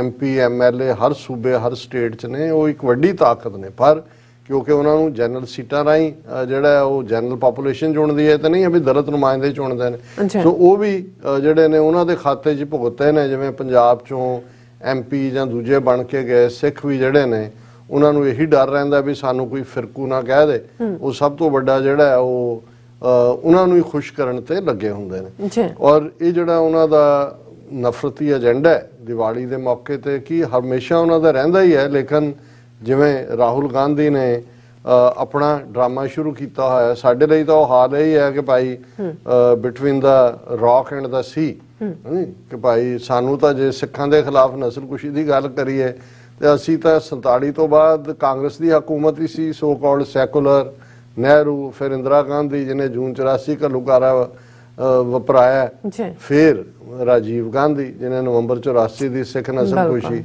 ਫਿਰ ਨਰਸਿਮਹਾ ਰਾਓ ਦੀ ਹਕੂਮਤ 1991-92 ਚ, ਜਿਨ੍ਹਾਂ ਨੇ 92 ਤੋਂ 94 ਤੱਕ ਪੰਜਾਬ 50,000 ਸਿੱਖ ਨੌਜਵਾਨ ਜਿਹੜੇ ਨੇ ਉਹ ਸ਼ਹੀਦ ਕੀਤੇ, ਔਰ ਲਗਾਤਾਰਤਾ ਨਾਲ ਉਹਨਾਂ ਦਾ ਉਹ ਚੱਲ ਹੀ ਰਿਹਾ। ਲੇਕਿਨ ਰਾਹੁਲ ਗਾਂਧੀ ਇਹ ਕਹਿ ਰਿਹਾ ਕਿ BJP RSS spreading hate, says Rahul Gandhi as Bharat ਜੋੜੋ ਯਾਤਰਾ ਐਂਟਰਸ ਤੇਲੰਗਾਨਾ। ਹੁਣ ਉਹ ਤੁਰਿਆ ਹੋਇਆ ਕੰਨਿਆ ਕੁਮਾਰੀ ਤੋਂ ਕਿ ਜੀ ਮੈਂ ਭਾਰਤ ਜੋੜਨਾ ਹੈ। ਹੁਣ ਜ਼ਾਹਰ ਹੈ ਕਿ ਬਈ ਇਹ ਜਦੋਂ ਜੋੜਿਆ ਤਾਂ ਉਹਨੂੰ ਹੀ ਜਾਂਦਾ ਜਿਹੜਾ ਟੁੱਟਾ ਹੋਏ, ਸੋ ਆਲਰੇਡੀ ਟੁੱਟਾ ਹੋਇਆ। ਅਸੀਂ ਤਾਂ ਇਹਨੂੰ ਇਵੇਂ ਹੀ ਦੇਖਦੇ ਹਾਂ ਕਿ ਭਾਈ ਇਹ ਬੇਸ਼ੱਕ ਵਕਤੀ ਤੌਰ ਦੇ ਉੱਤੇ ਬਹੁਤਿਆਂ ਨੂੰ ਇਹ ਖੌਫ ਵੀ ਹੁੰਦਾ ਹੈ ਕਿ ਜੀ ਹਿੰਦੂਤਵ ਵੀ ਕਿਵੇਂ ਰਿਐਕਟ ਕਰਨਗੇ ਸਿੱਖਾਂ ਦੇ ਖਿਲਾਫ ਜਾਂ ਦੂਜੇ। ਮੈਂ ਸਮਝਦਾ ਹਾਂ ਵੀ ਜੇ ਕੋਈ ਸੁਸਾਇਟੀ ਹਾਰਮਨੀ 'ਚ ਹੋਏ, ਜਸਟਿਸ ਦੇ ਰਹੀ ਹੋਏ, ਇਕੁਆਲਿਟੀ ਦੀ ਗੱਲ ਹੋਏ, ਤੇ ਫਿਰ ਤਾਂ ਉਹਦੇ ਬ੍ਰੇਕ ਹੋਣ ਦੇ ਚਾਂਸ ਹੀ ਨਹੀਂ ਹੁੰਦੇ। ਜਦੋਂ ਕੋਈ ਇਸ ਹੱਦ ਤੱਕ ਚਾਂਬੜਦਾ, ਕਾਂਗਰਸ ਨੇ ਇਸਤੇਮਾਲ ਕੀਤਾ ਮਾਈਨੋਰਟੀ ਦੀ ਪਰਸੀਕਿਊਸ਼ਨ ਦਾ ਕਾਰਡ, ਸਿੱਖਾਂ ਦੀ ਨਸਲਕੁਸ਼ੀ ਕਰਕੇ ਇੰਦਰਾ ਗਾਂਧੀ ਚੋਣਾਂ ਜਿੱਤਣਾ ਚਾਹੁੰਦੀ ਸੀ 85 ਦੀਆਂ, 84 ਐਂਡ 'ਚ ਹੀ ਹੋਈਆਂ, ਉਹ ਤਾਂ ਜਿੱਤ ਨਹੀਂ ਸਕੀ। ਪਰ ਉਸ ਨਫ਼ਰਤ 'ਚੋਂ 3/4 ਬਹੁਮਤ ਦੇ ਨਾਲ ਰਾਜੀਵ ਗਾਂਧੀ ਪਾਵਰ ਦੇ ਵਿੱਚ ਆਇਆ। ਸੋ ਹਿੰਦੂਤਵੀ ਜਿਹੜੇ ਕਿ 2-2 ਸੀਟਾਂ ਲੈ ਕੇ ਪਾਰਲੀਮੈਂਟ 'ਚ ਬੈਠੇ ਸੀ ਉਸ ਪੀਰੀਅਡ 'ਚ ਵੀ, ਜਦੋਂ ਕਿ ਇਹਨਾਂ ਦੇ ਕੋਲ ਵਾਜਪਾਈ ਵਰਗਾ ਲੀਡਰ ਸੀ, ਉਹਨਾਂ ਨੂੰ ਬਿਲਕੁਲ ਫਿੱਟ ਆਇਆ ਵੀ ਨਫ਼ਰਤ ਦਾ ਏਜੰਡਾ, ਜੇ ਸਿੱਖਾਂ ਦੇ ਖਿਲਾਫ ਨਫ਼ਰਤ ਫੈਲਾ ਕੇ ਉਹਨਾਂ ਦੇ ਗੁਰਦੁਆਰਾ ਸੈਂਕਟਮ ਸੈਂਕਟੋਰਮ ਅਕਾਲ ਤਖਤ ਢਾਹ ਕੇ ਇੰਦਰਾ ਗਾਂਧੀ ਦੁਰਗਾ ਬਣ ਜਾਂਦੀ ਹੈ, ਤਾਂ ਉਹਨਾਂ ਨੂੰ ਲੱਗਾ ਵੀ ਮੁਸਲਮਾਨਾਂ ਦਾ ਖੂਨ ਬਹਾਓ। ਔਰ 2002 ਚ ਮੋਦੀ ਨੇ ਔਰ ਅਮਿਤ ਸ਼ਾਹ ਨੇ ਉਹੀ ਏਜੰਡਾ ਇੰਪਲੀਮੈਂਟ ਕੀਤਾ, ਔਰ ਫਿਰ ਉਹਨਾਂ ਨੂੰ ਲੱਗਾ ਵੀ ਹੁਣ ਜੇ ਗੁਜਰਾਤ ਅਸੀਂ ਲੈ ਲਿਆ ਇਹਦੇ ਥੱਲੇ, ਔਰ ਫਿਰ ਤਾਂ ਦਿੱਲੀ ਦਾ ਤਖਤ ਲਓ, ਉਸੇ ਥੱਲੇ ਉਹਨਾਂ ਨੇ ਦਿੱਲੀ ਦਾ ਤਖਤ ਲਿਆ। ਹੁਣ ਜਦੋਂ ਦਿੱਲੀ ਦਾ ਤਖਤ ਲੈ ਲਿਆ, ਉਹਨਾਂ ਨੇ ਕਿਹਾ ਜੀ ਜੇ ਇਹਨੂੰ ਹੁਣ ਅਸੀਂ ਹਮੇਸ਼ਾ ਲਈ ਕਾਇਮ ਰੱਖਣਾ ਤੇ ਫਿਰ ਇਹ ਜ਼ਰੂਰੀ ਹੈ ਕਿ ਭਾਈ ਅਸੀਂ ਘੱਟ ਗਿਣਤੀਆਂ ਦੇ ਖਿਲਾਫ ਉਹੀ ਨਫ਼ਰਤ ਦਾ ਏਜੰਡਾ ਔਰ ਵਿਦਨ ਵੀ ਇਹਨਾਂ ਦੇ ਗੋਡੇ ਜਿਹੜੇ ਨੇ ਟਿਕਾਓ ਔਰ ਫਿਊਚਰ ਦੇ ਲਈ ਵੀ ਰਾਹ ਪੱਧਰਾ ਕਰੋ। ਹੁਣ 2 ਥਾਵਾਂ ਦੇ ਉੱਤੇ ਅਸੀਂ ਗੱਲ ਕਰਾਂਗੇ। ਹਾਲਾਂ ਸਾਡੇ ਬੜੇ ਹੀ ਪਿਆਰੇ ਵਿਊਅਰ ਵੀ ਨੇ, ਯਾਕੂਬ ਸਾਹਿਬ, ਉਹਨਾਂ ਨੇ ਪੁੱਛਿਆ ਕਿ ਜੀ ਬ੍ਰਿਟਨ ਦਾ ਪ੍ਰਾਈਮ ਮਿਨਿਸਟਰ ਇੱਕ ਹਿੰਦੂ ਬਣ ਗਿਆ, ਰਿਸ਼ੀ ਸੁਨਕ। ਇਹਦੇ ਬਾਰੇ ਕੀ ਹੈ ਵੀ ਜੀ ਤੁਹਾਡੇ ਟੱਬਰ ਇਹ ਗੁਜਰਾਂ ਵਾਲੇ ਤੋਂ ਆਇਆ ਹੋਇਆ 47 ਤੋਂ ਪਹਿਲਾਂ, ਪੰਜਾਬੀ ਹਿੰਦੂ ਖੱਤਰੀ, ਔਰ ਜ਼ਾਹਰ ਹੈ ਕਿ ਇੰਨਾ ਕੁ ਅਮੀਰ ਲੁੱਟ ਲਟਾ ਕੇ ਸਾਰੇ ਪਾਸਿਓਂ ਟੱਬਰ ਕਿ ਜਿੰਨਾ ਕੁਈਨ ਔਰ ਉਹਨਾਂ ਦੀ ਵੈਲਥ ਆ ਉਹਦੇ ਨਾਲੋਂ ਦੁੱਗਣੀ ਵੈਲਥ ਇਹਦੇ ਕੋਲ ਹੈ। ਇਹਦਾ ਸਹੁਰਾ ਔਰ ਦੂਜੇ ਪੱਕਾ ਆਪ ਇੰਡੀਆ ਦਾ ਜਿਹੜਾ ਪਾਲਿਸੀ ਮੇਕਰ ਇਹਦਾ ਸਹੁਰਾ। ਸੋ ਅਸੀਂ ਤਾਂ ਸਮਝਦੇ ਹਾਂ ਵੀ ਇਹ ਗੋਰਿਆਂ ਦੀ ਕਿਸ ਹੱਦ ਤੱਕ ਲਾਚਾਰੀ ਬਣ ਗਈ ਹੈ ਕਿ ਭਾਈ ਇਹਨੂੰ ਲੈ ਆਂਦਾ। ਪਰ ਦੇਖੋ ਅਸੀਂ ਇਹੀ ਕਹਿ ਸਕਦੇ ਹਾਂ ਕਿ ਭਾਈ ਇਹ ਵੀ ਨੇ ਜਿਨ੍ਹਾਂ ਨੇ ਪ੍ਰਾਊਡ ਪੰਜਾਬੀ ਕਹਿ ਕੇ ਲਿਖਿਆ ਜੀ ਦੇਖੋ ਗੁਜਰਾਂਵਾਲੇ ਦਾ ਮੁੰਡਾ ਜਿਹਦਾ ਦਾਦਾ ਉੱਥੋਂ ਆਇਆ ਸੀ ਹੁਣ ਪ੍ਰਾਈਮ ਮਿਨਿਸਟਰ ਬਣ ਗਿਆ। ਅਸੀਂ ਇਹਦੇ ਤੇ ਜਿੰਨਾ ਘੱਟ ਕੇ ਉਹਨਾਂ ਬਿਹਤਰ ਹੈ, ਕਿਉਂਕਿ ਅਲਟੀਮੇਟਲੀ ਸਾਨੂੰ ਪਤਾ ਹੈ ਵੀ ਇਹਨਾਂ ਦੀ ਕਿੱਥੇ ਇਹਨਾਂ ਦੀ ਔਕਾਤ ਔਰ ਇਹਨਾਂ ਦੀ ਸੋਚ ਔਰ ਇਹਨਾਂ ਦਾ ਨਜ਼ਰੀਆ ਕੀ ਹੈ। ਉਹਨੇ ਫੰਬਾ ਬੰਨਿਆ ਹੋਇਆ ਲਾਲ ਧਾਗਾ,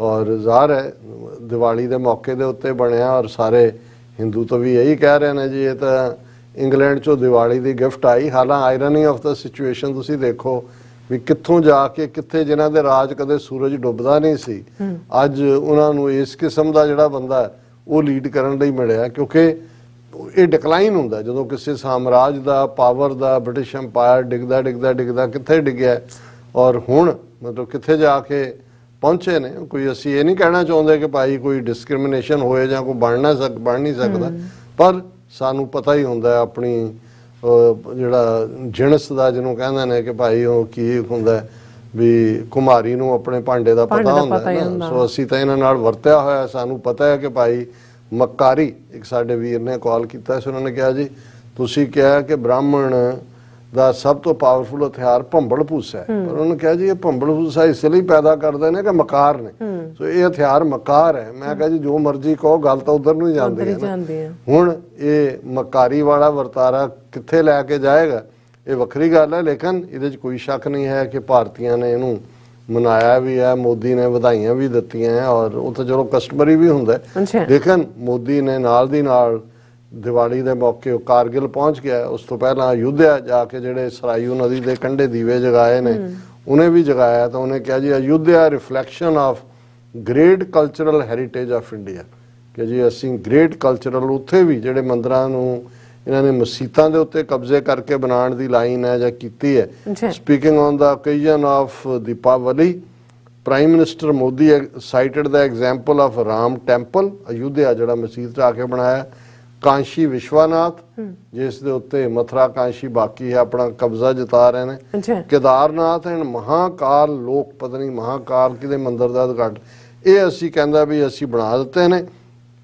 ਇੱਕ ਵਕਤ ਸੀ ਕਿ ਲੋਕ ਰਾਮ ਜੀ ਦੇ ਨਾਂ ਤੋਂ ਜਾਂ ਉਹਨਾਂ ਦੀ ਹੋਂਦ ਪ੍ਰਤੀ ਸਵਾਲੀਆ ਨਿਸ਼ਾਨ ਚੁੱਕਦੇ ਸੀ। We have broken the shackles and overcome the feelings of inferiority complex, putting forward a holistic view of development of India's pilgrimages in the past 8 years। ਕਿ ਪਿਛਲੇ 8 ਸਾਲਾਂ 'ਚ ਅਸੀਂ ਸਭ ਗੁਲਾਮੀ ਦੇ ਸੰਗਲ ਤੋੜ ਦਿੱਤੇ ਨੇ। ਦੇਖੋ ਅਸੀਂ ਅਯੁੱਧਿਆ ਮੰਦਰ, ਅਸੀਂ ਵਿਸ਼ਵਨਾਥ ਕਾਂਸ਼ੀ, ਅਸੀਂ ਪਤਾ ਨਹੀਂ ਕਿਹੜਾ ਮਹਾਕਾਲ ਲੋਕ, ਔਰ ਇਹ ਜਿਹੜੇ ਸਾਰੇ ਨੇ ਮੰਦਰਾਂ ਦੀ ਦੁਨੀਆ ਖੜੀ ਕਰਤੀ। ਪਰ ਨਾਲ ਦੀ ਨਾਲ ਉੱਥੋਂ ਉੱਡ ਕੇ ਫਿਰ ਇਹ ਕਾਰਗਿਲ ਪਹੁੰਚ ਗਿਆ। ਉੱਥੇ ਜਾ ਕੇ ਕਹਿੰਦਾ ਦੇਖੋ there has not been a single war with Pakistan when Kargil has not flown the victory flag, ਕਿ ਇੱਥੇ ਅਸੀਂ ਕਾਰਗਿਲ 'ਚ ਜਿੱਤ ਦਾ ਝੰਡਾ ਲਹਿਰਾਇਆ ਸੀ। ਔਰ ਅਸੀਂ ਇਹ ਦੱਸਣਾ ਚਾਹੁੰਦੇ ਹਾਂ 1999 'ਚ ਕਾਰਗਿਲ ਹੋਈ ਕਿ ਹੁਣ ਪਿਛਲੇ 23 ਸਾਲਾਂ 'ਚ ਕੋਈ ਯੁੱਧ ਪਾਕਿਸਤਾਨ ਦੇ ਨਾਲ ਨਹੀਂ ਹੋਇਆ, ਕਿਉਂਕਿ ਅਸੀਂ ਜਿੱਤ ਦੇ ਡੰਕੇ ਵਜਾਏ ਸੀ। ਇਹ ਬੇਵਕੂਫ ਕਿਹਨੂੰ ਬਣਾ ਰਹੇ ਨੇ। ਉਸ ਤੋਂ ਪਹਿਲਾਂ 65 ਵੇਲੇ ਵੀ 71 ਵੇਲੇ ਵੀ ਇੰਡੀਆ ਨੇ ਵੈਸਟ ਦੇ ਫਰੰਟਸ ਖੋਲ ਦਿੱਤੇ ਸੀ ਪਾਕਿਸਤਾਨ ਦੇ ਖਿਲਾਫ, ਲੇਕਿਨ ਕਾਰਗਿਲ ਇੱਕ ਟੈਸਟ ਸੀ ਪਾਕਿਸਤਾਨ ਦੇ ਲਈ ਕਿ ਨਿਊਕਲੀਅਰ ਬਣ ਚੁੱਕਾ ਸੀ ਪਾਕਿਸਤਾਨ। 1998 'ਚ ਨਿਊਕਲੀਅਰ ਬੰਬ ਇੰਡੀਆ ਨੇ ਧਮਾਕੇ ਕੀਤੇ, ਪਾਕਿਸਤਾਨ ਨੇ ਇੱਕ ਵੱਧ ਕੀਤਾ, 6 ਧਮਾਕੇ ਕੀਤੇ। ਸੋ ਰਾਦਰ ਕਾਰਗਿਲ ਵੇਲੇ ਇੰਡੀਆ ਨੇ ਕੋਈ ਵੈਸਟਰਨ ਫਰੰਟ ਨਹੀਂ ਖੋਲਿਆ, ਉਹਨਾਂ ਨੂੰ ਪਤਾ ਸੀ ਪਾਕਿਸਤਾਨ ਨਿਊਕਲੀਅਰ ਪਾਵਰ ਹੈ।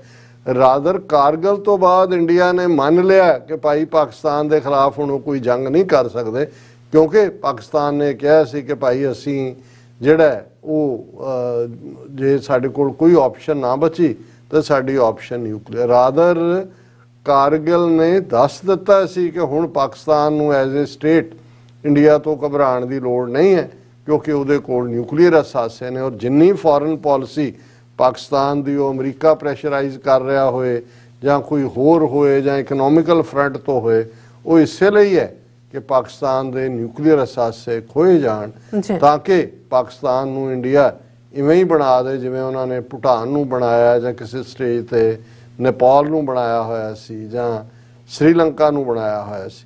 ਇਹ ਵੱਖਰੀ ਗੱਲ ਹੈ ਕਿ ਸ਼੍ਰੀਲੰਕਾ ਔਰ ਨੇਪਾਲ ਚਾਈਨਾ ਦੀ ਸ਼ੈਲਟਰ ਵੱਲ ਗਏ, ਬੰਗਲਾਦੇਸ਼ ਵੀ ਨਿਕਲ ਗਿਆ ਉਹਦੇ ਵੱਲ, ਲੇਕਿਨ ਚਾਈਨਾ ਦੇ ਨਾਲ ਪਾਕਿਸਤਾਨ ਦੀ ਸਾਂਝ ਨਾਲੋਂ ਜ਼ਿਆਦਾ ਜੇ ਉਹਨੂੰ ਸੇਫਟੀ ਪ੍ਰੋਵਾਈਡ ਕੀਤੀ ਹੈ ਪਾਕਿਸਤਾਨ ਨੂੰ ਕਿਸੇ ਨੇ, ਤਾਂ ਉਹਨਾਂ ਦੇ ਨਿਊਕਲੀਅਰ ਅਸਾਸਿਆਂ ਨੇ। ਜੀ ਡਾਕਟਰ ਸਾਹਿਬ ਤੁਹਾਡਾ ਬਹੁਤ ਬਹੁਤ ਧੰਨਵਾਦ। ਸਤਿ ਨੇ ਬ੍ਰੇਕ ਫਿਊਰਸ ਹੈ, ਤੁਸੀਂ ਕਿਤੇ ਨਹੀਂ ਜਾਣਾ, ਮਿਲਦੇ ਆਫਟਰ ਦਿਸ ਸ਼ਾਰਟ ਬ੍ਰੇਕ।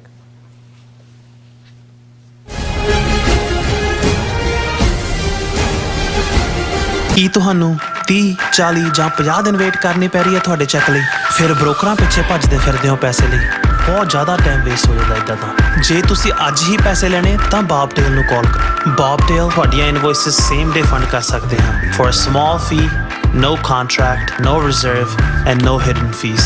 ਅੱਜ ਹੀ ਕਾਲ ਕਰੋ ਬੌਬਟੇਲ ਨੂੰ ਤੇ ਤੁਹਾਡਾ ਪਹਿਲਾ ਮਹੀਨਾ ਫ੍ਰੀ। 410 204 2084 ਅਗੇਨ 410 204 2084। ਕੀ ਤੁਸੀਂ ਰੋਜ਼ਾਨਾ ਕੰਮ ਤੇ ਆਪਣਾ ਵਧੇਰੇ ਸਮਾਂ ਬਿਤਾਉਣ ਤੋਂ ਪਰੇਸ਼ਾਨ ਹੋ? ਆਪਣੀ ਪੂੰਜੀ ਨੂੰ ਕੰਮ ਤੇ ਲਗਾਓ, ਸਾਡੇ ਨਾਲ ਇਨਵੈਸਟ ਕਰੋ। ਅਸੀਂ ਤੁਹਾਡੀ ਪੂੰਜੀ ਤੋਂ ਤੁਹਾਡੇ ਲਈ ਵਧੇਰੇ ਪੈਸੇ ਬਣਾ ਸਕਦੇ ਹਾਂ। ਅਸੀਂ ਪ੍ਰਾਈਵੇਟ ਇਕੁਇਟੀ ਇਨਵੈਸਟਮੈਂਟ ਫਰਮ ਹਾਂ ਤੇ ਕਮਰਸ਼ੀਅਲ ਰੀਅਲ ਏਸਟੇਟ ਵਿੱਚ ਮਾਹਿਰ ਹਾਂ। Property management, leasing, asset management, commercial real estate investment ਵਿੱਚ ਸਾਰੀਆਂ ਸੇਵਾਵਾਂ ਲਈ ਅਮਰੀਕਾ ਭਰ ਵਿੱਚੋਂ ਤੁਸੀਂ ਸਾਡੇ ਤੱਕ ਪਹੁੰਚ ਕਰ ਸਕਦੇ ਹੋ। ਆਜ਼ਾਦ ਕਮਰਸ਼ੀਅਲ ਰੀਅਲਟੀ ਸਰਵਿਸਿਜ਼ ਦੇ Azad family trust, 701 north port okay road, suite number 204, Houston, Texas. ਤੁਸੀਂ ਸਾਨੂੰ ਸਾਡੇ ਫੋਨ ਨੰਬਰ 713 686 1277 ਤੇ ਵੀ ਸੰਪਰਕ ਕਰ ਸਕਦੇ ਹੋ। Azad commercial realty services.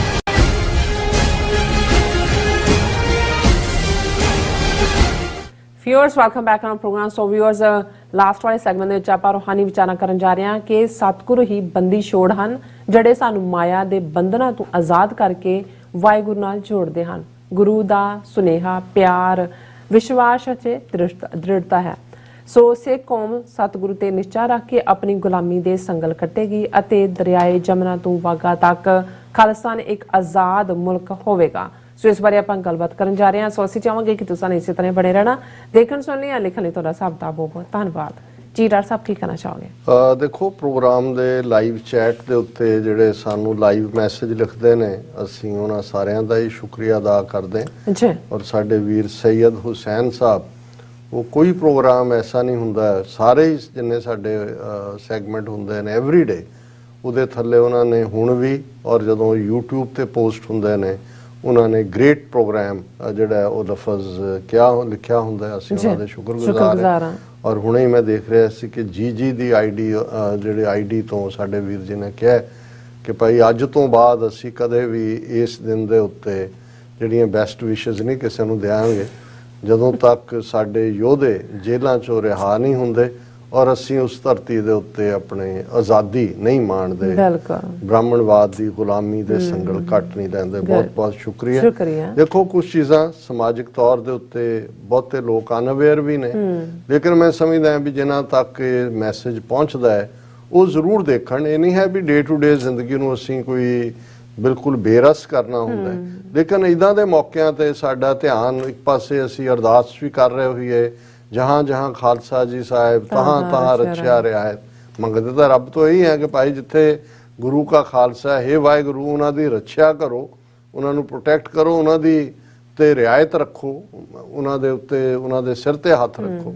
ਤੇ ਜੋ ਫਿਰ ਕੌਮ ਨਾਲ ਵਾਪਰ ਰਿਹਾ ਜੇ ਸਾਡੀਆਂ ਯਾਦਾਂ 'ਚ ਨਾ ਆਏ, ਸਾਨੂੰ ਇਹ ਗੱਲ ਨਾ ਲੱਗੇ ਕਿ ਭਾਈ ਅਸੀਂ ਘਰਾਂ ਦੇ ਵਿੱਚ ਕਿਸ ਕਿਸਮ ਦੇ ਸੁੱਖ ਆਰਾਮ ਆਨੰਦ ਦੇ ਵਿੱਚ ਫੈਸਟੀਵਿਟੀ ਦੇ ਮਾਹੌਲ 'ਚ ਜੀ ਰਹੇ ਤੇ ਸਾਡੇ ਵੀਰ ਭੈਣਾਂ ਜੇਲ੍ਹਾਂ ਦੇ ਵਿੱਚ ਟਾਰਚਰ ਸਹਿ ਰਹੇ ਨੇ, ਕਿਵੇਂ ਭੁੱਖੇ ਪਿਆਸੇ, ਕਿਵੇਂ ਉਹਨਾਂ ਦੇ ਨਾਲ ਕੀ ਸਲੂਕ ਕੀਤਾ ਜਾਂਦਾ ਹੈ। ਔਰ ਜ਼ਾਹਰ ਹੈ ਕਿ ਅਸੀਂ ਉਹਨਾਂ ਸਾਰੇ ਵੀਰਾਂ ਦਾ ਸ਼ੁਕਰੀਆ ਅਦਾ ਕਰਦੇ ਹਾਂ ਜਿਹੜੇ ਹਮੇਸ਼ਾ ਸਾਡੇ ਨਾਲ ਖਲੋਂਦੇ ਵੀ ਨੇ, ਸਾਨੂੰ ਹੌਸਲਾ ਵੀ ਦਿੰਦੇ ਨੇ।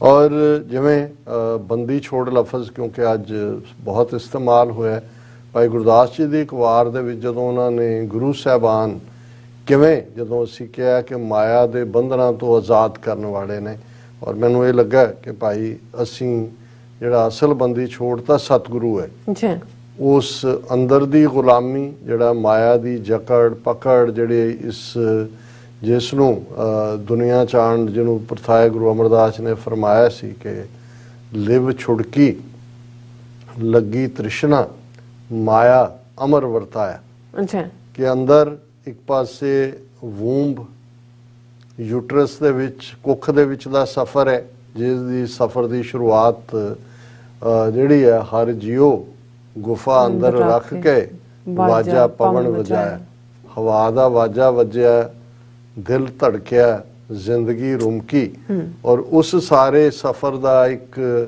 ਜਦੋਂ ਹੀ ਜਿਹੜਾ ਹੈ ਉਹ ਬਾਹਰ ਦੁਨੀਆ ਦਾ ਰੁਖ ਹੋਇਆ, ਮੁਖ ਖੁੱਲਿਆ ਬਾਹਰ ਦੁਨੀਆ 'ਚ ਆ ਕੇ ਲਿਵ ਛੁੜਕੀ, ਤੇ ਅੰਦਰ ਦੀ ਦੁਨੀਆ ਵਾਲੀ ਜਿਹੜੀ ਦੁਨੀਆ ਪਿੱਛੇ ਰਹਿ ਗਈ, ਲੱਗੀ ਤ੍ਰਿਸ਼ਨਾ ਡਿਜ਼ਾਇਰਸ ਨੇ ਆ ਕੇ ਘੇਰ ਲਿਆ, ਡਿਜ਼ਾਇਰਸ ਇੱਛਾਵਾਂ ਦੀ ਦੁਨੀਆ, ਮਾਇਆ ਅਮਰ ਵਰਤਾਇਆ, ਮਾਇਆ ਦਾ ਹੁਕਮ ਸ਼ੁਰੂ ਹੋ ਗਿਆ।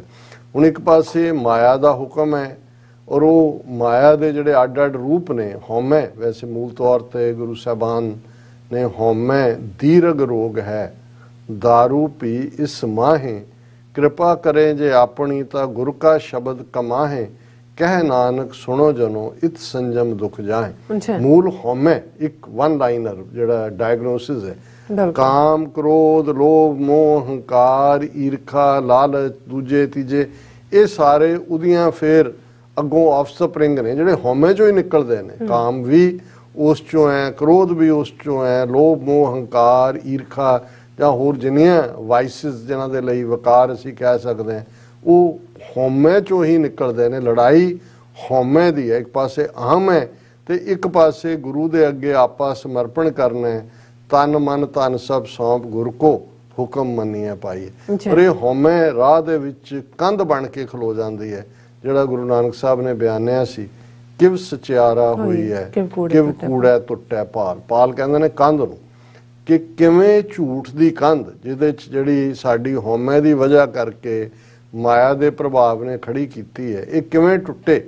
ਤੇ ਜਵਾਬ ਸੀ ਹੁਕਮ ਰਜ਼ਾਈ ਚੱਲਣਾ ਨਾਨਕ ਲਿਖਿਆ ਨਾਲ, ਕਿ ਹੁਕਮ ਤੇ ਰਜ਼ਾ ਦੇ ਵਿੱਚ ਇਹ ਜੀਵਨ ਦਾ ਜਵਾਬ ਹੈ ਉਸ ਸੱਚ ਤੱਕ ਪਹੁੰਚਣ ਦਾ, ਉਸ ਝੂਠ ਦੀ ਕੰਧ ਨੂੰ ਤੋੜਨ ਦਾ।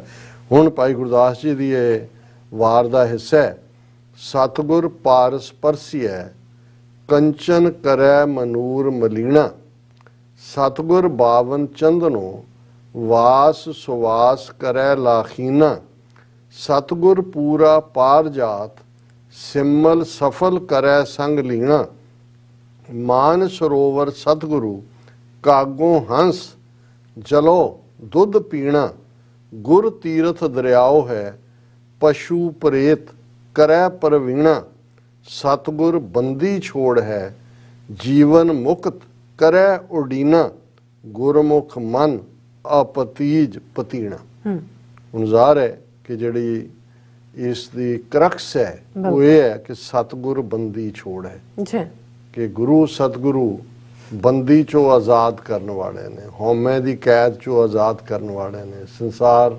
सागर भव सागर तो पार उतारन वाले ने, जीवन मुक्त ਜ਼ਿੰਦਗੀ ਜਿਉਂਦਿਆਂ ਹੀ ਉਸ ਮਾਇਆ ਦੇ ਪ੍ਰਭਾਵ ਤੋਂ ਮੁਕਤ ਕਰਨਾ, ਇਹ ਗੁਰੂ ਦਾ ਕੰਮ ਹੈ। ਔਰ ਗੁਰਮੁਖ ਜਿਹੜਾ ਉਹ ਆਪਣੇ ਉਸ ਮਨ ਨੂੰ ਗੁਰੂ ਦੇ ਸ਼ਬਦ ਦੇ ਨਾਲ ਜੋੜ ਕੇ ਜਦੋਂ ਇਸ ਰਸਤੇ ਦੇ ਉੱਤੇ ਤੁਰਦਾ ਤੇ ਫਿਰ ਜੀਵਨ ਮੁਕਤ ਦਾ ਫਲ ਪ੍ਰਾਪਤ ਕਰਦਾ, ਕਿਉਂਕਿ ਗੁਰੂ ਸਤਿਗੁਰੂ ਬੰਦੀ ਛੋੜ ਨੇ।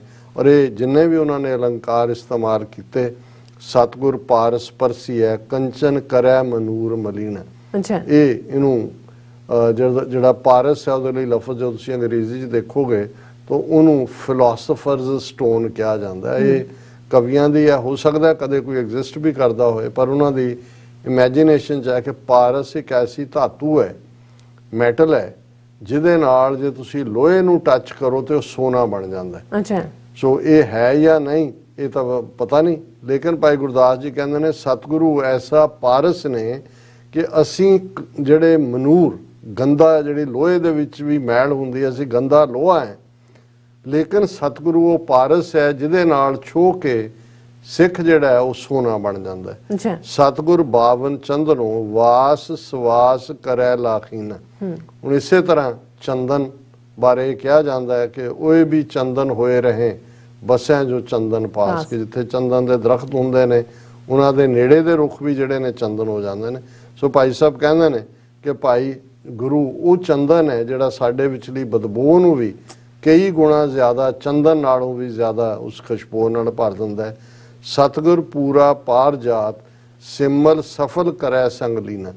ਪਾਰਜਾਤ ਬਾਰੇ ਵੀ ਜਿਹੜੇ 14 ਰਤਨ ਨਿਕਲੇ ਉਹਨਾਂ 'ਚ ਇੱਕ ਦਰਖਤ ਪਾਰਜਾਤ ਹੈ ਜਿਹੜਾ ਜੋੜਿਆ ਜਾਂਦਾ ਕਿ ਉਹਦੇ ਥੱਲੇ ਬੈਠ ਕੇ ਜੋ ਮੰਗੋ ਮਿਲਦਾ। ਤੇ ਗੁਰੂ ਭਾਈ ਸਾਹਿਬ ਯਾਦ ਦਹਾਨੀ ਕਰਵਾਉਂਦੇ ਨੇ ਕਿ ਇਸ ਗੁਰੂ ਉਹ ਪਾਰਜਾਤ ਔਰ ਸਿਮਲ ਦਾ ਦਰਖਤ ਜਿਹੜਾ ਹੁੰਦਾ ਹੈ ਉਹਨੂੰ ਬੇਕਾਰ ਮੰਨਿਆ ਜਾਂਦਾ ਹੈ। ਗੁਰੂ ਨਾਨਕ ਸਾਹਿਬ ਦਾ ਸ਼ਬਦ ਵੀ ਹੈ, ਸਿਮਲ ਰੁੱਖ ਸਰਾਏ ਰਾਤ ਦੀਰਘ ਅਤ ਮੁੱਚ, ਓਏ ਜੇ ਆਵੇਂ ਆਸ ਕਰ ਜਾਏ ਨਿਰਾਸੇ, ਕਿਤ ਫਲ ਫਿੱਕੇ ਫੁੱਲ ਬਕ ਬਕੇ ਕੰਮ ਨਾ ਆਵੇ ਪਤ, ਮਿੱਠਤ ਨੀਵੀਂ ਨਾਨਕਾ ਗੁਣ ਚੰਗਿਆਈਆਂ ਤਤ। ਪਰ ਇੱਥੇ ਭਾਈ ਸਾਹਿਬ ਕਹਿੰਦੇ ਨੇ ਕਿ ਸਤਿਗੁਰੂ ਉਹ ਪਾਰਜਾਤ ਵਾਂਗ ਹੈ ਕਿ ਜੇ ਸਿਮਲ ਰੁੱਖ ਦੇ ਨਾਲ ਉਸ ਨੂੰ ਉਹਦੀ ਛਾਂ 'ਚ ਆ ਜਾਏ ਤੇ ਉਹ ਵੀ ਪਾਰਜਾਤ ਹੋ ਜਾਂਦਾ ਹੈ। ਮਾਨ ਸਰੋਵਰ ਸਤਿਗੁਰੂ ਕਾਗੋਂ ਹੰਸ ਜਲੋ ਦੁੱਧ ਪੀਣਾ। ਅਕਸਰ ਮਾਨ ਸਰੋਵਰ ਬਾਰੇ ਕਿਹਾ ਜਾਂਦਾ ਹੈ ਕਿਉਂਕਿ ਹੈ ਤਾਂ ਹੁਣ ਤਿੱਬਤ ਦੇ ਵਿੱਚ ਹੈ ਕਿ ਮਾਨ ਸਰੋਵਰ ਝੀਲ ਹੈ ਜਿਸ 'ਚ ਜਿਹੜੇ ਕਾਂ ਨੇ ਉਹ ਜੇ ਉਹਦੇ 'ਚ ਟੁੱਬੀ ਲਾਣ ਤੇ ਉਹ ਹੰਸ ਬਣ ਜਾਂਦੇ ਨੇ। ਜ਼ਾਹਰ ਹੈ ਕਿ ਭਾਈ ਇਹ ਵੀ ਇੱਕ ਅਲੰਕਾਰ ਹੈ ਕਿ ਕੋਈ ਬਿਲਕੁਲ ਗੰਦਾ ਮੈੜਾ ਵੀ ਸ਼ੁੱਧ ਹੋ ਜਾਂਦਾ ਹੈ। ਅਸੀਂ ਹਰਮੰਦਰ ਸਾਹਿਬ ਬਾਰੇ ਵੀ ਸਾਡਾ ਵਿਸ਼ਵਾਸ ਕਾਗੋਂ ਹੰਸ ਕਰੇ ਇੱਥੋਂ ਹੀ ਸ਼ੁਰੂ ਹੁੰਦਾ ਹੈ। ਹੁਣ ਗੱਲ ਇਹ ਜ਼ਿਆਦਾ ਅਲੰਕਾਰਕ ਹੈ, ਭਾਵੇਂ ਉਹਨੂੰ ਅਸੀਂ ਪ੍ਰੈਕਟੀਕਲੀ ਦੂਸਰੇ ਪੱਖੋਂ ਵੀ ਦੇਖਦੇ ਹਾਂ। ਤੇ ਭਾਈ ਸਾਹਿਬ ਕਹਿੰਦੇ ਨੇ ਕਿ ਗੁਰੂ ਉਹ ਮਾਨ ਸਰੋਵਰ ਹੈ ਜਿਹਦੇ 'ਚ ਅਸੀਂ ਕਾਵਾਂ ਵਾਂਗ ਕਾਲੇ ਔਗਣਾ ਵਾਲੇ ਜੇ ਉਸ ਦੇ ਵਿੱਚ ਚੁੱਭੀ ਲਾਈਏ ਤੇ ਉਸ 'ਚ ਅਸੀਂ ਚਿੱਟੇ ਹੰਸ ਹੋ ਜਾਵਾਂਗੇ, ਸਾਡੇ ਗੁਨਾਹ ਧੋਤੇ ਜਾਣਗੇ। ਜਿਵੇਂ ਪਾਣੀ ਨੂੰ ਦੁੱਧ ਬਣਾ ਦੇਣਾ ਗੁਰੂ ਇਹ ਸਮਰੱਥਾ ਰੱਖਦਾ ਹੈ। ਗੁਰ ਤੀਰਥ ਦਰਿਆਓ ਹੈ ਪਸ਼ੂ ਪ੍ਰੇਤ ਕਰੈ ਪਰਵੀਣ, ਕਿ ਭਾਵੇਂ ਸਾਡੀ ਬੁੱਧੀ ਪਸ਼ੂਆਂ ਵਾਲੀ ਹੈ, ਪ੍ਰੇਤਾਂ ਵਾਲੀ ਹੈ, ਪਰ ਸਤਿਗੁਰੂ ਉਹ ਤੀਰਥ ਹੈ ਜਿਹਦੇ 'ਚ ਅਸੀਂ ਪਸ਼ੂ ਪ੍ਰੇਤ ਮੁਗਤ ਕੋ ਤਾਰੇ, ਕਿ ਉਹਨਾਂ ਨੂੰ ਵੀ ਤਾਰਨ ਵਾਲਾ। ਅਸੀਂ ਪਸ਼ੂ ਪ੍ਰੇਤ ਹੋਈਏ, ਸਾਨੂੰ ਗੁਰੂ ਨੇ ਤਾਰਨਾ। ਸਤਿਗੁਰ ਬੰਦੀ ਛੋੜ ਹੈ ਜੀਵਨ ਮੁਕਤ ਕਰੈ ਉਡੀਨਾ, ਕਿ ਸਤਿਗੁਰੂ ਬੰਦੀ ਛੋੜ ਹੈ, ਸਾਨੂੰ ਜੀਵਨ ਮੁਕਤ ਕਰਦਾ ਹੈ। ਗੁਰਮੁਖ ਮਨ ਅਪਤੀਜ ਪਤੀਣਾ। ਸੋ ਇਹ ਰੂਹਾਨੀ ਦੁਨੀਆ ਦਾ ਮੈਸੇਜ ਹੈ। ਤੇ ਜਿਹੜਾ ਗੁਰੂ ਇੱਕ ਲੋਹੇ ਨੂੰ ਪਾਰਸ ਬਣਾ ਦਿੰਦਾ ਹੈ, ਸਾਨੂੰ ਚੰਦਨ ਦੇ ਵਾਂਗ ਚੰਦਨ ਕਰ ਦਿੰਦਾ ਹੈ, ਪਾਰਜਾਤ ਹੈ ਗੁਰੂ, ਮਾਨ ਸਰੋਵਰ ਹੈ, ਕਾਵਾਂ ਤੋਂ ਹੰਸ ਕਰਦਾ ਹੈ, ਜਿਹੜਾ ਜਿਹਦੇ ਵਿੱਚ ਪਸ਼ੂ ਪ੍ਰੇਤ ਜਿਹੜੇ ਨੇ ਉਹ ਵੀ ਤਰ ਜਾਂਦੇ ਨੇ, ਉਸ ਗੁਰੂ ਤੀਰਥ ਦੇ ਨਾਲ ਜੁੜਿਆ ਜੀਵਨ ਮੁਕਤ ਗੁਰੂ ਕਰਦਾ ਹੈ। ਤੇ ਉਹ ਬੰਦੀ ਛੋੜ ਗੁਰੂ ਖਾਲਸਾ ਪੰਥ ਨੂੰ ਜਿਹੜਾ ਉਸ ਦਾ ਬਣਾਇਆ ਹੋਇਆ ਹੈ, ਕਿਉਂਕਿ ਇਹ ਇਕਰਾਰਨਾਮਾ ਹੈ ਗੁਰੂ ਕਲਗੀਧਰ ਪਾਤਸ਼ਾਹ ਦਾ ਪੰਥ ਨਾਲ। ਪੰਥ ਖਾਲਸਾ ਖੇਤੀ ਮੇਰੀ ਹਉ ਸੰਭਾਲ ਕਰੋ ਤਿਸ ਕੇਰੀ। ਗੁਰੂ ਨੇ ਸਾਨੂੰ ਜਿਹੜਾ ਉਹ ਗੁਲਾਮ ਨਹੀਂ ਰਹਿਣ ਦੇਣਾ। ਹਾਂ, ਗੁਰੂ ਕਾ ਖਾਲਸਾ ਗੁਰੂ ਵੱਲ ਮੂੰਹ ਕਰਕੇ ਜਦੋਂ ਅਸੀਂ ਕਹਿੰਦੇ ਹਾਂ ਫੇਥ, ਪਿਆਰ ਔਰ ਦ੍ਰਿੜਤਾ, ਔਰ ਜੇ ਇਹ ਤਿੰਨ ਗੁਣ, ਜੇ ਸਭ ਤੋਂ ਪਹਿਲਾਂ ਤਾਂ ਗੁਰੂ ਦੇ ਨਾਲ ਸਾਡਾ ਪਿਆਰ ਹੈ, ਮੁਹੱਬਤ ਹੈ, ਇਸ ਹੱਦ ਤੱਕ ਸਾਨੂੰ ਇਹ ਹੋਏ ਕਿ ਭਾਈ ਸਾਨੂੰ ਜਿਹੜਾ ਗੁਰੂ ਨੇ ਆਪਣਾ ਸਰਬੰਸ ਕੁਰਬਾਨ ਕਰਕੇ ਰਾਜ ਭਾਗ ਬਖਸ਼ਿਆ ਹੈ। ਇਨ ਗਰੀਬ ਸਿੱਖਨ ਕੋ ਦੇਉ ਪਾਤਸ਼ਾਹੀ, ਇਹ ਯਾਦ ਰੱਖੇ ਹਮਰੀ ਗੁਰਿਆਈ। ਤੇ ਸਾਡੇ ਜ਼ਿੰਮੇ ਕੰਮ ਵੀ ਲਾਇਆ ਹੋਇਆ ਕਿ ਖਾਲਸੇ ਨੇ ਜਿਹੜਾ ਉਹ ਦੁਸ਼ਟ ਨੂੰ ਸਜ਼ਾ ਯਾਫਤਾ ਕਰਨਾ ਹੈ, ਨਿਰਧਨ ਦੀ ਪ੍ਰਤਪਾਲਨਾ ਕਰਨਾ। ਤੇ ਦ੍ਰਿੜਤਾ ਸਾਡੀ ਗੁਰੂ ਦੇ ਉੱਤੇ ਸਿਦਕ ਵਿਸ਼ਵਾਸ ਜਿਹੜਾ ਅਸੀਂ ਰੋਜ਼ ਗੁਰੂ ਅਕਾਲ ਪੁਰਖ ਤੋਂ ਮੰਗਦੇ ਕਿ ਖਾਲਸਾ ਜੀ ਕੇ ਬੋਲ ਬਾਲੇ। ਔਰ ਇਸ ਫੇਥ ਦੇ ਨਾਲ ਅੱਜ ਜਦੋਂ ਇਹ ਬੇਸ਼ੱਕ ਅਖੌਤੀ ਬੰਦੀ ਛੋੜ ਦਿਵਸ ਹੀ ਸਹੀ, ਇਸ ਦੇ ਉੱਤੇ ਹੀ ਅਸੀਂ ਗੱਲ ਕਰ ਰਹੇ ਹਾਂ, ਲੇਕਿਨ ਇਹ ਵੀ ਯਾਦ ਰੱਖੀਏ ਕਿ ਗੁਰੂ ਬੰਦੀ ਛੋੜ ਹੈ। ਗੁਰੂ ਦੇ ਉੱਤੇ ਅੰਨਾ ਈਮਾਨ ਜਿਹਦੇ ਤੇ ਕੋਈ ਇਫ ਐਂਡ ਬਟ ਨਹੀਂ ਹੈ। ਗੁਰੂ ਜਿਹੜਾ ਹੈ ਉਹ ਸਮਰੱਥ ਹੈ। ਸਤਿਗੁਰ ਮੇਰਾ ਮਾਰ ਜਿਵਾਲੇ, ਸਤਿਗੁਰ ਮੇਰਾ ਸਦ ਪ੍ਰਤਪਾਲੇ। ਇਸ ਕਿਸਮ ਦਾ ਫੇਥ ਔਰ ਈਮਾਨ ਔਰ ਆਪਣਾ ਫਰਜ਼ ਕਿ ਭਾਈ ਅਸੀਂ ਗੁਲਾਮੀ ਦੇ ਸੰਗਲ ਕੱਟਣੇ ਨੇ, ਕੌਮ ਦਾ ਘਰ ਬਣ ਰਿਹਾ ਹੈ, ਜਿਸ ਦੇ ਵਿੱਚ 1.5 ਲੱਖ ਤੋਂ ਜ਼ਿਆਦਾ ਕੌਮ ਦੇ ਪੁੱਤਰ ਸਪੁੱਤਰੀਆਂ ਨੇ ਆਪਣੀ ਰੱਤ ਚੁਆਈ ਹੈ, ਆਪਣੀਆਂ ਹੱਡੀਆਂ ਦਾ ਚੂਰਾ ਇਸ ਦੇ ਵਿੱਚ ਪਾਇਆ। ਤੇ ਅਸੀਂ ਵੀ, ਸਾਡੇ ਨਾਲ ਵੀ ਸਿੰਘ ਕੌਰ ਲੱਗਾ ਹੋਇਆ ਹੈ, ਉਸੇ ਹੀ ਪੰਥ ਦਾ ਅਸੀਂ ਬੱਚੇ ਬੱਚੀਆਂ, ਔਰ ਅਸੀਂ ਕੌਮੀ ਆਜ਼ਾਦੀ ਦੇ ਇਸ ਸੰਘਰਸ਼ ਦੇ ਵਿੱਚ ਆਪਣਾ ਬਣਦਾ ਯੋਗਦਾਨ ਪਾਉਣਾ। ਉਹ ਦਿਨ ਦੂਰ ਨਹੀਂ ਹੈ ਜਦੋਂ ਦਰਿਆਏ ਜਮਨਾ ਤੋਂ ਵਾਘਾ ਤੱਕ ਇੰਡੀਪੈਂਡੈਂਟ ਸੋਵਰਨ ਨੇਸ਼ਨ ਖਾਲਿਸਤਾਨ ਦੁਨੀਆ ਦੇ ਬਾਕੀ 194 ਦੇਸ਼ਾਂ ਦੇ ਨਾਲ ਉਸ ਦਾ ਝੰਡਾ ਇਸ ਸ਼ਹਿਰ ਦੇ ਵਿੱਚ UN ਦੇ ਹੈੱਡਕੁਆਰਟਰ ਦੇ ਬਾਹਰ ਝੂਲ ਰਿਹਾ ਹੋਏਗਾ। ਇਹ ਅਸੀਂ ਰਿਜ਼ੋਲਵ ਅੱਜ UN ਡੇ ਦੇ ਮੌਕੇ ਦੇ ਉੱਤੇ ਵੀ ਕਰਦੇ ਹਾਂ, ਕਿਉਂਕਿ 24 ਅਕਤੂਬਰ ਦਾ ਦਿਨ ਯੂਨਾਈਟਿਡ ਨੇਸ਼ਨਸ ਦਾ ਫਾਊਂਡਿੰਗ ਡੇ ਵੀ ਹੈ, ਤੇ ਅਸੀਂ ਉਸ ਬੰਦੀ ਤੋਂ ਰਿਹਾਈ ਔਰ ਆਜ਼ਾਦੀ ਦਾ ਸਫ਼ਰ ਇਸ ਨੂੰ ਅਸੀਂ ਤੈਅ ਕਰਨਾ। ਹੁਣ ਇਹ ਸਾਡੇ ਜ਼ਿੰਮੇ ਹੈ ਕਿ ਅਸੀਂ ਉਸ ਦੇ ਵਿੱਚ ਆਪਣਾ ਕੀ ਯੋਗਦਾਨ। ਜੀ ਡਾਕਟਰ ਸਾਹਿਬ, ਤੁਹਾਡਾ ਬਹੁਤ ਬਹੁਤ ਸ਼ੁਕਰੀਆ, ਤੁਸੀਂ ਆਪਣੇ ਵਿਚਾਰ ਸਾਡੇ ਦਰਸ਼ਕਾਂ ਨਾਲ ਸਾਂਝੇ ਕੀਤੇ ਨੇ। ਸੋ ਇਸ ਨਾਲ ਆਪਣੇ ਵਿਊਅਰਸ ਕੋਲ ਨੇ ਇਜਾਜ਼ਤ। ਵਿਊਅਰਸ, ਸਾਡੇ ਪ੍ਰੋਗਰਾਮ ਦਾ ਸਮਾਂ ਇੱਥੇ ਸਮਾਪਤ ਹੁੰਦਾ। ਤੁਸੀਂ ਆਪਣਾ ਰਾਏ ਤੇ ਸੁਝਾਅ ਸਾਨੂੰ ਭੇਜਣਾ ਭੁੱਲਣਾ। ਸਾਡੇ ਇਸ ਪਤੇ ਤੇ sos@tv4.tv ਤੇ ਅਸੀਂ ਆਪਣਾ ਪ੍ਰੋਗਰਾਮ ਲੈ ਕੇ ਫਿਰ ਦੁਬਾਰਾ ਤੁਹਾਡੇ ਰੂਬਰੂ ਹੋਵਾਂਗੇ। ਤਦ ਤੱਕ ਲਈ ਮੈਨੂੰ ਤੇ ਆਪਣਾ ਰਾਤ ਸੁਣਾ ਗਿਆ ਦੋ। ਦੇਖਦੇ ਰਹੋ TV4। ਬੁਲਾ ਦਿਓ ਫਤਿਹ। ਵਾਹਿਗੁਰੂ ਜੀ ਕਾ ਖਾਲਸਾ, ਵਾਹਿਗੁਰੂ ਜੀ ਕੀ ਫਤਿਹ। ਰੱਬ ਰਾਖਾ।